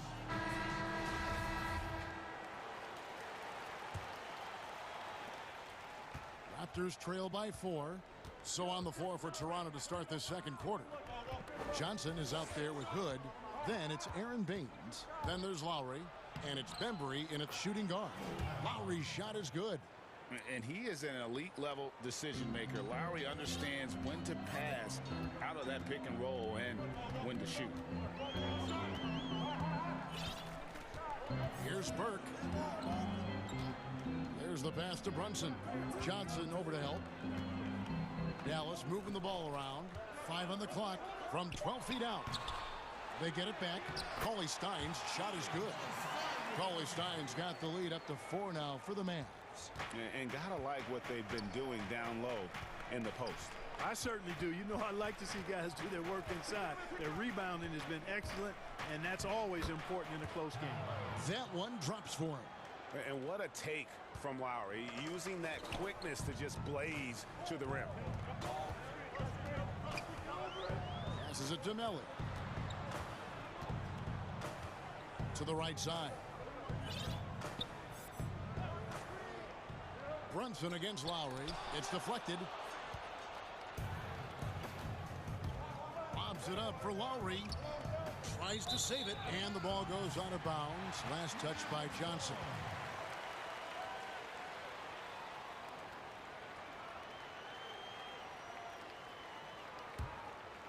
The Mavericks have gone 1 of 3 to start out the second quarter.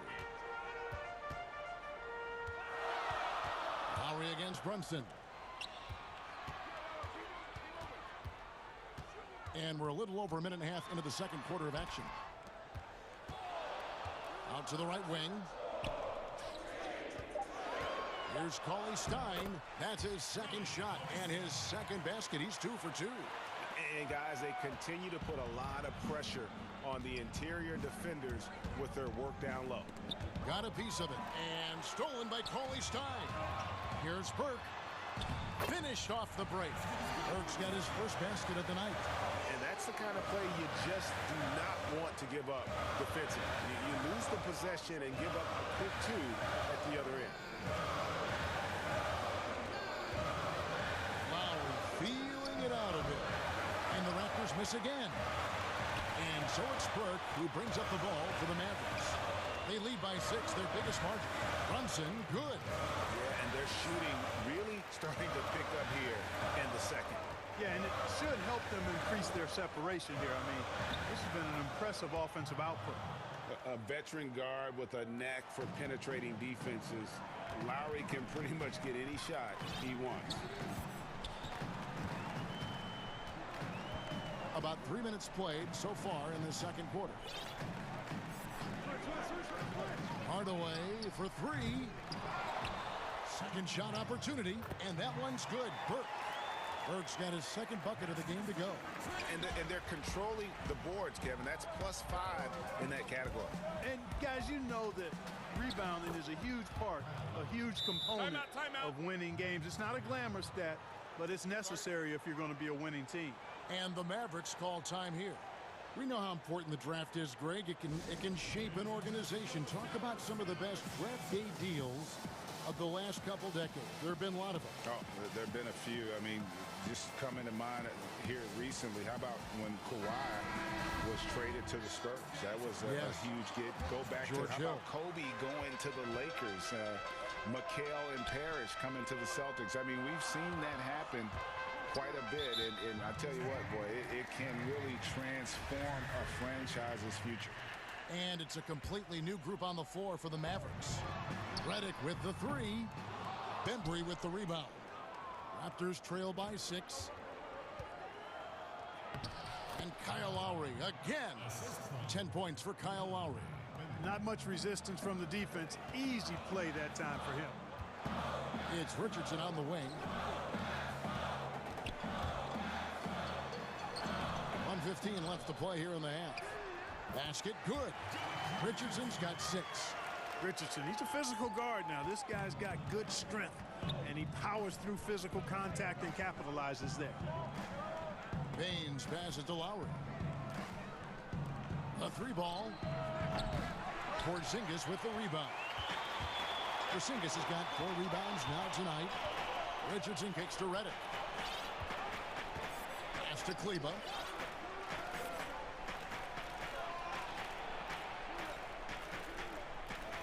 To Redick.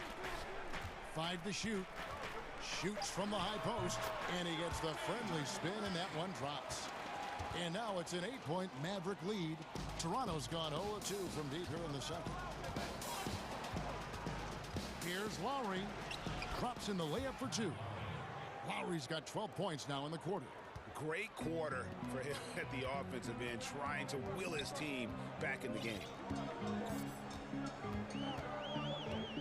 Richardson outside. On the wing, Doncic. Picked him clean. Fast break, Toronto. And Lowry has it in the corner. Gets the 3-pointer to fall. He's got 15. And those reflexes never let Lowry down. He was primed for that shot. And no luck with that time on the buzzer beater. And a close game so far. It's the 2K Sports Halftime Show. Hello, back. The first quarter for the Mavericks was fairly even. They had a 4-point advantage at the end of the period. They didn't. And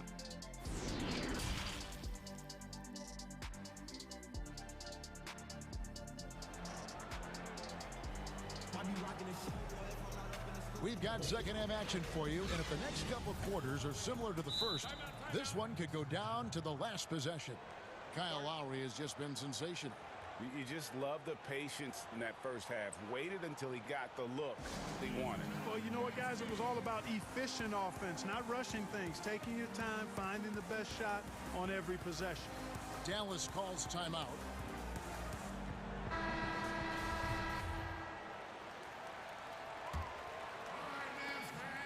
Raptors trail by 3. Doncic out there with Josh Richardson. Then there's Hardaway. And there's Porzingis. And it's Finney-Smith in at the power forward. That's the lineup in the game for Dallas. Here's Boucher. The shot goes down and it gets this game back to even. Boucher's got his second bucket tonight.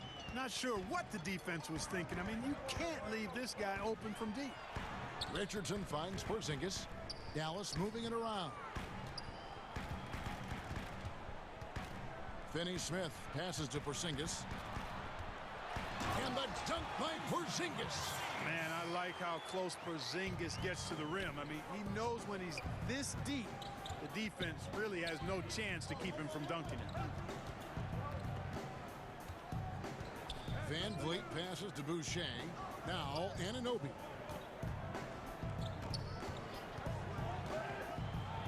And oh boy, a lot of contact there, but he gets the call. And yep, we thought we might see it.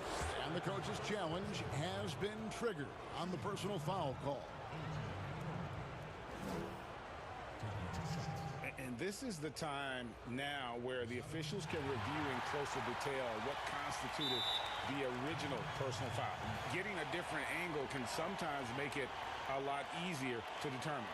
Greg, indeed, and the one thing with replay review is that when you see the slow motion replays, you really get a new appreciation for just the immense speed at which these players are moving and how fast the action really is and how hard it can be sometimes, you know, Greg, to make the right call. And so the word is in. They've decided that the call stands as it was made on the floor. And, you know, even if a coach still feels this wasn't the right call, you got to acknowledge the effort being put in to reviewing it. The double checking, and the game continues on. That one falls, so he hits both of them. And so it's Doncic with it. He brings it up for the Dallas Mavericks. And Hardaway gets it to go. Skilled at scoring in a variety of ways. I mean, give Hardaway Jr. these looks, and he's happy to oblige. Van Vliet kicks to Boucher. Van Vliet with the bucket. Van Vliet's got it all tied up now for the Raptors. Important points there. Got him on a nice play, getting the ball inside and right to the bucket. Here's Porzingis, and the dunk by Porzingis. Oh, just solid on the one-handed slam. And guys, when it's a tight ball game like this, he's the guy they want with the ball. Somebody you can count on. He is an extremely reliable finisher. Here's Boucher. Now here's Van Vliet. He's got 8. 6 to shoot. And he dunks it down. And, you know, we can't measure heart. I mean, he's not as big as the other power forwards, but his jumping ability and mindset is incredible. Richardson. Good. And the assist goes to Doncic. Doncic has got 3 assists tonight. That would be 4 in a row for him now as they have come racing out of the gate to start this second half. And Greg, Josh Richardson's a terrific ball handler out on the wing who can create for others. Richardson gets a lot of assists per game at that wing position. Not just looking to finish plays, but also to create for others. Very well-rounded threat on the offensive end, and that gives this team another dimension in terms of playmaking. Doncic against Siakam. Pass to Hardaway. Beyond the arc. Boucher with the steal. Here's the break. Here's Trent. Hammers it home to polish off the break. And the defense to start that play was terrific. I love the fact that they attacked early in the shot clock. Dallas calls timeout.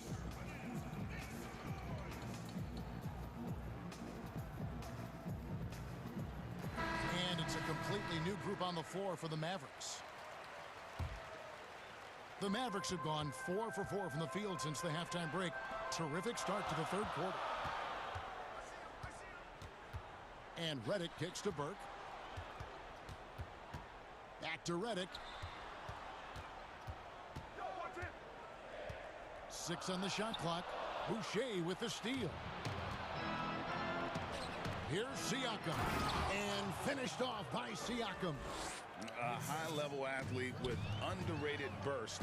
Siakam continues to impress with his ability to finish. And foul on the shot. He'll shoot 2 at the free throw line. The Mavericks shooting their 6th and 7th free throw attempts tonight. And at the line last season, about 78% as a team. Pretty solid numbers. Toronto calls timeout.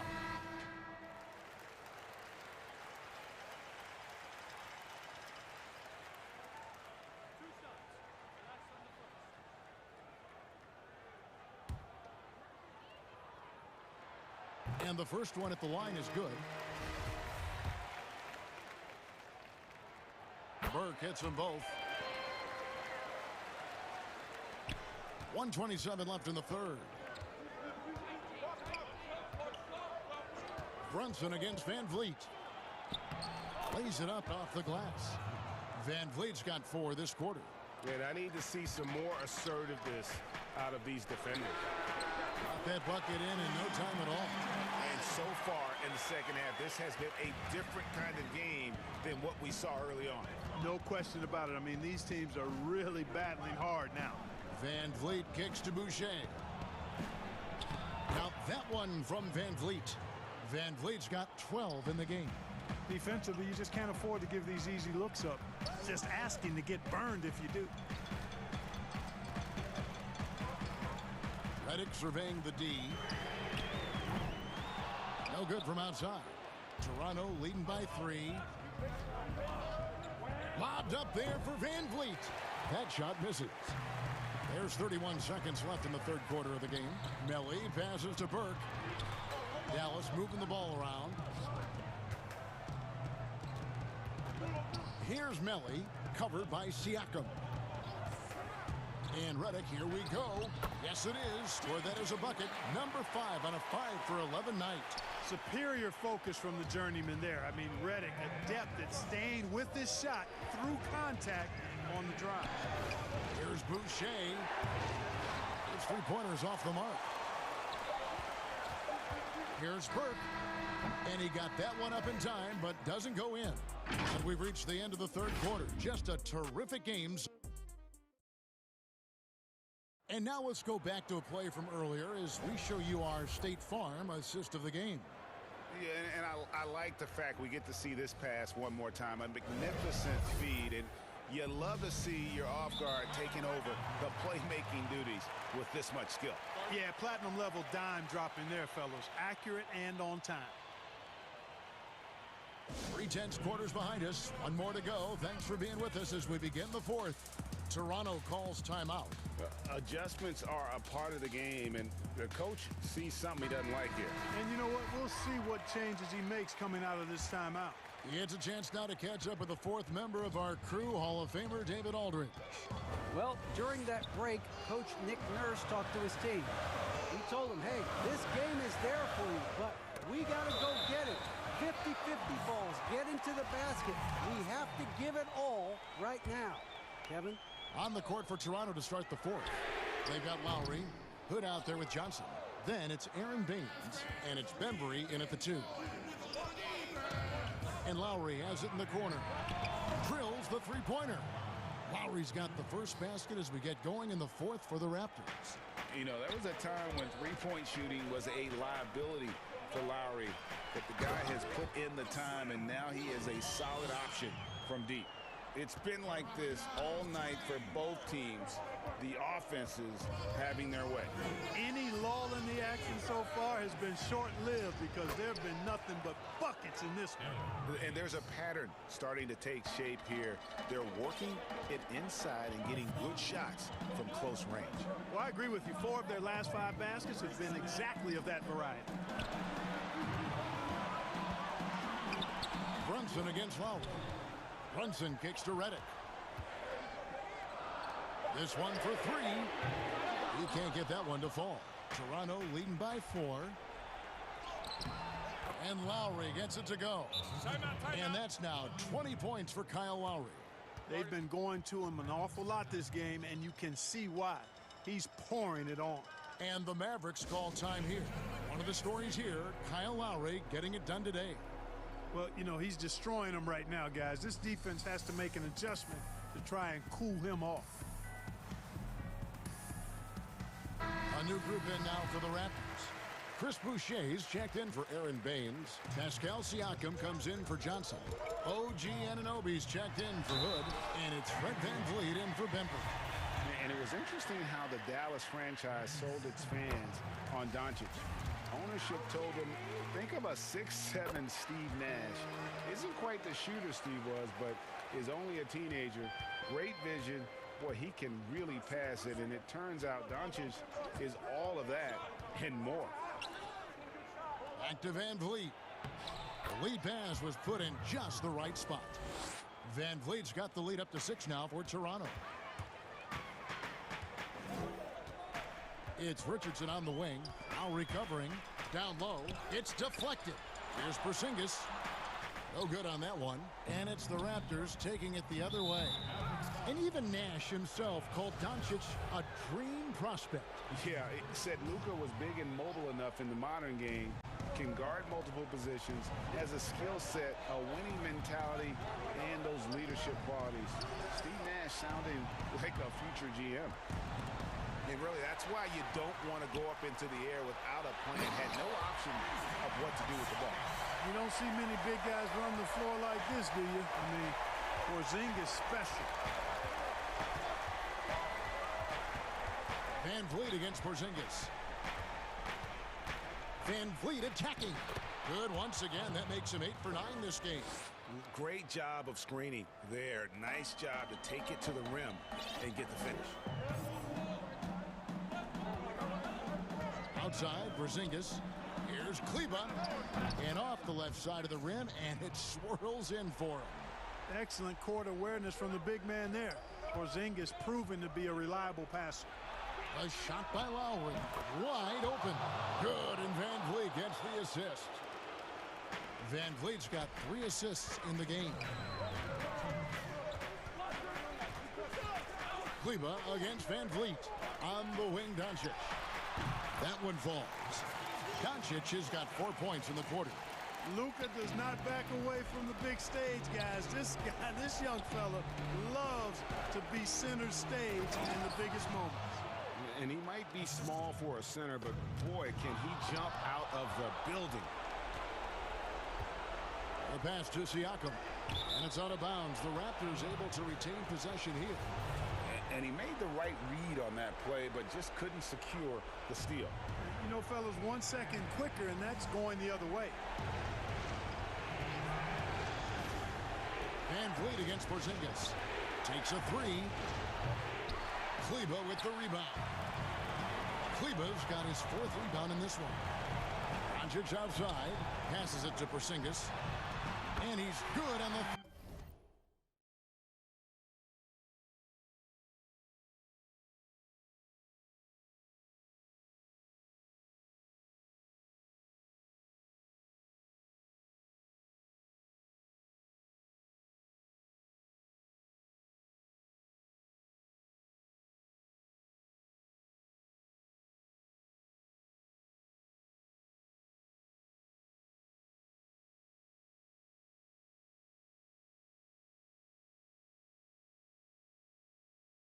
Ball.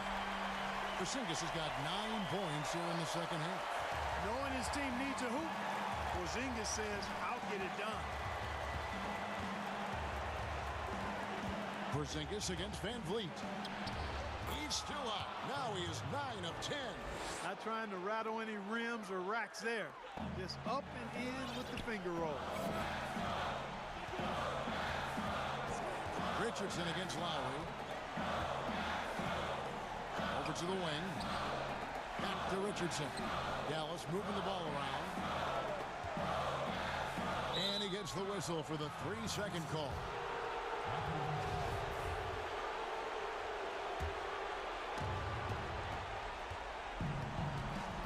VanVleet looking around. Out left to the wing. Boucher finds VanVleet. Back to Boucher. That one good for 2. Late in the game, up big, they continue to attack. Yeah, I don't think you want to get loose and sloppy or ease up, but it is time for them to start using that clock a bit. The shot and game clock separated by 4. Doncic against Van Vliet. Connects from three-point range. And it's an 11-point Raptor lead. And credit the whole team. It was a focused, concerted effort to put this one away. Yeah, what a time to put the hammer down. Any hope of a comeback? Diminished. No doubt about it. He has done a ton to help his team, but he's going to have to do even more if they want to have a chance to get back in this. Van Vliet, and the layup's good off the glass. And they came in determined to take this one. It's going to be a happy flight home.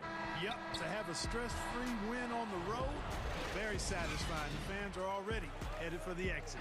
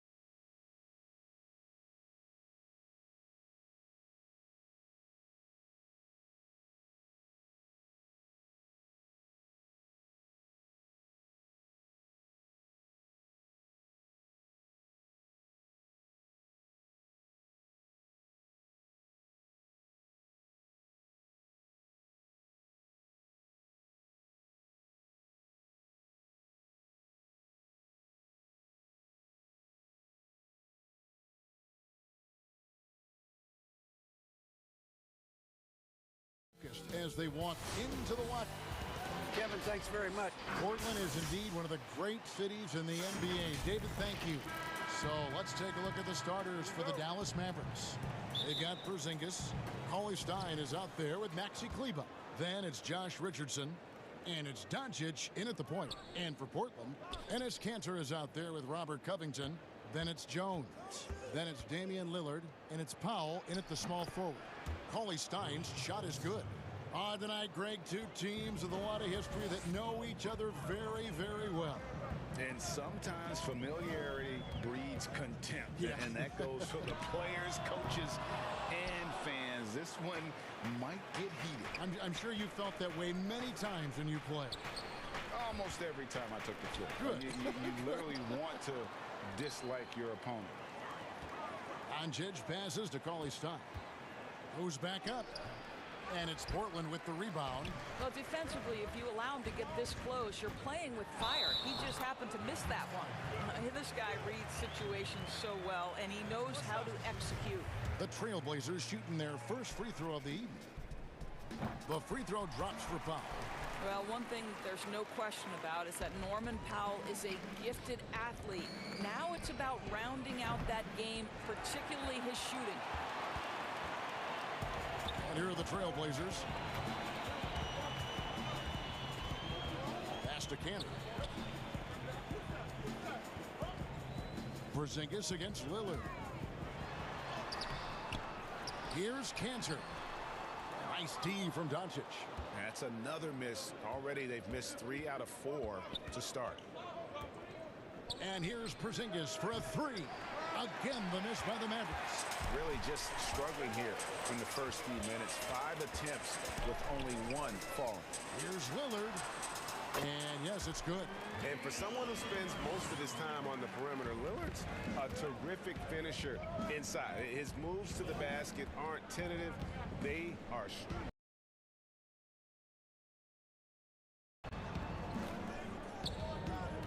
Doncic outside. Just 5 on the clock. Covington with the steal. And now Portland on the break. Jones is running. Poked away. Trailblazers have gone 2 of 5 here, making 40% so far to start out the game. And you look at Robert Covington, first team all-defense in 2018, the kind of versatile stopper that every team in the league could use. Richardson the pass to Kleber. Here's Cauley-Stein. 2 free throws coming up, and they call the shooting foul.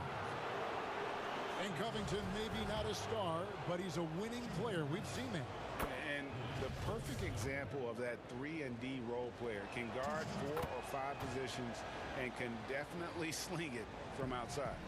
Trailblazers leading by 4. Lillard on top. And Damian Lillard with the jam. Almost unstoppable on the drive. Lillard's talent for ball handling, letting him just cut through the defense. Now here's Richardson.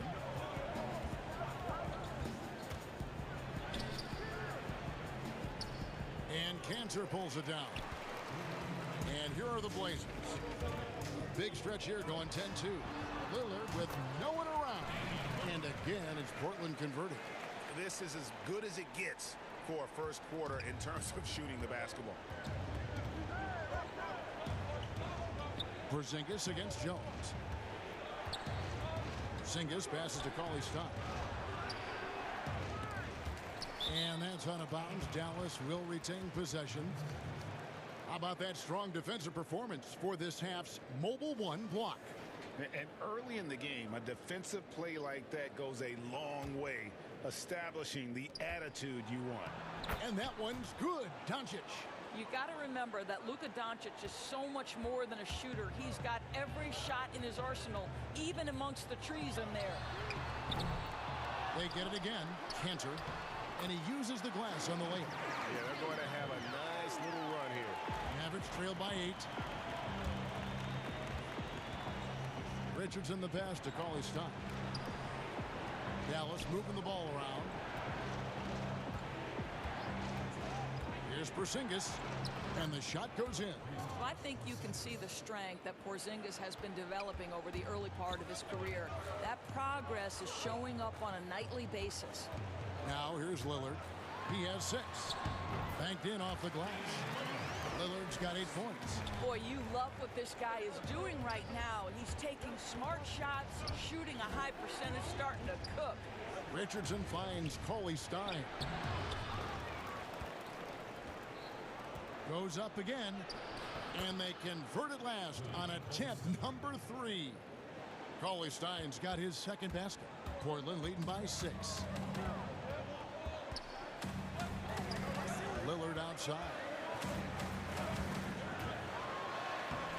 Cauley Stein with the defensive effort.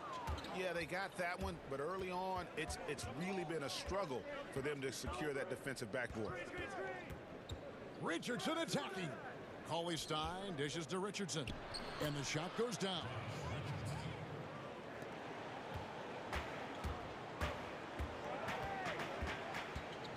Lillard outside.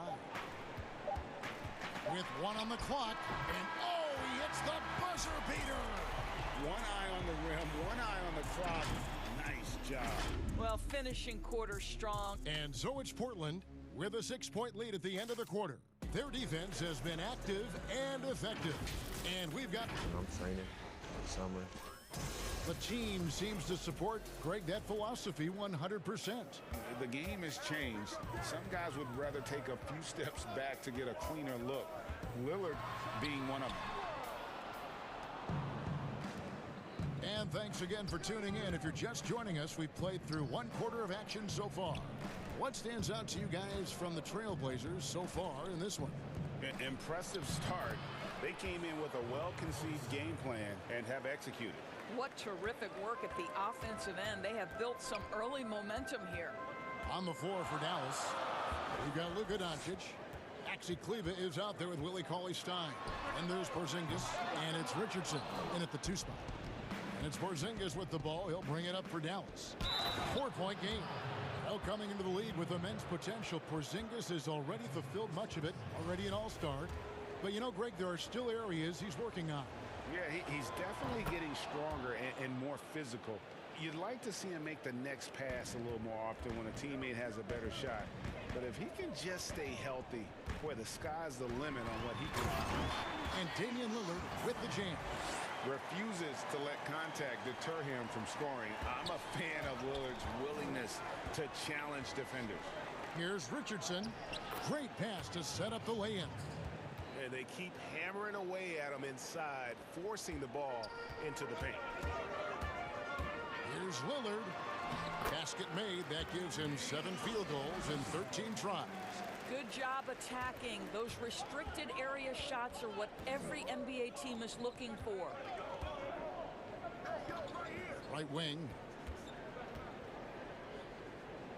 Cauley-Stein kicks to Richardson. Over in the corner, Porzingis. Shot clock at 6.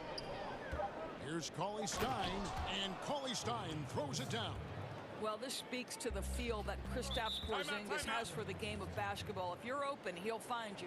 So timeout called here, the first for Portland. Greg, you were a feared ball hawk in your playing days, and I know you see similar players playing today. No doubt about that, Kev. You know, Ben Simmons, a player at 6'10" with those hands. He's incredible to watch on that. And how about Fred VanVleet, though? He's a guy, they say he's 6'1". I don't know. But he gets into you and competes, man. And that's the beauty of our game.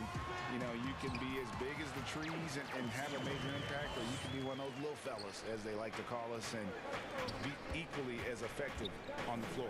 Like the Chris Pauls, the Patrick Beverleys, they're a lot. And here we go with the coach's challenge. Not surprised in a competitive game like this. And he's disputing the personal foul call. And this is the time now where the officials can review in closer detail what constituted the original personal foul. Getting a different angle can sometimes make it a lot easier to determine. Greg, indeed, and the one thing with replay review is that when you see the slow motion replay, you really get a new appreciation for just the immense speed at which these players are moving and how fast the action really is and how hard it can be sometimes, you know, Greg, to make the right call. And so the word is in. They've decided that the call stands as it was made on the floor. And, you know, even if a coach still feels this wasn't the right call, you got to acknowledge the effort being put in to reviewing it. With double checking, and the game continues on. Little kicks to McCollum. Tries again, and he's fouled pretty hard on that shot, but he's... And folks, the coach's challenge has been initiated for a personal foul. Close game like this, and he thought it wasn't a good call. And this is the time now where the officials can review in closer detail what constituted the original personal foul. Getting a different angle can sometimes make it a lot easier to determine. Greg, indeed, and the one thing with replay review is that when you see the slow motion replays, you really get a new appreciation for just the immense speed at which these players are moving and how fast the action really is and how hard it can be sometimes, you know, Greg, to make the right call. And so the word is in. They've decided that the call stands as it was made on the floor. And, you know, even if a coach still feels this wasn't the right call, you got to acknowledge the effort being put in to reviewing it. With double checking, and the game continues on. Well, how pretty is the shooting form of Hardaway Jr.? This guy is on point. Portland leading. McCollum outside. It's McCollum on the wing. Lets it go from deep. It's stolen by Marjanovic. Outside Hardaway. Here's Melly. He's gotten some minutes, but nothing on the board yet. Dallas moving the ball around. Brunson the pass to Marjanovic. And another basket for Dallas. And of the last 6 baskets, 5 have come on the interior. This is just smash-mouth physical basketball, guys. Back to McCollum.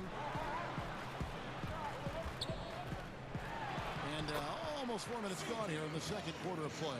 That one falls. His second basket of the game. He's now 2 for 3. Hardaway kicks to Burke. Pulls up from the corner. And there's Hardaway. That's good on the assist by Burke. Hardaway has got 4 points in the quarter. The assist totals, Kevin, just continue to grow. They're way ahead in that category.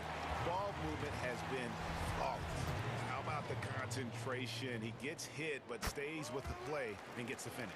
Portland, they have yet to miss from the free throw line. They're 3 for 3. And when you look at their numbers from a season ago, 80% as a unit, that's something you'll be happy with. To the inside, Nurkic with the steal. And now Portland on the break.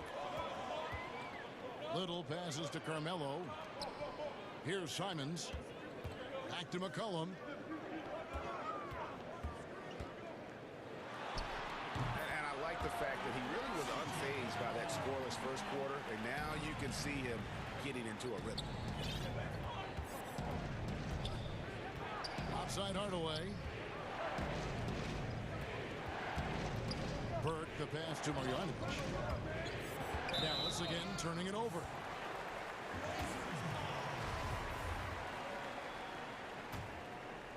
Here's McCollum. 8 points for him. Guys, this offense very effective. And guys, the defense has been no match. They've just picked them apart. And it goes down 2 points. And with that great handle and high basketball IQ, McCollum remains a lethal pick-and-roll option. Drills it from outside. Hardaway has got 7 points in the game. Well, that possession to me highlights the importance of creating for your teammates. It's McCollum with the drive. Bucket is good. And the Trailblazers lead by 5. And give McCollum credit. It's big for his confidence when he's able to muscle these shots in. Go into the rack with energy. And the D afraid to cut him off. Yeah, got to chalk that one up to some shaky defending. Yeah, and give him credit for taking advantage in a close game. Those are the types of plays that can swing things in your direction. Now a timeout called by Portland. Adjustments are a part of the game, and the coach sees something he doesn't like here. Well, this is a chess match. Looking ahead a few moves and trying to execute toward that. Got it off in time. He knocks it down, but wait a minute. The officials are getting together. They may want to review this one. And we are not going to halftime just yet. Officials signaling they are. Thank you, David, for that interview, and we'll see you back here after the break. And now, the 2K Sports Halftime Show. Greetings. Leading the way at the start, it was Damian Lillard. He had 16 points, and that does it for our...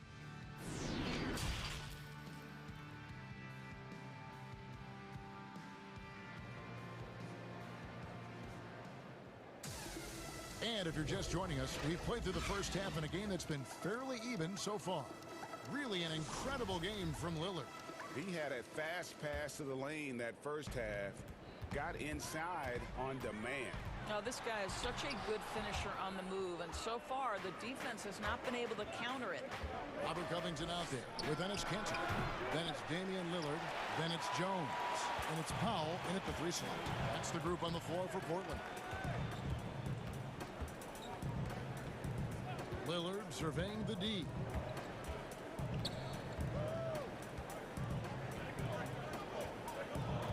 It's Powell on the wing.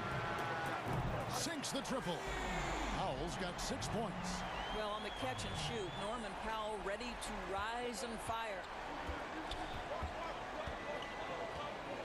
To the left side wing. Kleba kicks to Richardson.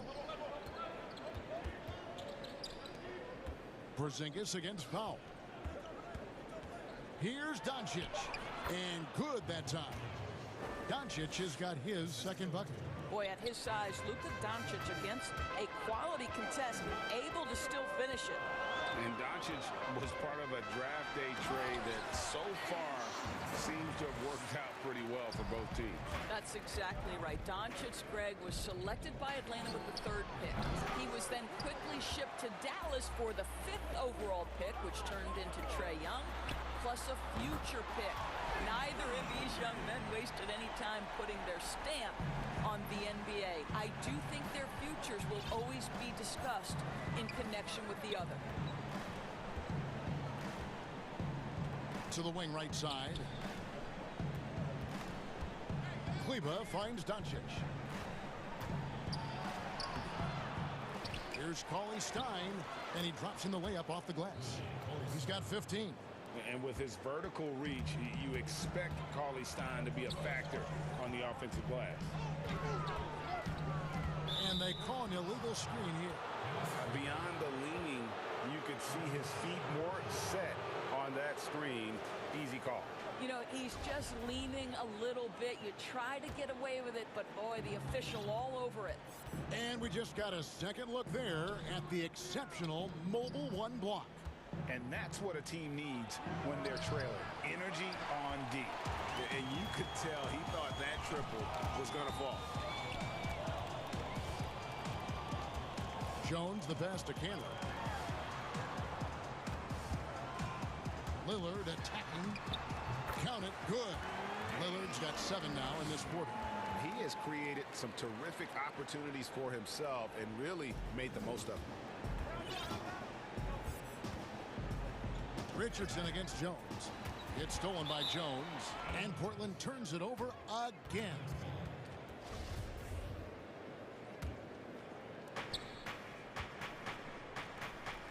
Jones against Richardson. Here's Cauley-Stein, and he banks in the layup. 17 points for Willie Cauley-Stein.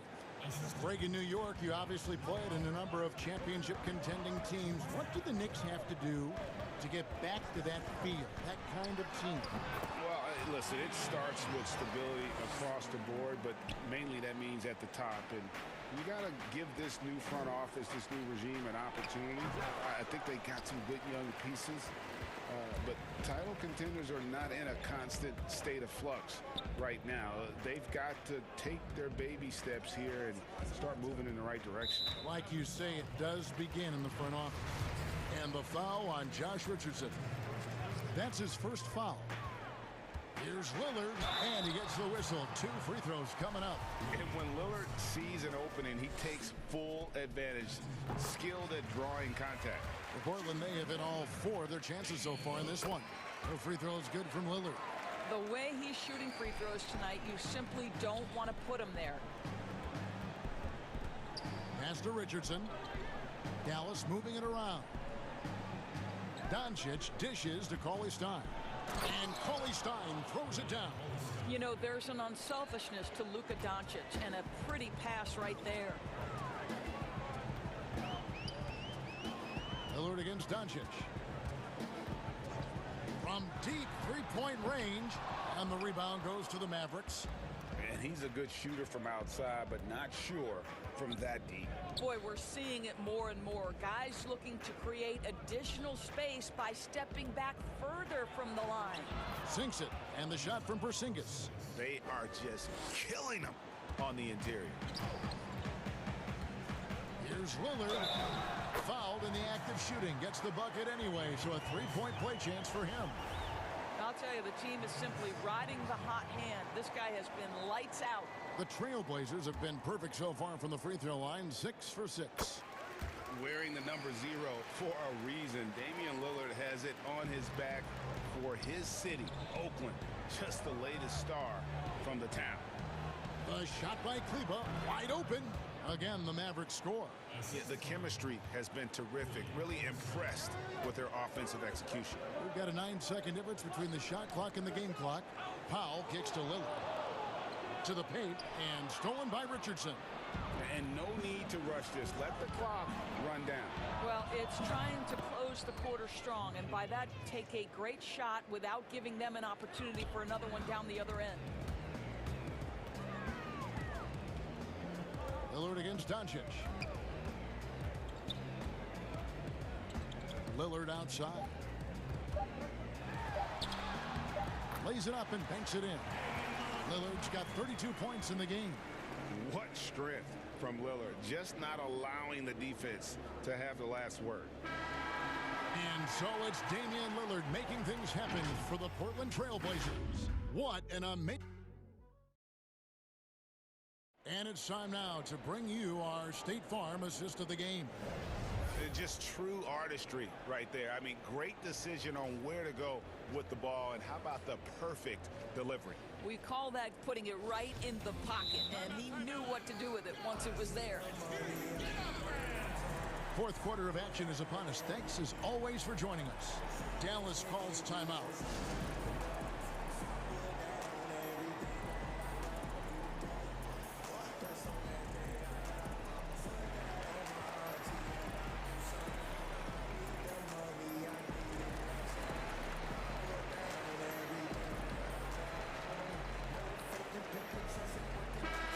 Got an update here, so let's check in with David Aldridge reporting from the sideline. Hey, Kevin, I heard Rick Carlisle during that last break talking with the team. He said, do you want this game? Don't tell me about it. Show me and show your teammates. We've got to play better, and we've got to play harder if we're going to come back. Guys? Thank you, David. On the floor for Dallas starting the fourth quarter here. We've got Burke. He's out there with Jalen Brunson. Marjanovic is out there with Tim Hardaway Jr. And it's Melly in at the 4 spot. Hardaway, that's a 2-pointer.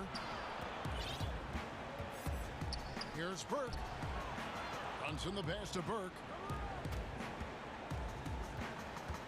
To the middle. Inside. And McCollum with the block. Out of bounds. Portland takes possession.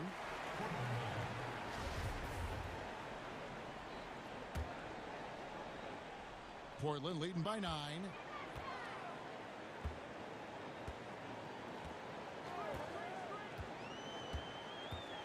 Fourth quarter of basketball. We're about a minute into it.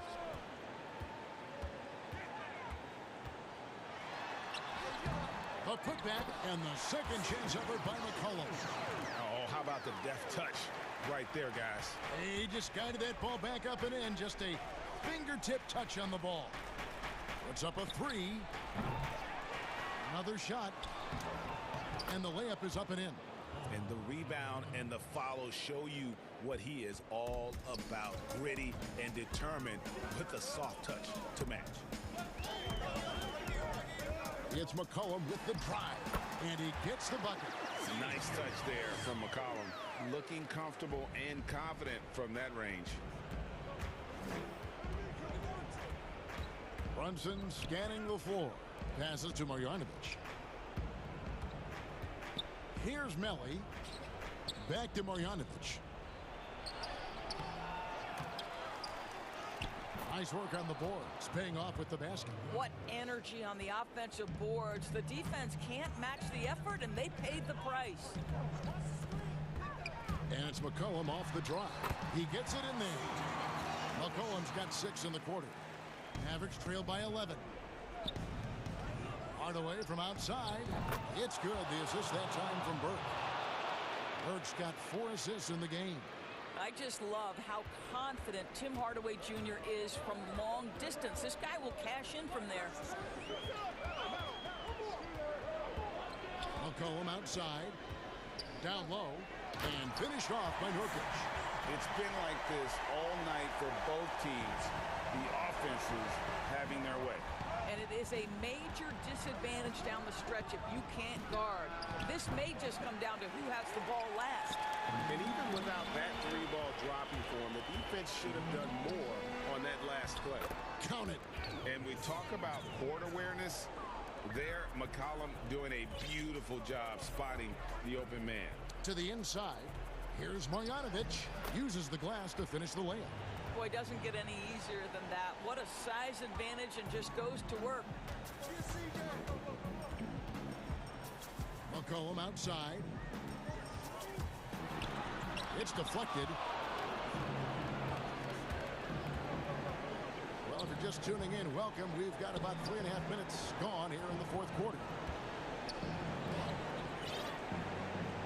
Here's Melly, covered by Anthony.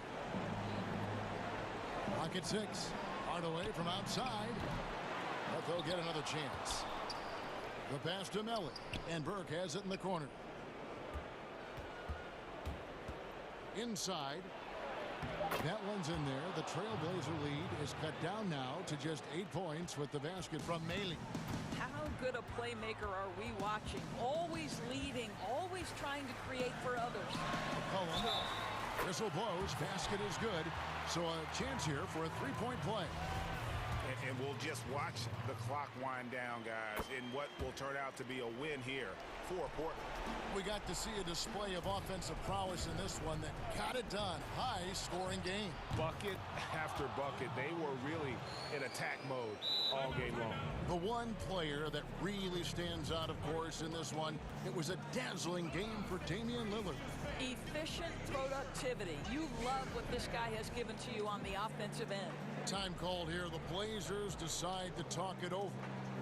They're up by 8. 58 seconds left in the fourth quarter.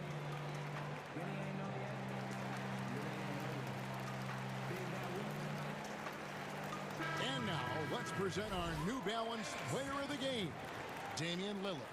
Yeah, and his performance has been a jaw-dropper. He must have been feeling great coming into the building tonight, because once he hit the court, it was all working for him. He was in a zone. The better he played, the more these fans got revved up. And that continued to play out over the course of his amazing performance. And they will get the basket here, folks, as they rule goaltender. Just barely too late and catches it on the way down. He's already in the air there, committed, so can't fault him for going for the block.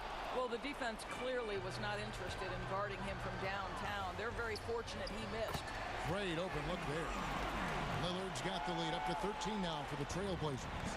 Making every effort to put this game on ice. Well, just terrific teamwork. Each guy doing his part. You love what you're seeing from them tonight. Pretty dime there, the kind of ball movement coaches love to see. Just 2 seconds between shot clock and game clock. McCollum feeling it out a bit. Launches a 3, and the Trailblazers another 3. And you can sense that these fans, these players, they are ready to celebrate. Well, for all intents and purposes, this game is over. Just a matter of time here. And it goes out of bounds. That one off Covington.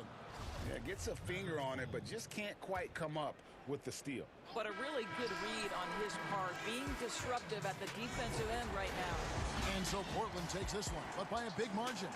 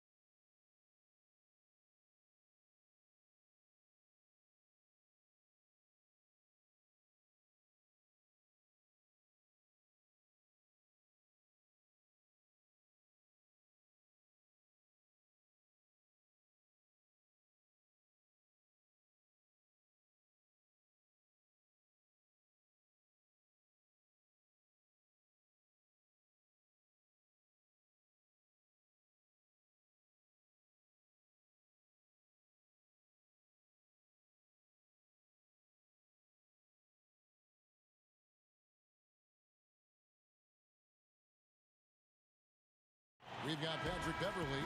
Kawhi Leonard is out there with Batum. Then it's Ibaka, and it's Kennard in at the 2 spot. And for the Trailblazers, they've got Enes Kanter, Damian Lillard out there with Derek Jones. Then there's Norman Powell, and it's Anthony in at the 4 spot. Now here's Anthony.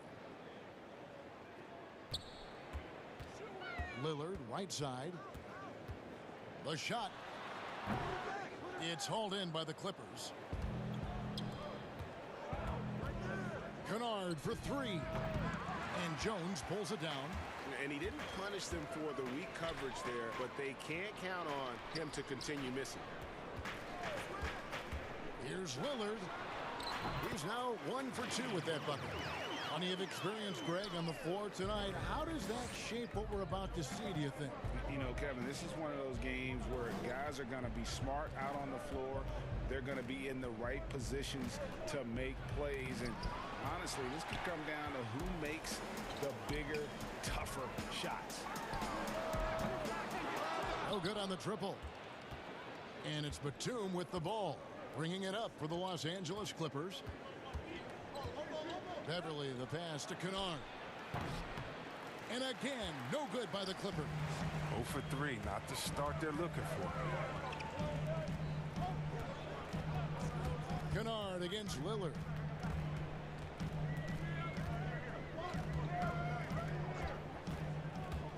Back to Jones. And Jones slams it in. That's how to make things look easy for a teammate. I mean, you make passes like that one from Lillard, crazy. The Clippers have gone 0 of 3 from the field to start the game. And last season, Lillard doing more playmaking than prior years, a career high in assists for him. Well, we all know that Dame can score whenever he wants to. But this team is better when he's setting others up. Lillard knows that. I expect him to continue to spread the ball around. And Damian Lillard with the jam. When Lillard goes to work in the screen and roll, it's a beautiful thing. I mean, you pretty much pick your poison with him in these sets. Kennard against Jones. Shot's good by Ibaka. And once he got to the 10, I think he was surprised to find himself that wide open. Yeah, very little resistance. I mean, you have to bring much faster help than that. 3-pointer, Lillard. They grab their own miss, and it's good, 2 points. Now, that's the staple of Kanter's game. This guy has a knack for knowing how to come up with offensive boards. And it's out of bounds, last touch by Jones. And he made the right read on that play, but just couldn't secure the steal. And you can tell he feels he should have had it still. The hustle was impressive. And a chance there to look back at the stunning mobile 1 block a moment ago. Some intimidation right away. Got to show those shooters you're going to be there all night long. Now Kanter. Kawhi Leonard missing from long range. Lillard outside.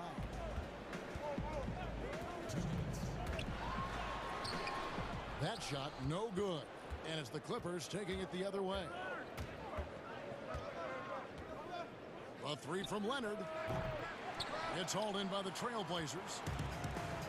And it's the Trailblazers on the break. And the dunk by Powell. This is the kind of ball movement they want to get from Kanter. Scan the floor, and when you spot the open man, get it to him.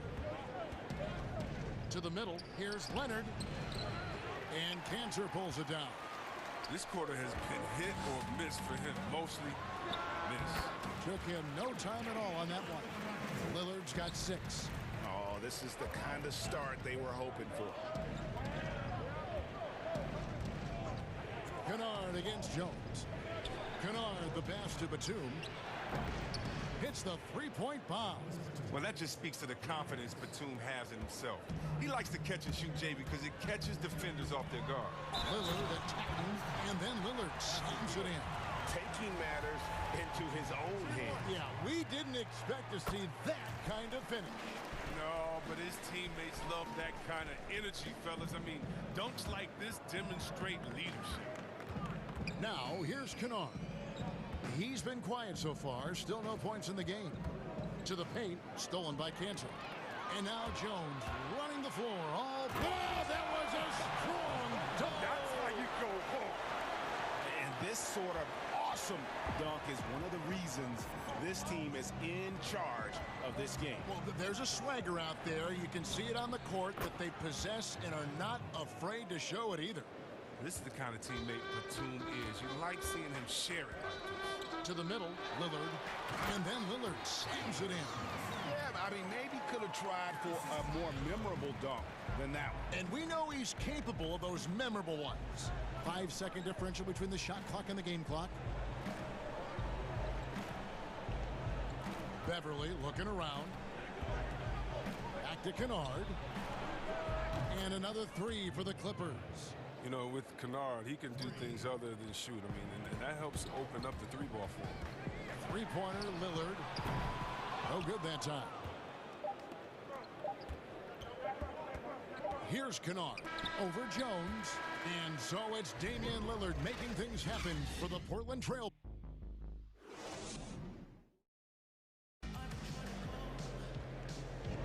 And hope you've enjoyed the broadcast so far. Halfway through the first half in this one. What stands out to you guys from the Trailblazers so far in this one?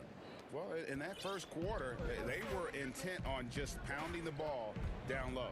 Old school approach. I mean, if you have a favorable matchup inside, just keep pounding it in there. Here are the five the Clippers have to start the second. Reggie Jackson out there with Paul George. Then it's Marcus Morris. Then there's Patrick Patterson. And it's Zubats in at the center filling out the middle.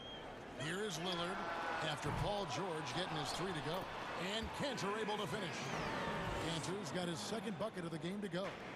More good work on the glass there. When it's all said and done, I think rebounding might tell the story in this game. And the whistle blows. It's going to be on Damian Lillard. That's his first foul. George passes to Morris. Back to George. Stolen by Cantor. I love when guys are alert and aware on the great job to prevent the entry pass. And that's the kind of play you just do not want to give up defensively. You lose the possession and give up a quick two at the other end. Now here is George. Second quarter, and we're just over a minute in. And the call. And now, yep, this will be a coach's challenge. We thought that might happen, triggering a review of the personal foul. And I think when it comes to some of the more difficult calls to make, personal fouls can be tough. The action is so fast that it's really tough to catch everything in real time. The wonders of technology, Greg. We've seen replay reviews so effectively, and involving the coaches by being able now to challenge like this is something a lot of people have been hoping for. And so the word is in. They've decided that the call stands as it was made on the floor. And, you know, even if a coach still feels this wasn't the right call, you got to acknowledge the effort being put in to reviewing it. The double checking, and the game continues on. Now here's McCollum.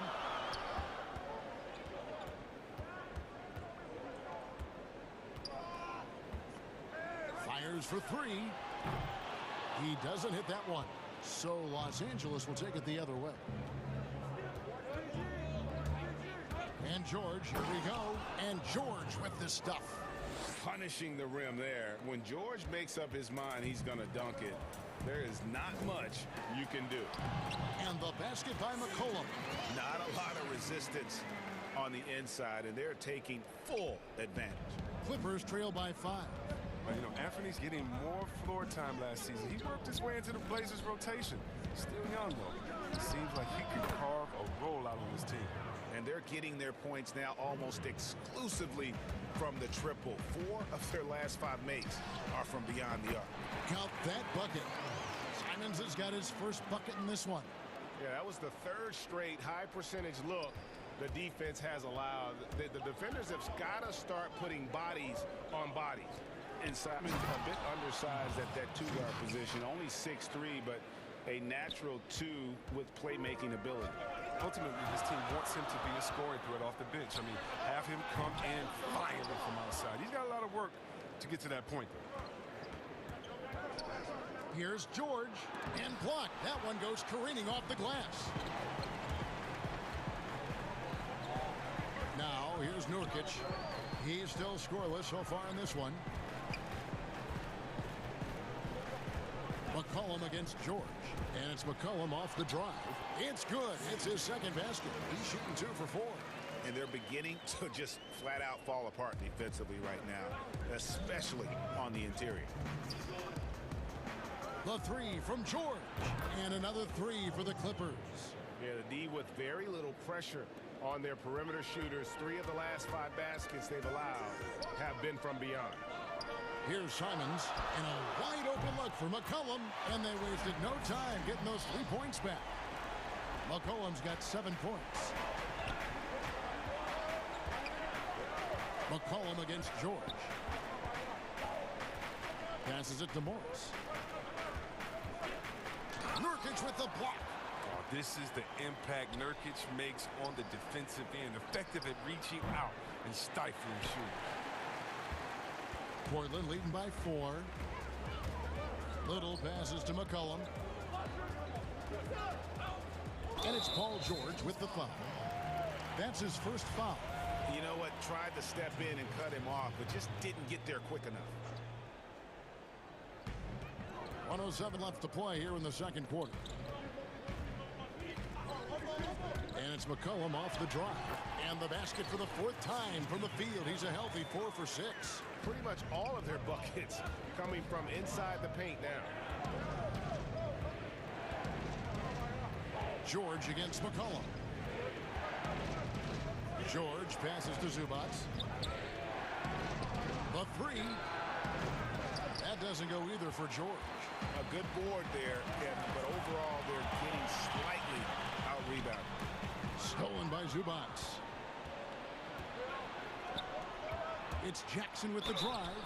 Oh, man, what amazing speed and body control by Jackson. Once he penetrates inside, he's searching for the foul on his shot. The Clippers shooting their 3rd and 4th free throw shots of the night. And last season, as a team, they knocked down 79% of their free throws, so those are numbers you'll be happy with. Yeah, in this quarter, they've had the right approach, driving and drawing, initiating contact, create opportunities, get to the line. George against McCollum. That's another one for him. His 5th in just 7 shots. He's putting the hammer down. Dominant quarter for him, trying to push out that lead. Jackson passes to Morris. George from deep 3-point land. And again, no good by the Clippers. A good look from McCollum. And it's in. Oh, wow, he nails the buzzer beater. And so it's Portland in the driver's seat, up 8 points at the end of the quarter. They're the 2K Sports Halftime Show. Hello again, folks. C.J. McCollum was on fire in the first half. He had 13 points and 1. And that should do it with the second half of...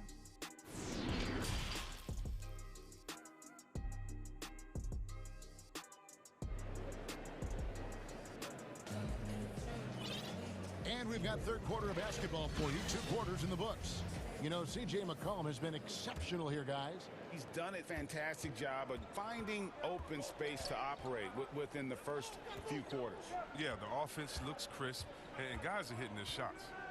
3rd quarter action getting rolling right now. Brought to you by Gatorade. All fueled up and ready to go. Here's who's on the floor. On the floor for Portland. At the 2 and the 3, McCollum and Little.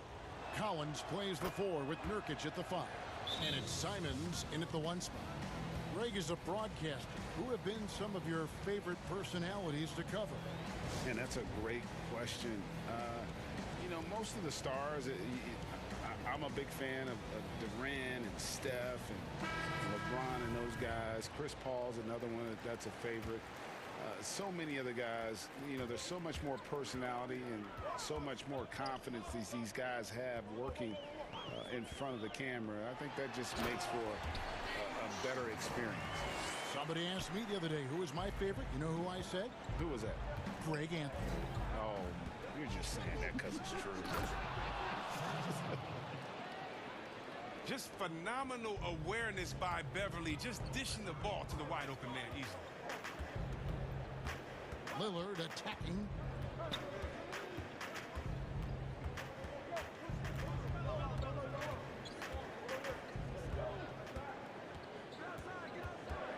Shot clock at 5. Laid in with a nice touch off the glass. Lillard's got 4 this quarter. Their interior has been inferior defensively. It has got to tighten up. And it's in there. 11 points for Leonard. This is why Kennard's teammates appreciate him. He's good at sharing the wealth when they're uncovered. Here's Lillard, and then Lillard slams it in. Just rubbing it in their faces with that dunk. He is never going to take his foot off the pedal. What a performer this guy is. He relishes the chance to hammer it down. Here's Kennard after the Trailblazers pick up 2. The layup missed. Another rebound hauled in. They're hitting the glass with a lot of passion. His individual effort has been outstanding tonight, and it's helped him grab the lead. Clippers trail by 9. And last year showed that there's still a place in the NBA for a guy like Melo. Mostly a mid-range shooter in the league that has turned away from that. But buckets are buckets, and Melo can still light it up. His offense has been non-existent tonight. It's really hurt him. Foul for 3, and that comes off the assist by Jones. And now it's a 12-point Trailblazer lead. Clippers have gone 3 of 5 to start the second half, developing a nice rhythm out there. Well, Carmelo Anthony was out of the NBA for about a year, calendar-wise. Greg, were you surprised it took him so long to get a look and get back in the NBA?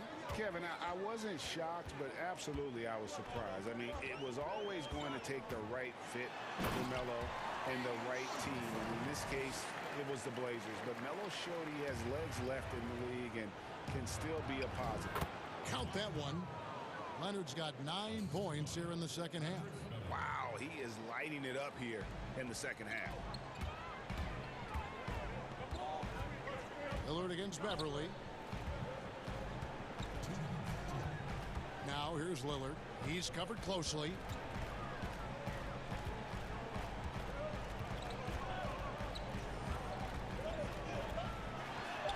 It's good. Lillard's got the lead up to 12 now for the Trailblazers. This quarter expending tremendous energy at the offensive end. He's not slowing down. He's still calling for it. And here's Leonard from 3. And Cantor pulls it down. Cantor's got his 5th rebound right now in the game. It's only a matter of time until this three-point shot comes back to him. He knocked down 2 threes before halftime. Nothing so far here in the second. Leonard dishes to Beverly.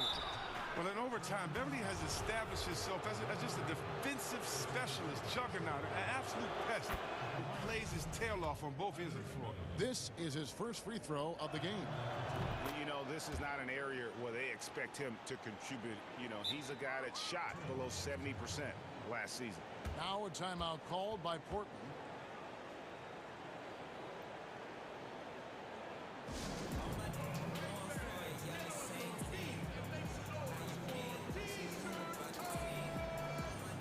So Portland ends up going with the new group.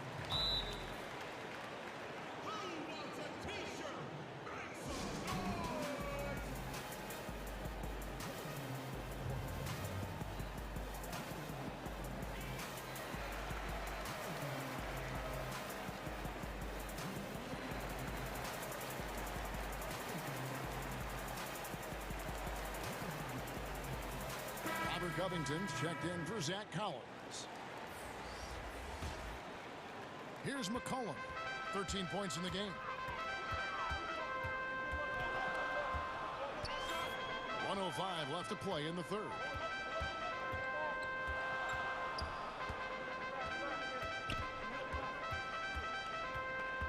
Six to shoot.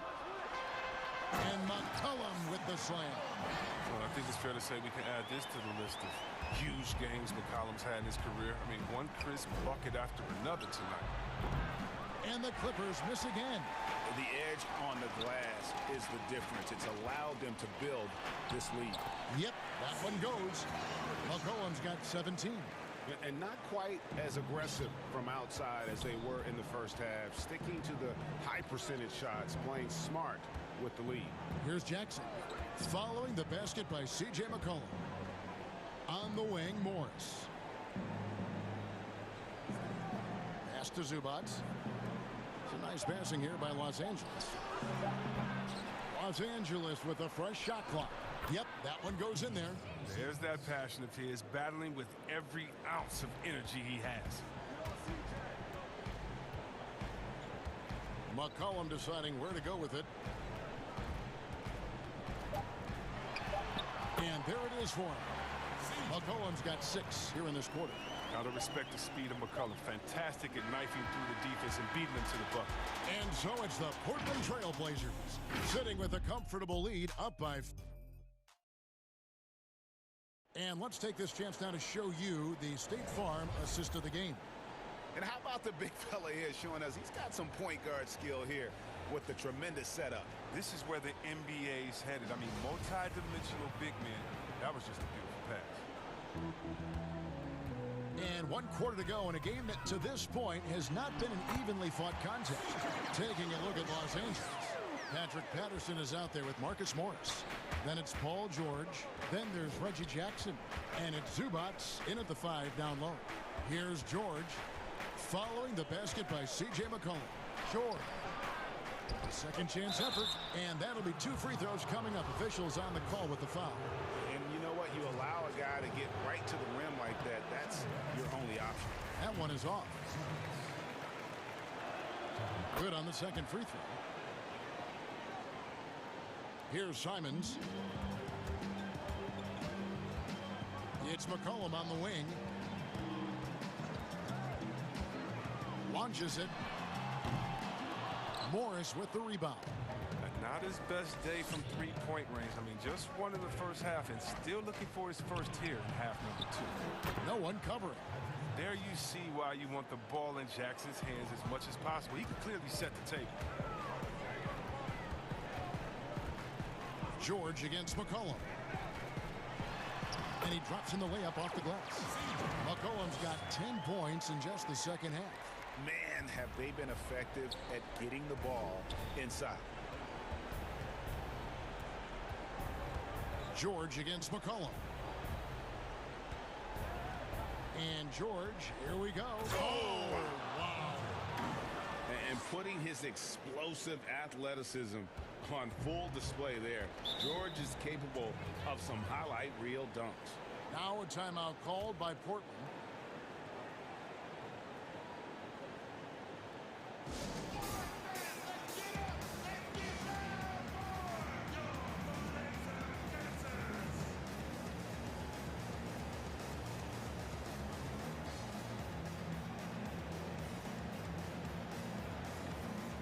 An almost entirely new group here for Portland. Cantor checked in for Yusuf Nurkic. Anthony comes in for Robert Covington. Norman Powell's checked in for Little. And Lillard subbed in for Anferny Simon. Big group substitution here for the Clippers. Serge Ibaka, he's checked in for Zubats. Batum comes in for Patrick Patterson. Leonard, he's checked in for Morris. And it's Luke Kennard in for Reggie Jackson. Let's go now to the sideline and catch up with David Aldridge. Well, I was able to listen in on what Terry Stotts went over with his team. His demeanor was not one of the coach whose team was well ahead. He said this is the time to turn up the heat, make one final push, and try to close out strong. We'll see if they were listening, guys. Thank you, David. And with a bigger role, Kennard continues to blossom. An efficient, intelligent scorer who plays to his strengths. Lillard looking around. 6 on the shot clock. And Damian Lillard with the jam. And don't sleep on Lillard's vertical. When he's going strong to the bucket, he's capable of throwdowns like these. Batum, good. One of the few guys in the league who make a lead pass like that. Oh, just a fantastic look. And out of bounds as the Clippers gain possession.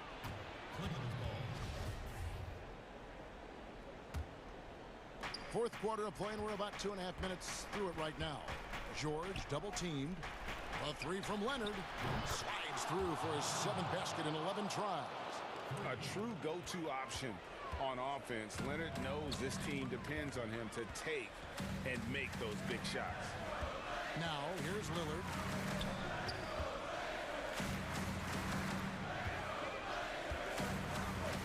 Tries it from the top of the key. It's hauled in by Los Angeles. Now Not sure what the D was doing there. Clearly a breakdown. You can ill afford to give a guy like him that good a look. You can learn a lot by watching him operate in their offense. Lillard against George. Now here's Lillard. He's guarded closely. Out to the wing. Down to 5 on the shot clock. Anthony. Batum grabs the miss. Here's Los Angeles now.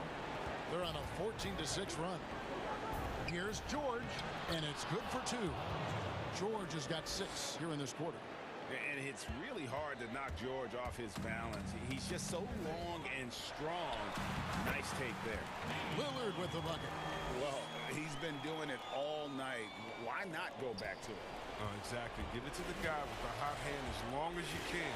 Let him try to close this out. Now here's Batum. Pass to Leonard. Kennard on the wing. That's good, and it's Leonard with the assist. Huge play by the former Duke. Kennard is not shy away from the moment. Powell, the pass to Lillard. And it's out of bounds. The Trailblazers able to retain possession here.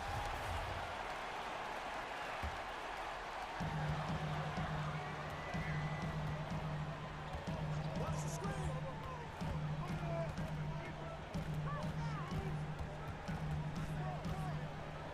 Just 5 to shoot. High, arcing shot. He takes it up and lays it in. Lillard's got 31. I like seeing Lillard go to the floater. He has such a soft release and touch on this shot. Some nice ball movement by the Clippers. Not shying away from the spotlight. Kennard embraces any opportunity he gets to nail important shots. Basket here, and this game may be all over. Yeah, but the main priority, Kevin, has to be taking care of the basketball and using the clock. McCollum, no good. And you don't want to give up that kind of look too often. Kennard, the pass to Batum. Shoots the 3. Money! And he has brought them to within 2 points. Oh, you just love seeing a player with absolutely no fear. Yeah, he approached that one with total confidence. He has what it takes to come through in the clutch. Time called here. The Blazers decide to talk it over. They're up by 2. There's 18 seconds left here in the fourth quarter.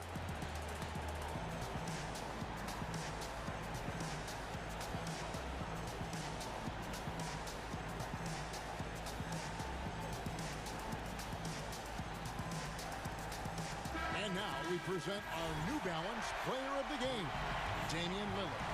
Hey guys, no doubt who our pick is going to be. He's made everyone else on the court look like they're playing at half speed. It's been total domination, and you can't help but just sit back and admire that performance. Yeah, you have to do that, though. You can't just let him dribble the game out. Powell kicks to Covington. McCollum with the ball. Yeah, no way that should have taken so long. They don't have that much time to waste. They need to foul immediately. Good on the first, and that makes it a 3-point lead. And even though he's undersized, McCollum is just a tenacious scorer. He's a confident shooter that can catch fire quickly. And it's a wrap. Any chance they may have had for a comeback just went out the window with those two. Oh, man, you love how calm Jackson stays in these pressure-filled moments, showing true leadership by burying the bucket. Time called here. The Blazers decide to talk it over. They lead by 2. Just 4 seconds left in the fourth quarter.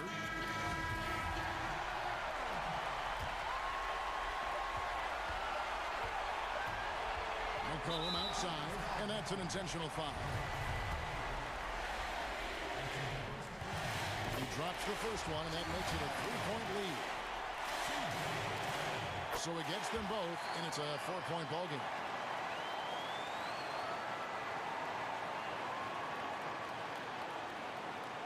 They're going to turn it over. They couldn't get it in bounds that time.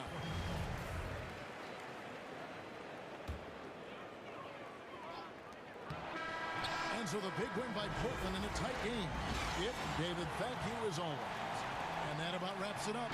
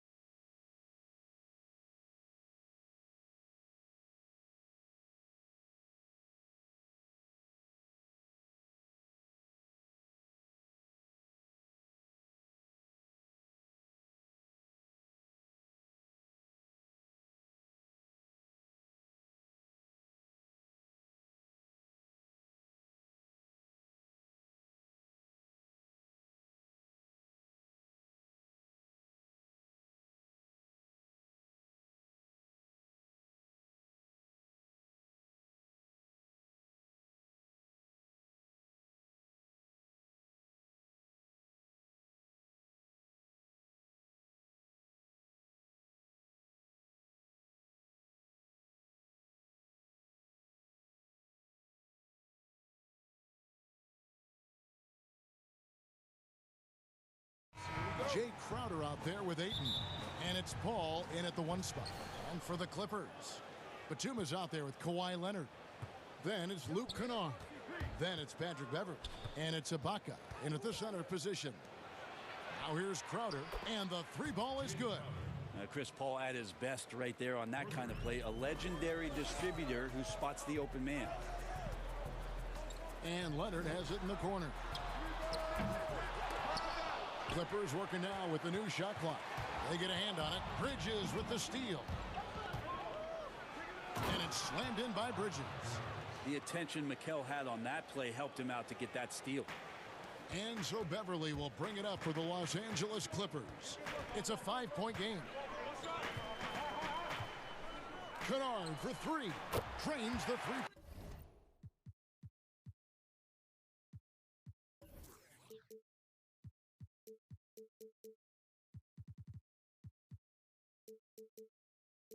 Corner. And he's not going to miss that sort of an opportunity from deep. Paul passes to Ayton. Offensive rebound. Bridges kicks to Booker. Suns moving the ball around. Bridges misses. That might not be the shot they want him taking, even with the D backing off. Oh, and the jam by Leonard. Well, kind of fun when you see his personality come out in his game like that. And Paul puts up a deep 3. In the corner, it's Bridges. Back to Ayton. Uses the glass to finish the layup. Defense unable to stop DeAndre Ayton that time, getting inside and using his frame. Kennard, the pass to Leonard. Misses the 3. And the great shooters know when they've got enough opening to go for the 3. I didn't think it was a bad choice on that possession. That's the only kind of defense that's going to cut the mustard here tonight. You got to stay on top of a guy like that who can play at such a high level offensively. And running with a full head of steam, but completely under control. Yeah, you think he's comfortable at that speed? He's done it so many times before. Just an absolute blur in transition, and that helps get the rhythm going. And there's the call on DeAndre Ayton. That's his first foul.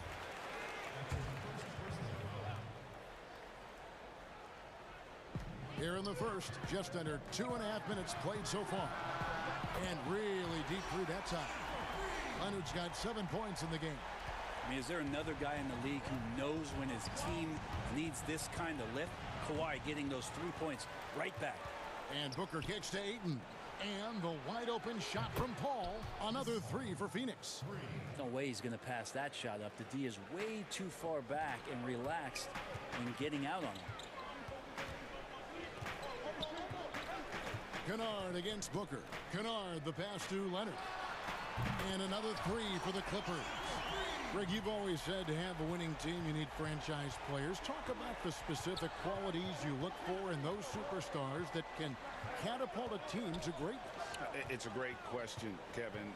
Talent really isn't enough. You know, whether you lead vocally or by example, the agenda has to be winning, and your best players really define who your team is going to be. So the franchise caliber player is a much-needed asset. And we're approaching about 3.5 minutes played in the first quarter. And Ibaka kicks to Kennard. And that won't go, missing the go-ahead bucket. Phoenix has gone 3 of 4 on 3-pointers in the first quarter, doing well from long range. A nice shot by Booker. Just a great job of Booker, able to understand the timing and the quick trigger that time. Kennard finds Ibaka. Back to Kennard. Leonard on the wing.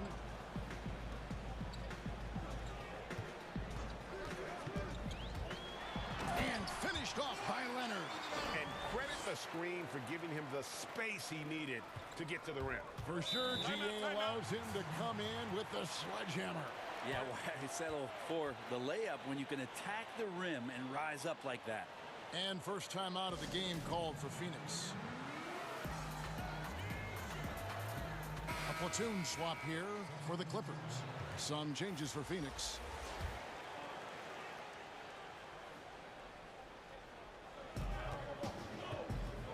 Here's Sharich. It's good from long range. Sharich is a big man, tough to get out there and close out to the shooter. That's a nice look at three ball. George looking around. And it's George finishing it off. Punch, counter punch. Impressive offensive production early on. Who's going to miss first? Every time one team scores, the other team right back at you. Now here's Payne. Out of bounds. The Clippers take possession.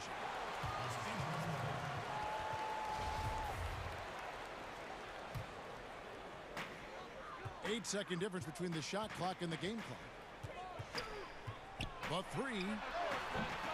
Rebounded by Kaminsky. Phoenix has gone 4 of 5 from three-point land to get things going here in the first. Galloway, the pass to Craig.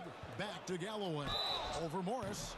Shooting foul as the whistle blows. He'll shoot 2 free throws. I mean, even from over here, you can see that one pretty clearly. Both good from the line that time.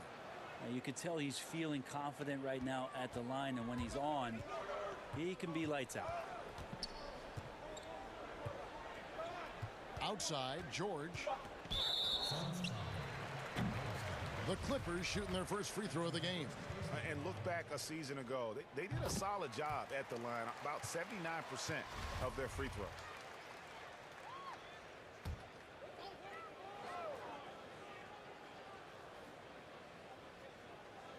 Unable to get the ball in bounds. They get called for the 5-second violation.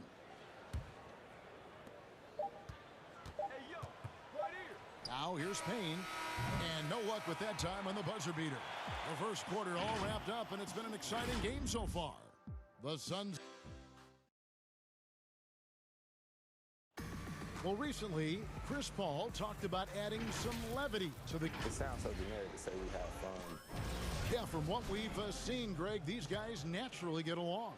And you add in the guiding hand of Chris Paul. This team can beat anyone on any night because they're so connected.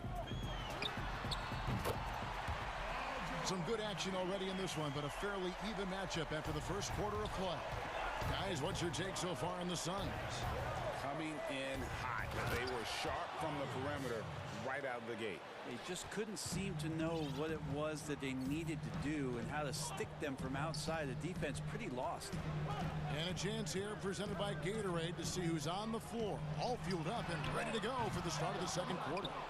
And the Clippers, looking at who they've got Morris. Ivica Zubac is out there with Patrick Patterson. Then it's Paul George, and it's Jackson in at the point guard. Payne looking around. 5 to shoot. Shot on the wing. Rebound by the Clippers. That's a shocker there. Did not expect him to miss from that range. He's got to be shooting close to 60% from there. And how about the setup? Man, Morris keeping his head up. Beautiful assist. Here's Payne. Gets that one to fall after missing his first 2. 1 for 3 from the field. I mean, if the defender is going to play off like that, then you know what's going to happen. There are going to be points put on the board. Outside, George. Three-pointer. Sharich grabs the board. Definitely a situation you want to make sure you don't give him too good of a look. And the basket is good. Now it's a 3-point Suns lead. Not getting old here. Seeing him make that lead pass with perfect timing. And here's George for 3. That doesn't go either for George. Not sure why he keeps trying his luck from deep here. It's just not his night. Back to Galloway. And stolen by Patterson. And the foul called on Cameron Payne. That's his first foul.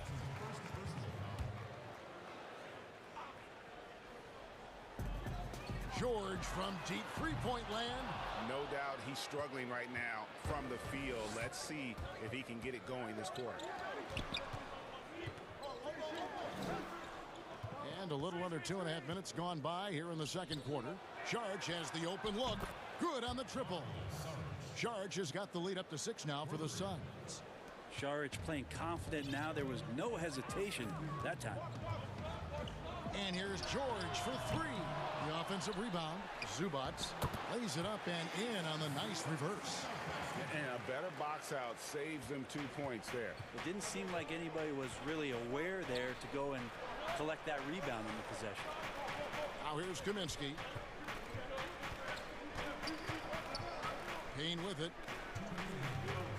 Here's Šarić. That's his 4th basket of the game, and he's only taken 4 shots. Off to a good start. And the lead should be safe if they can keep shooting the basketball like this. Here's George.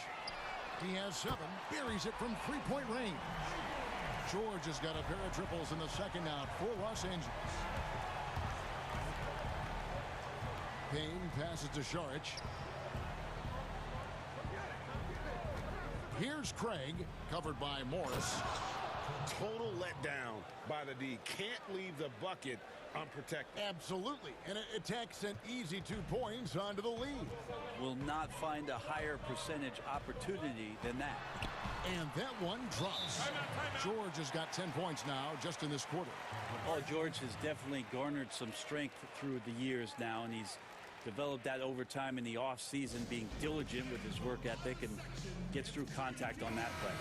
And the Suns with a completely new group on the floor. Suns leading by 3. Paul left side. Booker outside. Outside Crowder. And it's sent back by George. You can't toss up the weak stuff around Paul George. He sees it coming and uses his reach to get to it. Great effort and gets in a little razzle-dazzle at the end of that one. Yeah, why not? Show a little creativity, get inside, move that ball around, just make sure you score. Booker finds Paul.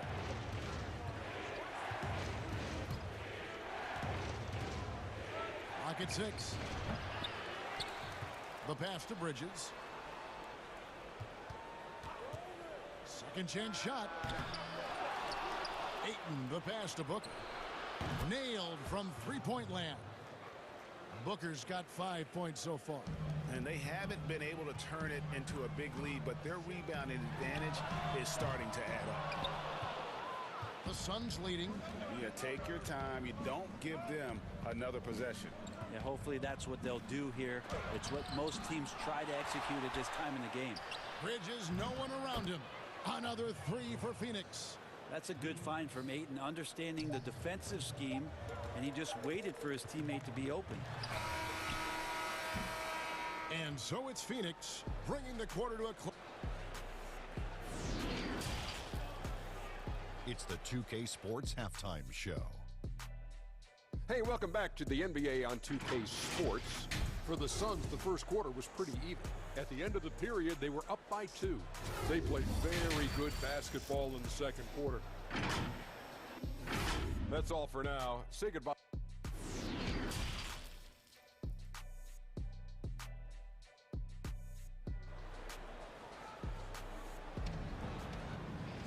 And happy you could join us. We've got 2 quarters left to go in regulation. Paul George really making a difference here.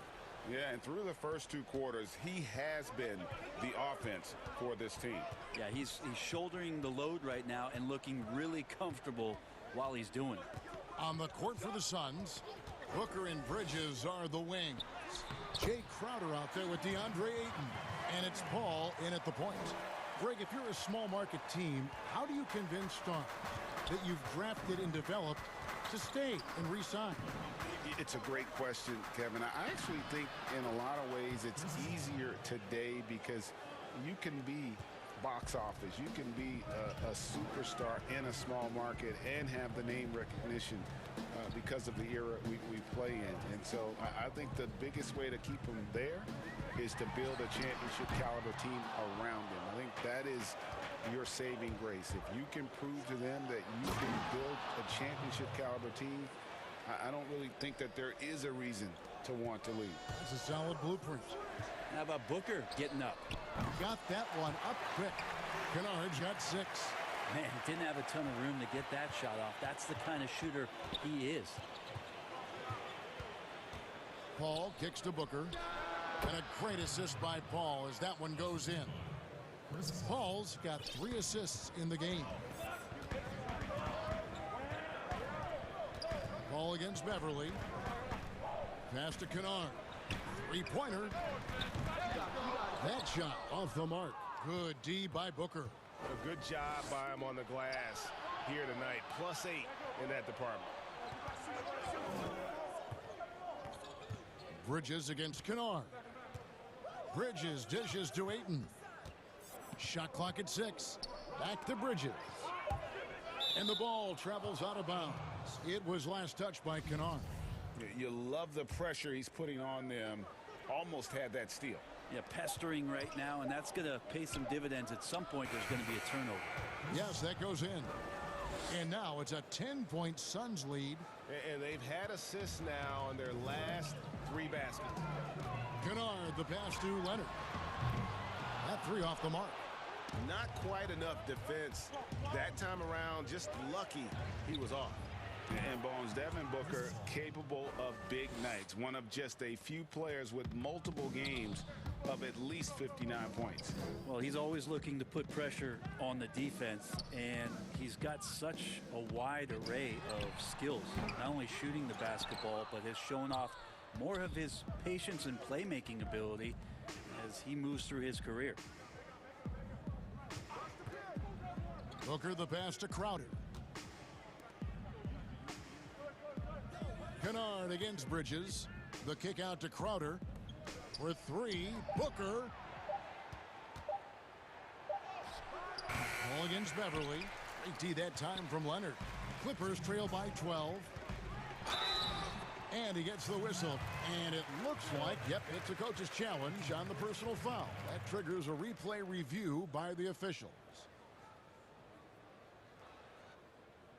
And this is the time now where the officials can review in closer detail what constituted the original personal foul. Getting a different angle can sometimes make it a lot easier to determine. Greg, indeed, and the one thing with replay review is that when you see the slow motion replays, you really get a new appreciation for just the immense speed at which these players are moving at, and how fast the action really is, and how hard it can be sometimes, you know, Greg, to make the right call. And so the word is in. They've decided that the call stands as it was made on the floor. And, you know, even if a coach still feels this wasn't the right call, you got to acknowledge the effort being put in to reviewing it. With double checking, and the game continues on. Now here's Payne. The shot by Sharch, no good. To the inside, Batum comes up empty down low. Suns leading by 10. Little under 2.5 minutes off the clock now here in the third. Here's Payne. No good on the shot, a bit long that time. Well, they shouldn't be giving that shot to anyone, but they certainly shouldn't be giving it to him. That's a big break for the defense. Oh, power flush with a long hang on the rim at the end of that. That could be a catalyst for him. It really could. Here's Payne after the Clippers pick up 2. We've got 1:08 left here in the third quarter. Here's Craig. He's covered by Leonard. Craig takes to Kaminsky. Phoenix, no good that time either. Clippers trail by 8. And Batum with the basket on the assist by Leonard. What awareness there from Kawhi, waiting for his teammate to break free and then finds him. And so it's Payne with it. He'll bring it up for Phoenix. They've held a 12-point lead earlier.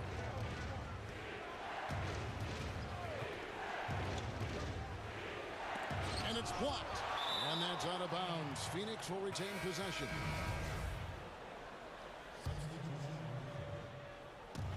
.36 seconds left to play in the third. 6 to shoot. Kaminsky inside. Patterson on him. That shot missing. For Los Angeles, they've gone 4 of 9 from the floor so far in the third. From deep, George. They get it back. And the dunk by Zubac. I'll tell you, they're right in this. We'll see if they can maintain momentum. Yeah, this is not the team that we saw in the first quarter right now. Way more confident out there, and the cohesion of the team is impressive. Here's Payne. Pass to Kaminsky. Shoots over Patterson.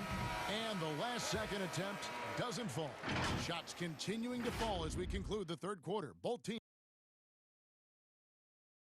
Now let's take a look at our assist of the game presented by State Farm.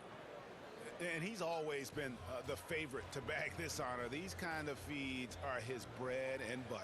Doesn't happen with every point guard in the league as far as setting your teammates up. Lots more scorers now, but right there creating the scoring opportunity for his teammate. And I know I speak for all of us when I say I can't wait to see what kind of finish awaits us here in the fourth quarter. Marcus Morris is out there with Patrick Patterson. Then there's Reggie Jackson. Then it's Ivica Zubac. And it's George in at the shooting guard. That's who's out there for the Clippers. Good on the shot. Great effort and gets in a little razzle-dazzle at the end of that one. Yeah, why not? Show a little creativity, get inside, move that ball around, just make sure you score. Now here's Payne. Out to Saric. To the left wing. Some nice ball movement here by the Suns. Payne finds Galloway. Payne in the post. Guarded by Jackson. And they'll turn it over. Could not get off a shot. 24-second violation. The Clippers trail. Outside, George. Inside to tie it up. 2 free throws coming up, and they call the shooting foul. It's going to be on Saric. And the Croatian big man, Ivica Zubac, a big hip-hop fan. His teammates call him Zupac. It's amazing that he was traded from the Lakers to the Clippers, so still home games here at Staples Center. A platoon swap here for Phoenix. The shot's good from Paul. He's been incredible in this half. Anytime he pulls up from outside, you think that's bottoms. Pass to George.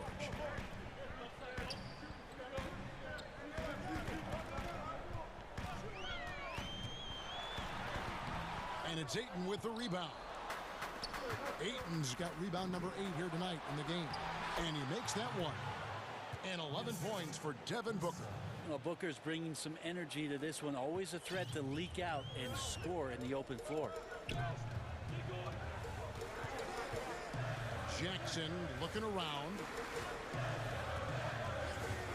Left side, George. Ball's knocked loose. Clock at 4. The Clippers need to get off a shot. Fires the 3. Los Angeles with another miss. Suns leading by 4. Bridges passes to Crowder. And there's Bridges on the assist from Crowder. Well, Bridges is down low, doing a great job of just pounding the defense. Makes the shot. George hacks a 2-pointer. Up again. And the second chance effort by Jackson. Oh, and a nice job of turning that miss into 2 points on the tip-in. Hustle points, I believe they call them. Hustle points right there. Now here's Paul. Oh, Ayton in position. Stolen by Zubac. Here's George, and it's George finishing it off. Paul George stepping up big time. Phoenix has gone 7 of 10 shooting from three-point land tonight. Excellent numbers from outside. Ball against Jackson. Paul kicks to Crowder. Just 5 on the clock. Phoenix needs to get off a shot. Down low. Deflects the pass. Kicks it out to Booker. Paul outside. Second shot opportunity. Reggie Jackson with the rebound. Well, the D's so tight on him, it makes him alter his shot. And an easy chance turns into a tough one because the defense is swarming. And that's the efficiency you want to see from Jackson, using his poise and vision to make a play. And so here's Phoenix after the Clippers pick up 2. Paul can't get it to go. 1:16 left to play here in the fourth. And trying for the go-ahead basket, it doesn't go in. And here's Booker from the arc. It falls for the 6th time in 7 tries this contest. That's 86%. He's a guy that lives for a big moment like that. Great focus and courage in the clutch. And the Clippers call time here. They're trailing by 3. 1:03 left in the 4th quarter. And now, let's present our New Balance player of the game, Chris Paul. And the way he's made his mark with his work inside, he's just been a slasher tonight. Always moving, getting to the basket at will, and just seemingly taking advantage of a D that was reluctant to get in his way. Okay, well, let's go down to David Aldridge for a report from the sideline. Kevin, during the last break, I heard Tyronn Lue talking with his team. This is still a close game, and he told his guys, we're not far away. We can still get this one. If we seize the moment, we can walk away with the win. Guys? Remember that one, guys, a difference maker. Now I'm wondering, is that the biggest shot of the game? And that one's good, Ayton. And how about that? Ayton stepping up, wanting the pressure. Outside, George to take the lead. That one doesn't go. Good D by Booker. Paul with the ball. And Batum picks him up defensively. Bridges inside the three-point line. Got it. And Bridges elevating his game. Woo! No room for them to make a mistake here. You got to almost play perfect from here on out. Kennard for 3. It's hauled in by the Suns. On the wing, Booker. There's the triple. Another 3 for Phoenix. Every time he gets going like this, somebody's going to talk about that 70-point game he had in Boston. It's not going to be me. Leonard, the pass to Ibaka. To halt the run. And contact on the shot, so he'll be shooting free throws here. That's his second personal. He hits the first one, and that trims the lead to 6. And what's interesting about Ibaka, he's played basketball internationally ever since joining the NBA back in 2008. In fact, he won a silver medal with Spain in 2012. That's the guy they're going to keep going to, as they should. The lead's only going up if they keep feeding him. George, that's a 2-pointer. Off target with that shot. Good show of strength and confidence from Devin Booker that time. I like to see him act.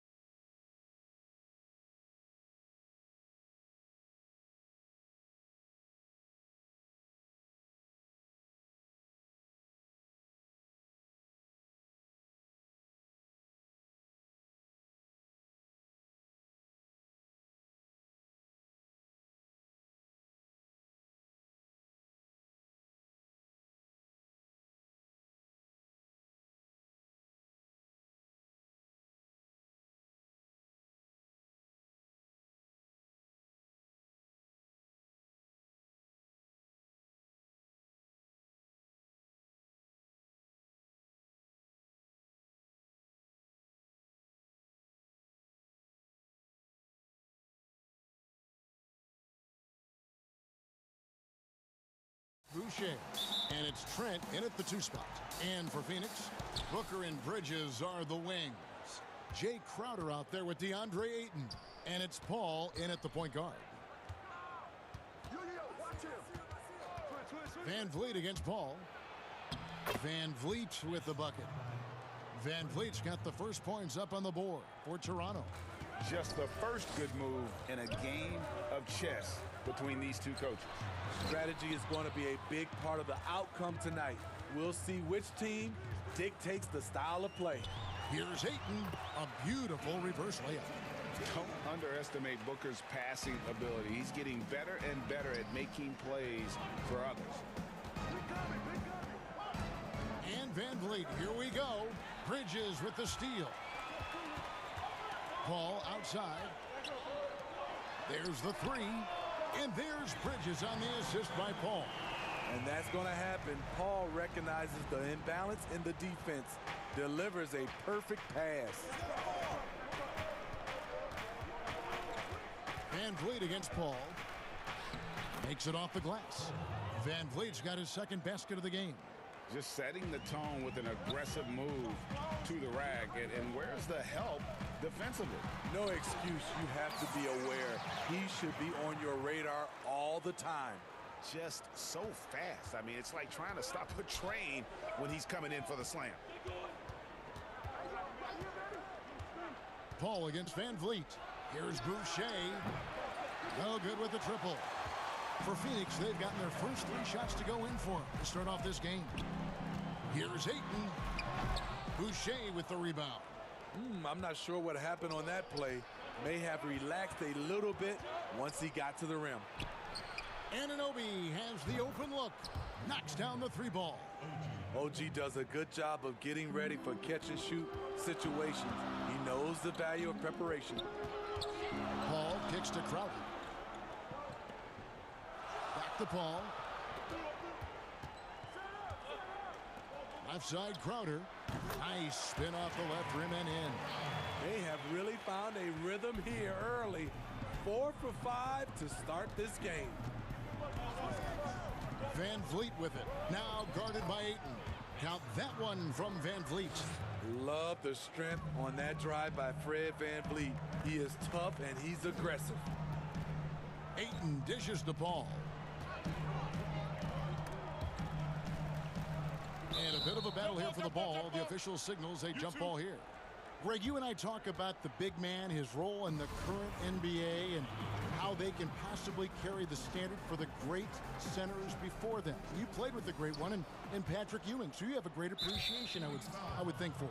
Oh, no doubt about it. And I think 2 guys kind of separated themselves a little bit. Nikola Jokic and Joel Embiid, I think, are the 2 guys that stand out for me because of their ability, in essence, to do everything well. They can shoot it, they pass it, they can shoot it from the free throw line, they give you rim protection.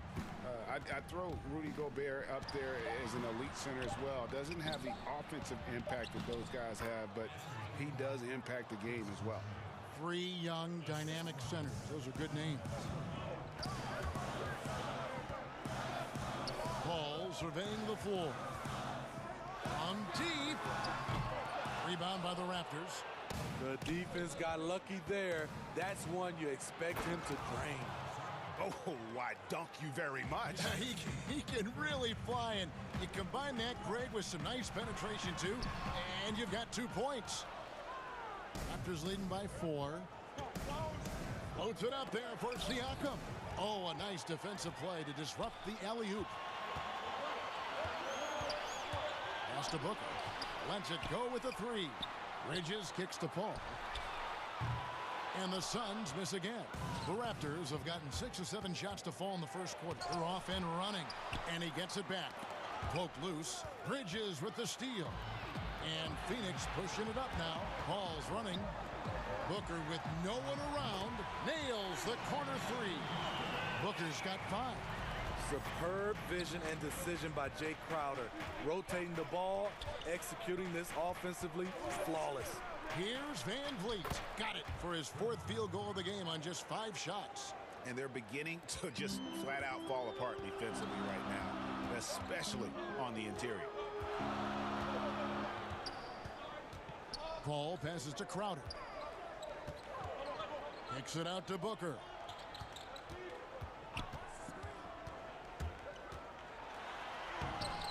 It's rebounded by Anunoby. Raptors leading by 3. Kicks it out to Van Vliet. And there's the call on DeAndre Ayton. That is his first foul of the game. And so here's Toronto. Now here's Van Vliet. Count that one. He's always been confident. When Fred Van Vliet started to get minutes, it all came together. Offense, the order of the day as the first quarter comes to a close. It's the Raptors up 5. And we'll be back with you for the start of the second quarter when we return. The guys on the team already tell me. Well said. He does a great job of keeping everyone involved and on the same page. And Kevin, he practices what he preaches.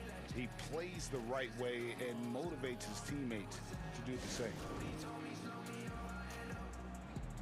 And if you're just joining us, we've played through one quarter in this one. And guys, what's your take on Toronto so far? Well, they've been aggressive from the beginning, particularly on the offensive end. And that has helped them build an advantage here, playing with good focus and good energy. And now let's check out the lineups courtesy of Gatorade, all fueled up and ready to go. Here's the second quarter of play. And Phoenix looking who they've got on the floor. We've got Payne. Charge is out there with Kaminsky. And it's Craig in at the 3 spot. And they are attacking the rim and getting great results.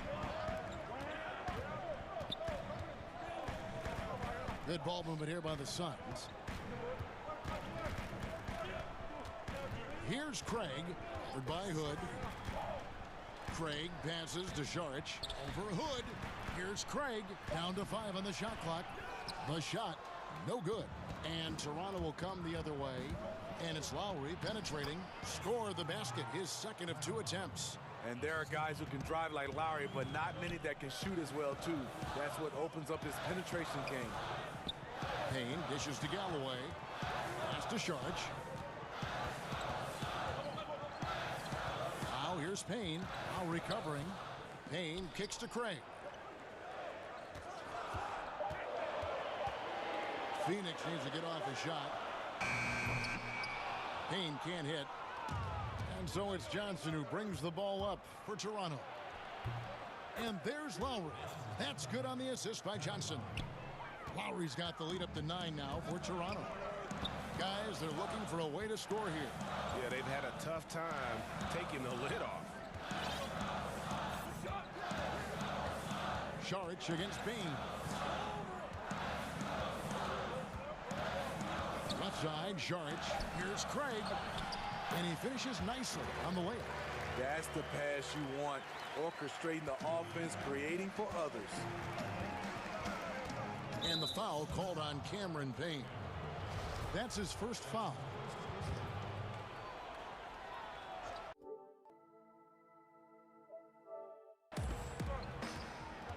It's stolen by Kaminsky. You could tell it was almost tunnel vision on that pass. Had no idea where the defender was. Very solid shot by Langston Galloway, doing it at the pro level. Outside Lowry. Feeds to Baines. Chalk up 2 there. And the Raptors lead by 6. Just no resistance on the inside. That's their 5th consecutive make in the paint. And out of bounds as the Raptors gain possession. Here's Lowry. 6 points for him. With some arc, he lays it in. And now an 8-point Toronto lead. Shutout in the first quarter. He's heating up now. I like the aggressiveness. Now here's Payne. Tight defense on him. And there's the pass to Galloway. Up to Payne. 5 on the clock. A shot by Kaminsky. Nobody around. No good from outside. And breathe the pass to Lowry. Frankie, we hear this a lot. It's almost too popular now to say good offense beats good defense. Being a defensive-minded player yourself, do you agree with that statement? Absolutely, Kevin. And the thing is, in today's game, when I played, there was an era, you know, you could hold teams in the 80s and 90s. You could go a quarter and keep them at 12, 15 points. You can't do that now. It's different. You've got to be able to win stretches of 2 and 3 minutes. And honestly, you're right. The offense does dictate far more, but it doesn't discount the importance of defense. And if you still look at the reigning champs and the teams that have won titles recently, that's still one area that they're consistent in, is their defensive approach. And that one, good. They just won't miss. I mean, this is incredible. Good shooting can be contagious. You see the confidence running through this team right now. And first time out of the game called for Phoenix. And the lack of rim protection, top of the list. And it boils down to the question, toughness. One team showing it, the other allowing itself to be bullied. And the Suns with a completely new group on the floor. Paul with the bucket. The defense has to stay on Chris Paul. He has a quick trigger on the catch and shoot. There's 53 seconds left to play here in the half. And it's Lowry penetrating over Ayton. And the Raptors tack on 2 more. Of the 2 offenses here tonight, you can tell theirs is just a bit more in sync. They've had better patience, better shot selection so far, but we still have a long way to go. Paul kicks to Crowder. Paul outside. Back to Crowder. Fades back. The Suns keeping it alive. A new 14. And here's Booker from the arc. Drops in the tray. Booker's got 8 points. And really, Booker is as lethal as they come from deep. Can't allow him to get into a groove. He's gone 2 for 2 at the line so far. And when you shoot 86 from the line like he did last season, you usually cash in on those opportunities. And so Lowry nails both of them.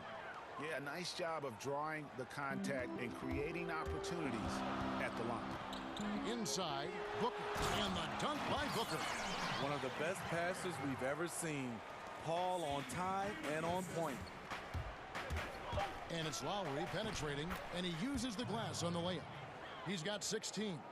And Matador defense, that's one of the easiest shots he is ever going to see. And this is what happens when you start to break your opponent's spirit. The resistance. Kyle Lowry firing on all cylinders for Toronto. And now, the 2K Sports Halftime Show. Hey, welcome back. Kyle Lowry has been the story in this one. He had 16 points and 1 assist. Thanks for joining us.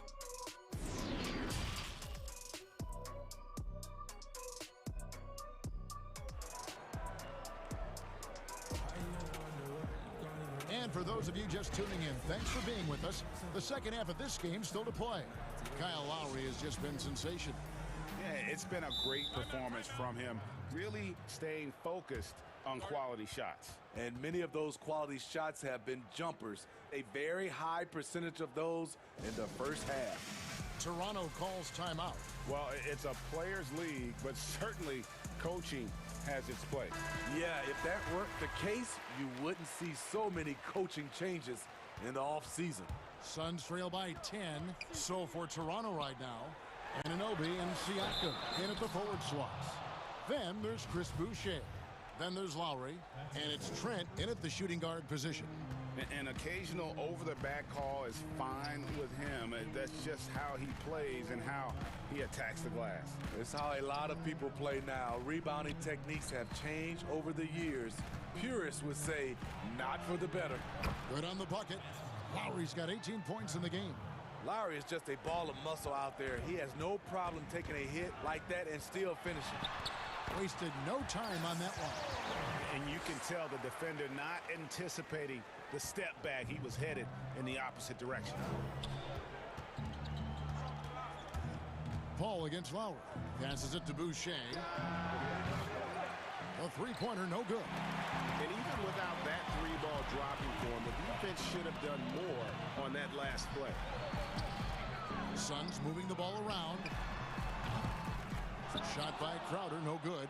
And that's the battle they haven't been winning today. Their work on the glass has been porous, and that's got to change. And he'll shoot free throws here. Clearly fouled on that shot that time. The whistle blowing. And it's interesting looking back at past drafts. Chris Paul taken 4th overall, but will be the clear #1 in a do-over. And Paul drills both of them. He's living there tonight, a tough guy to guard without fouling. And the bonus, he's going to knock him down. And Pascal Siakam can absolutely score in bunches. Put up 25 in a quarter last season, and when he gets going, look out. GA, when Pascal Siakam is on, it seems like he's involved in every play. Must stay consistent. But you know what? He's a special player who can carry a team to win on any given night. Fred VanVleet is checked in for the Raptors. Pass to Boucher. Good, and VanVleet gets the assist. Boucher's got his second basket. He's heady, he's unselfish. All VanVleet does is make winning plays. And again, it's the Suns missing. Raptors leading by 11. Oh, and that one, no question, powered it down. Playing with high energy, outworking the defense up the floor. And I just love it when the fast break results in a high percentage look. Not always the case these days. And because of that high basketball IQ he possesses, Booker takes great shots, and he knows the value of the mid-range game. And VanVleet, here we go. It falls for the 6th time in 7 tries this contest. That's 86%. And there's a pattern starting to take shape here. They're working it inside and getting good shots from close range. They shoot again. Good on that shot, and with that, the Toronto lead is cut down to 11 on the bucket from Paul. He's one of the best in the business, Chris Paul, a phenomenal ball handler. VanVleet with the bucket. VanVleet's got 14 points for the game. Well, overall, they're the team getting the better looks here in this second half. For them, the first half was maybe more of a filling out process. Now it's winning time. Paul dishes to Ayton. Kicks it out to Booker. Pass to Crowder. And stolen by Siakam. And there's the call on Devin Booker. That's foul number 2 for him. Toronto leading by 13. And now we're 3 minutes into the 3rd quarter of play. And there's the call on Dario Saric. That is his first foul of the game. Here's Siakam. This is the most they've led by 13 points. And the pass to Trent. Passes it to Boucher. Shot clock at 5. And the Raptors hit again from deep. Not just a knockdown shooter, he does a great job of finding space for his shot. From deep, Payne finds Saric. Knocks it loose. Stolen by VanVleet. Nice pass. Led him to the rack perfectly for the layup. VanVleet's got 6 in the quarter. Throughout the evening, he's gotten to his spots, and the defense has not adjusted. Now the Raptors moving it up. Lobbed up there for VanVleet. Out of bounds. It'll go to the Suns. That is just a careless turnover. You've got to be smarter in those exchanges. It's Payne with the ball. He'll bring it up for the Phoenix Suns. It's an 18-point game. Saric in the corner. To stop the run. Releases. And there's Payne. That's good on the assist by Saric. Textbook. Nice pass. Great catch. Even better finish. Now here's VanVleet. Not a lot of room. He's still up. Now he is 9 of 10. And this has been a great job of just getting into the middle of that defense and really scoring effectively from the paint. Here's Craig. He's guarded by Anunoby. Too long in the paint, and he's hit with a 3-second violation. Phoenix shooting their 3rd free throw attempt of the game. And one of the highlights last year for this group was the fact that they were so efficient from the charity stripe. That's a huge factor. And no good on the technicals, so unable to pick that one up. Offensive rebound. Šarić right side. And slam dunk by Šarić. And you have to get Šarić out of the paint. Once he's inside, he's ready to take it home. Pass to Anunoby for the three. Good, and Van Vliet gets the assist. Van Vliet's got 3 assists in the game. Here's Payne. Tried to answer back, but that 3 is off the mark. And here we go. Fast break. Van Vliet's got it. That wing athleticism and toughness. The future for Anunoby is very bright. Here's Galloway. And the last shot before the buzzer is off. And so it's Toronto sitting on a 21-point lead to end the quarter. The scoring has been tremendous, and they are shooting lights out with very high accuracy. Don't go anywhere. We'll be right back. And let's go back to a terrific pass that we're calling tonight our State Farm assist of the game. And he's always been the favorite to bag this honor. These kind of feeds are his bread and butter. This is what you need your floor general to do. Take charge, lead by example, unselfish play. And as we head into the fourth, we'll see if there's a comeback in the works or if it's more of the same from the first 3 quarters. Booker and Bridges are the wings. Jay Crowder out there with Ayton. And it's Paul in at the point. So that's the lineup on the floor for the Suns. Just reliable, guys. He's just always trying to make the right play. Van Vliet kicks to Boucher. Offensive rebound. A slight rebound advantage for them. One more column in their favor, and it's all adding up. And the foul called on OG Anunoby. That's his first foul. For 3, Booker. Ayton, the pass to Paul. Some nice ball movement here by the Suns. And it's good off the back rim and in. Right there from mid-range. This is where Paul's craftiness is magnified. Van Vliet against Paul. Van Vliet passes to Trent. For 3, Siakam. 5 to shoot. Van Vliet kicks to Siakam. Looks for Paul. Hits it to him. Crowder with it. Now guarded by Siakam. Bridges passes to Paul. Now Crowder. To the paint. And Ayton throws it down.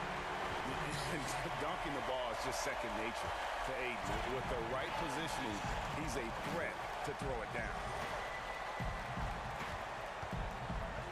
Paul against Van Vliet. Knocked loose. Pass to Boucher. Back to Van Vliet. Over Paul. That one rolling around and rims out. You expect him to make that, especially from that distance. In the corner, Crowder with it. Back to Bridges. Basket counts. Bridges has got 4 this quarter. Great timing. That can be the difference between an assist and a turnover. And Chris Paul picks up the foul. That's foul number 2 for him.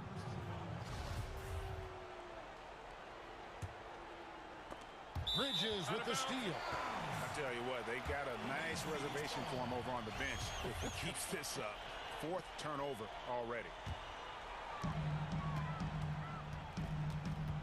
Paul against Siakam. Bridges inside the 3-point line.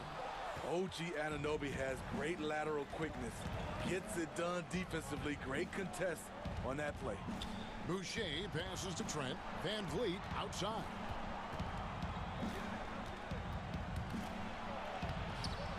And no good that time. Good work defensively by Crowder. Paul dishes to Bridges. Back to Paul. And it goes for the 5th time in 10 shots for him this game.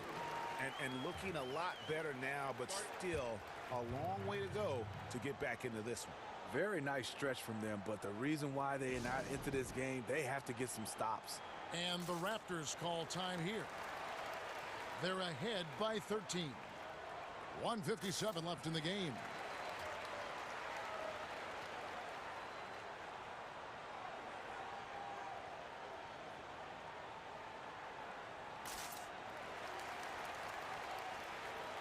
And now a moment to present the New Balance Player of the Game, Fred VanVleet.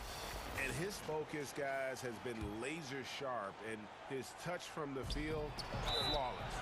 The teammates have worked hard to get him the ball in some good position, and boy, has he rewarded them with a spectacular shooting performance. Great call to keep running all those sets for him. I don't think anyone in this building saw this coming. I'm sure that of the players who these fans thought would beat them, his name was not at the top of the list. And how about capitalizing there in close? Saric has the touch to take advantage from just about anywhere. Lowry, that one goes in. Lowry's got 23. And that's just cold-blooded right there. He's taking no prisoners.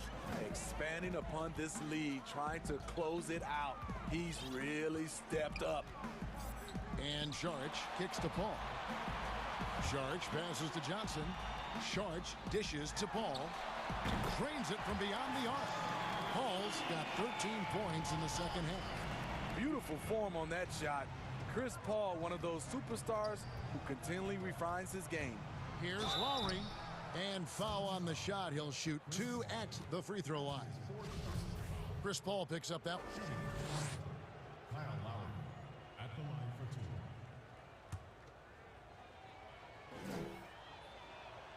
2. The first free throw is good. In a discussion of great two-way players in this league, sometimes Lowry gets overlooked, and that's a mistake. Suns trail by 15. And this is going to end in a lopsided victory. I love the tenacity and aggressiveness, as well as the ability to close. You really got to give it up here for Toronto. In the end, they had a better shooting percentage, and that's what made the difference. Sometimes, you know, things go your way. The other team wasn't catching many lucky breaks themselves. Yeah, and Kevin, not all about luck. I thought their overall shot selection was better. And, you know, when you look at the huge impact he had, just a monster game for Fred VanVleet. What was impressive to me, it felt like he made an impact in so many areas. Some of the effort won't show up in the stat sheet, but I noticed it. Here's Saric. Another 3 for Phoenix.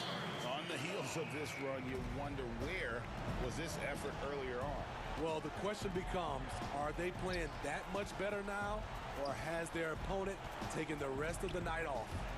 Johnson outside. Bridges against Hood. Lays it up and banks it in.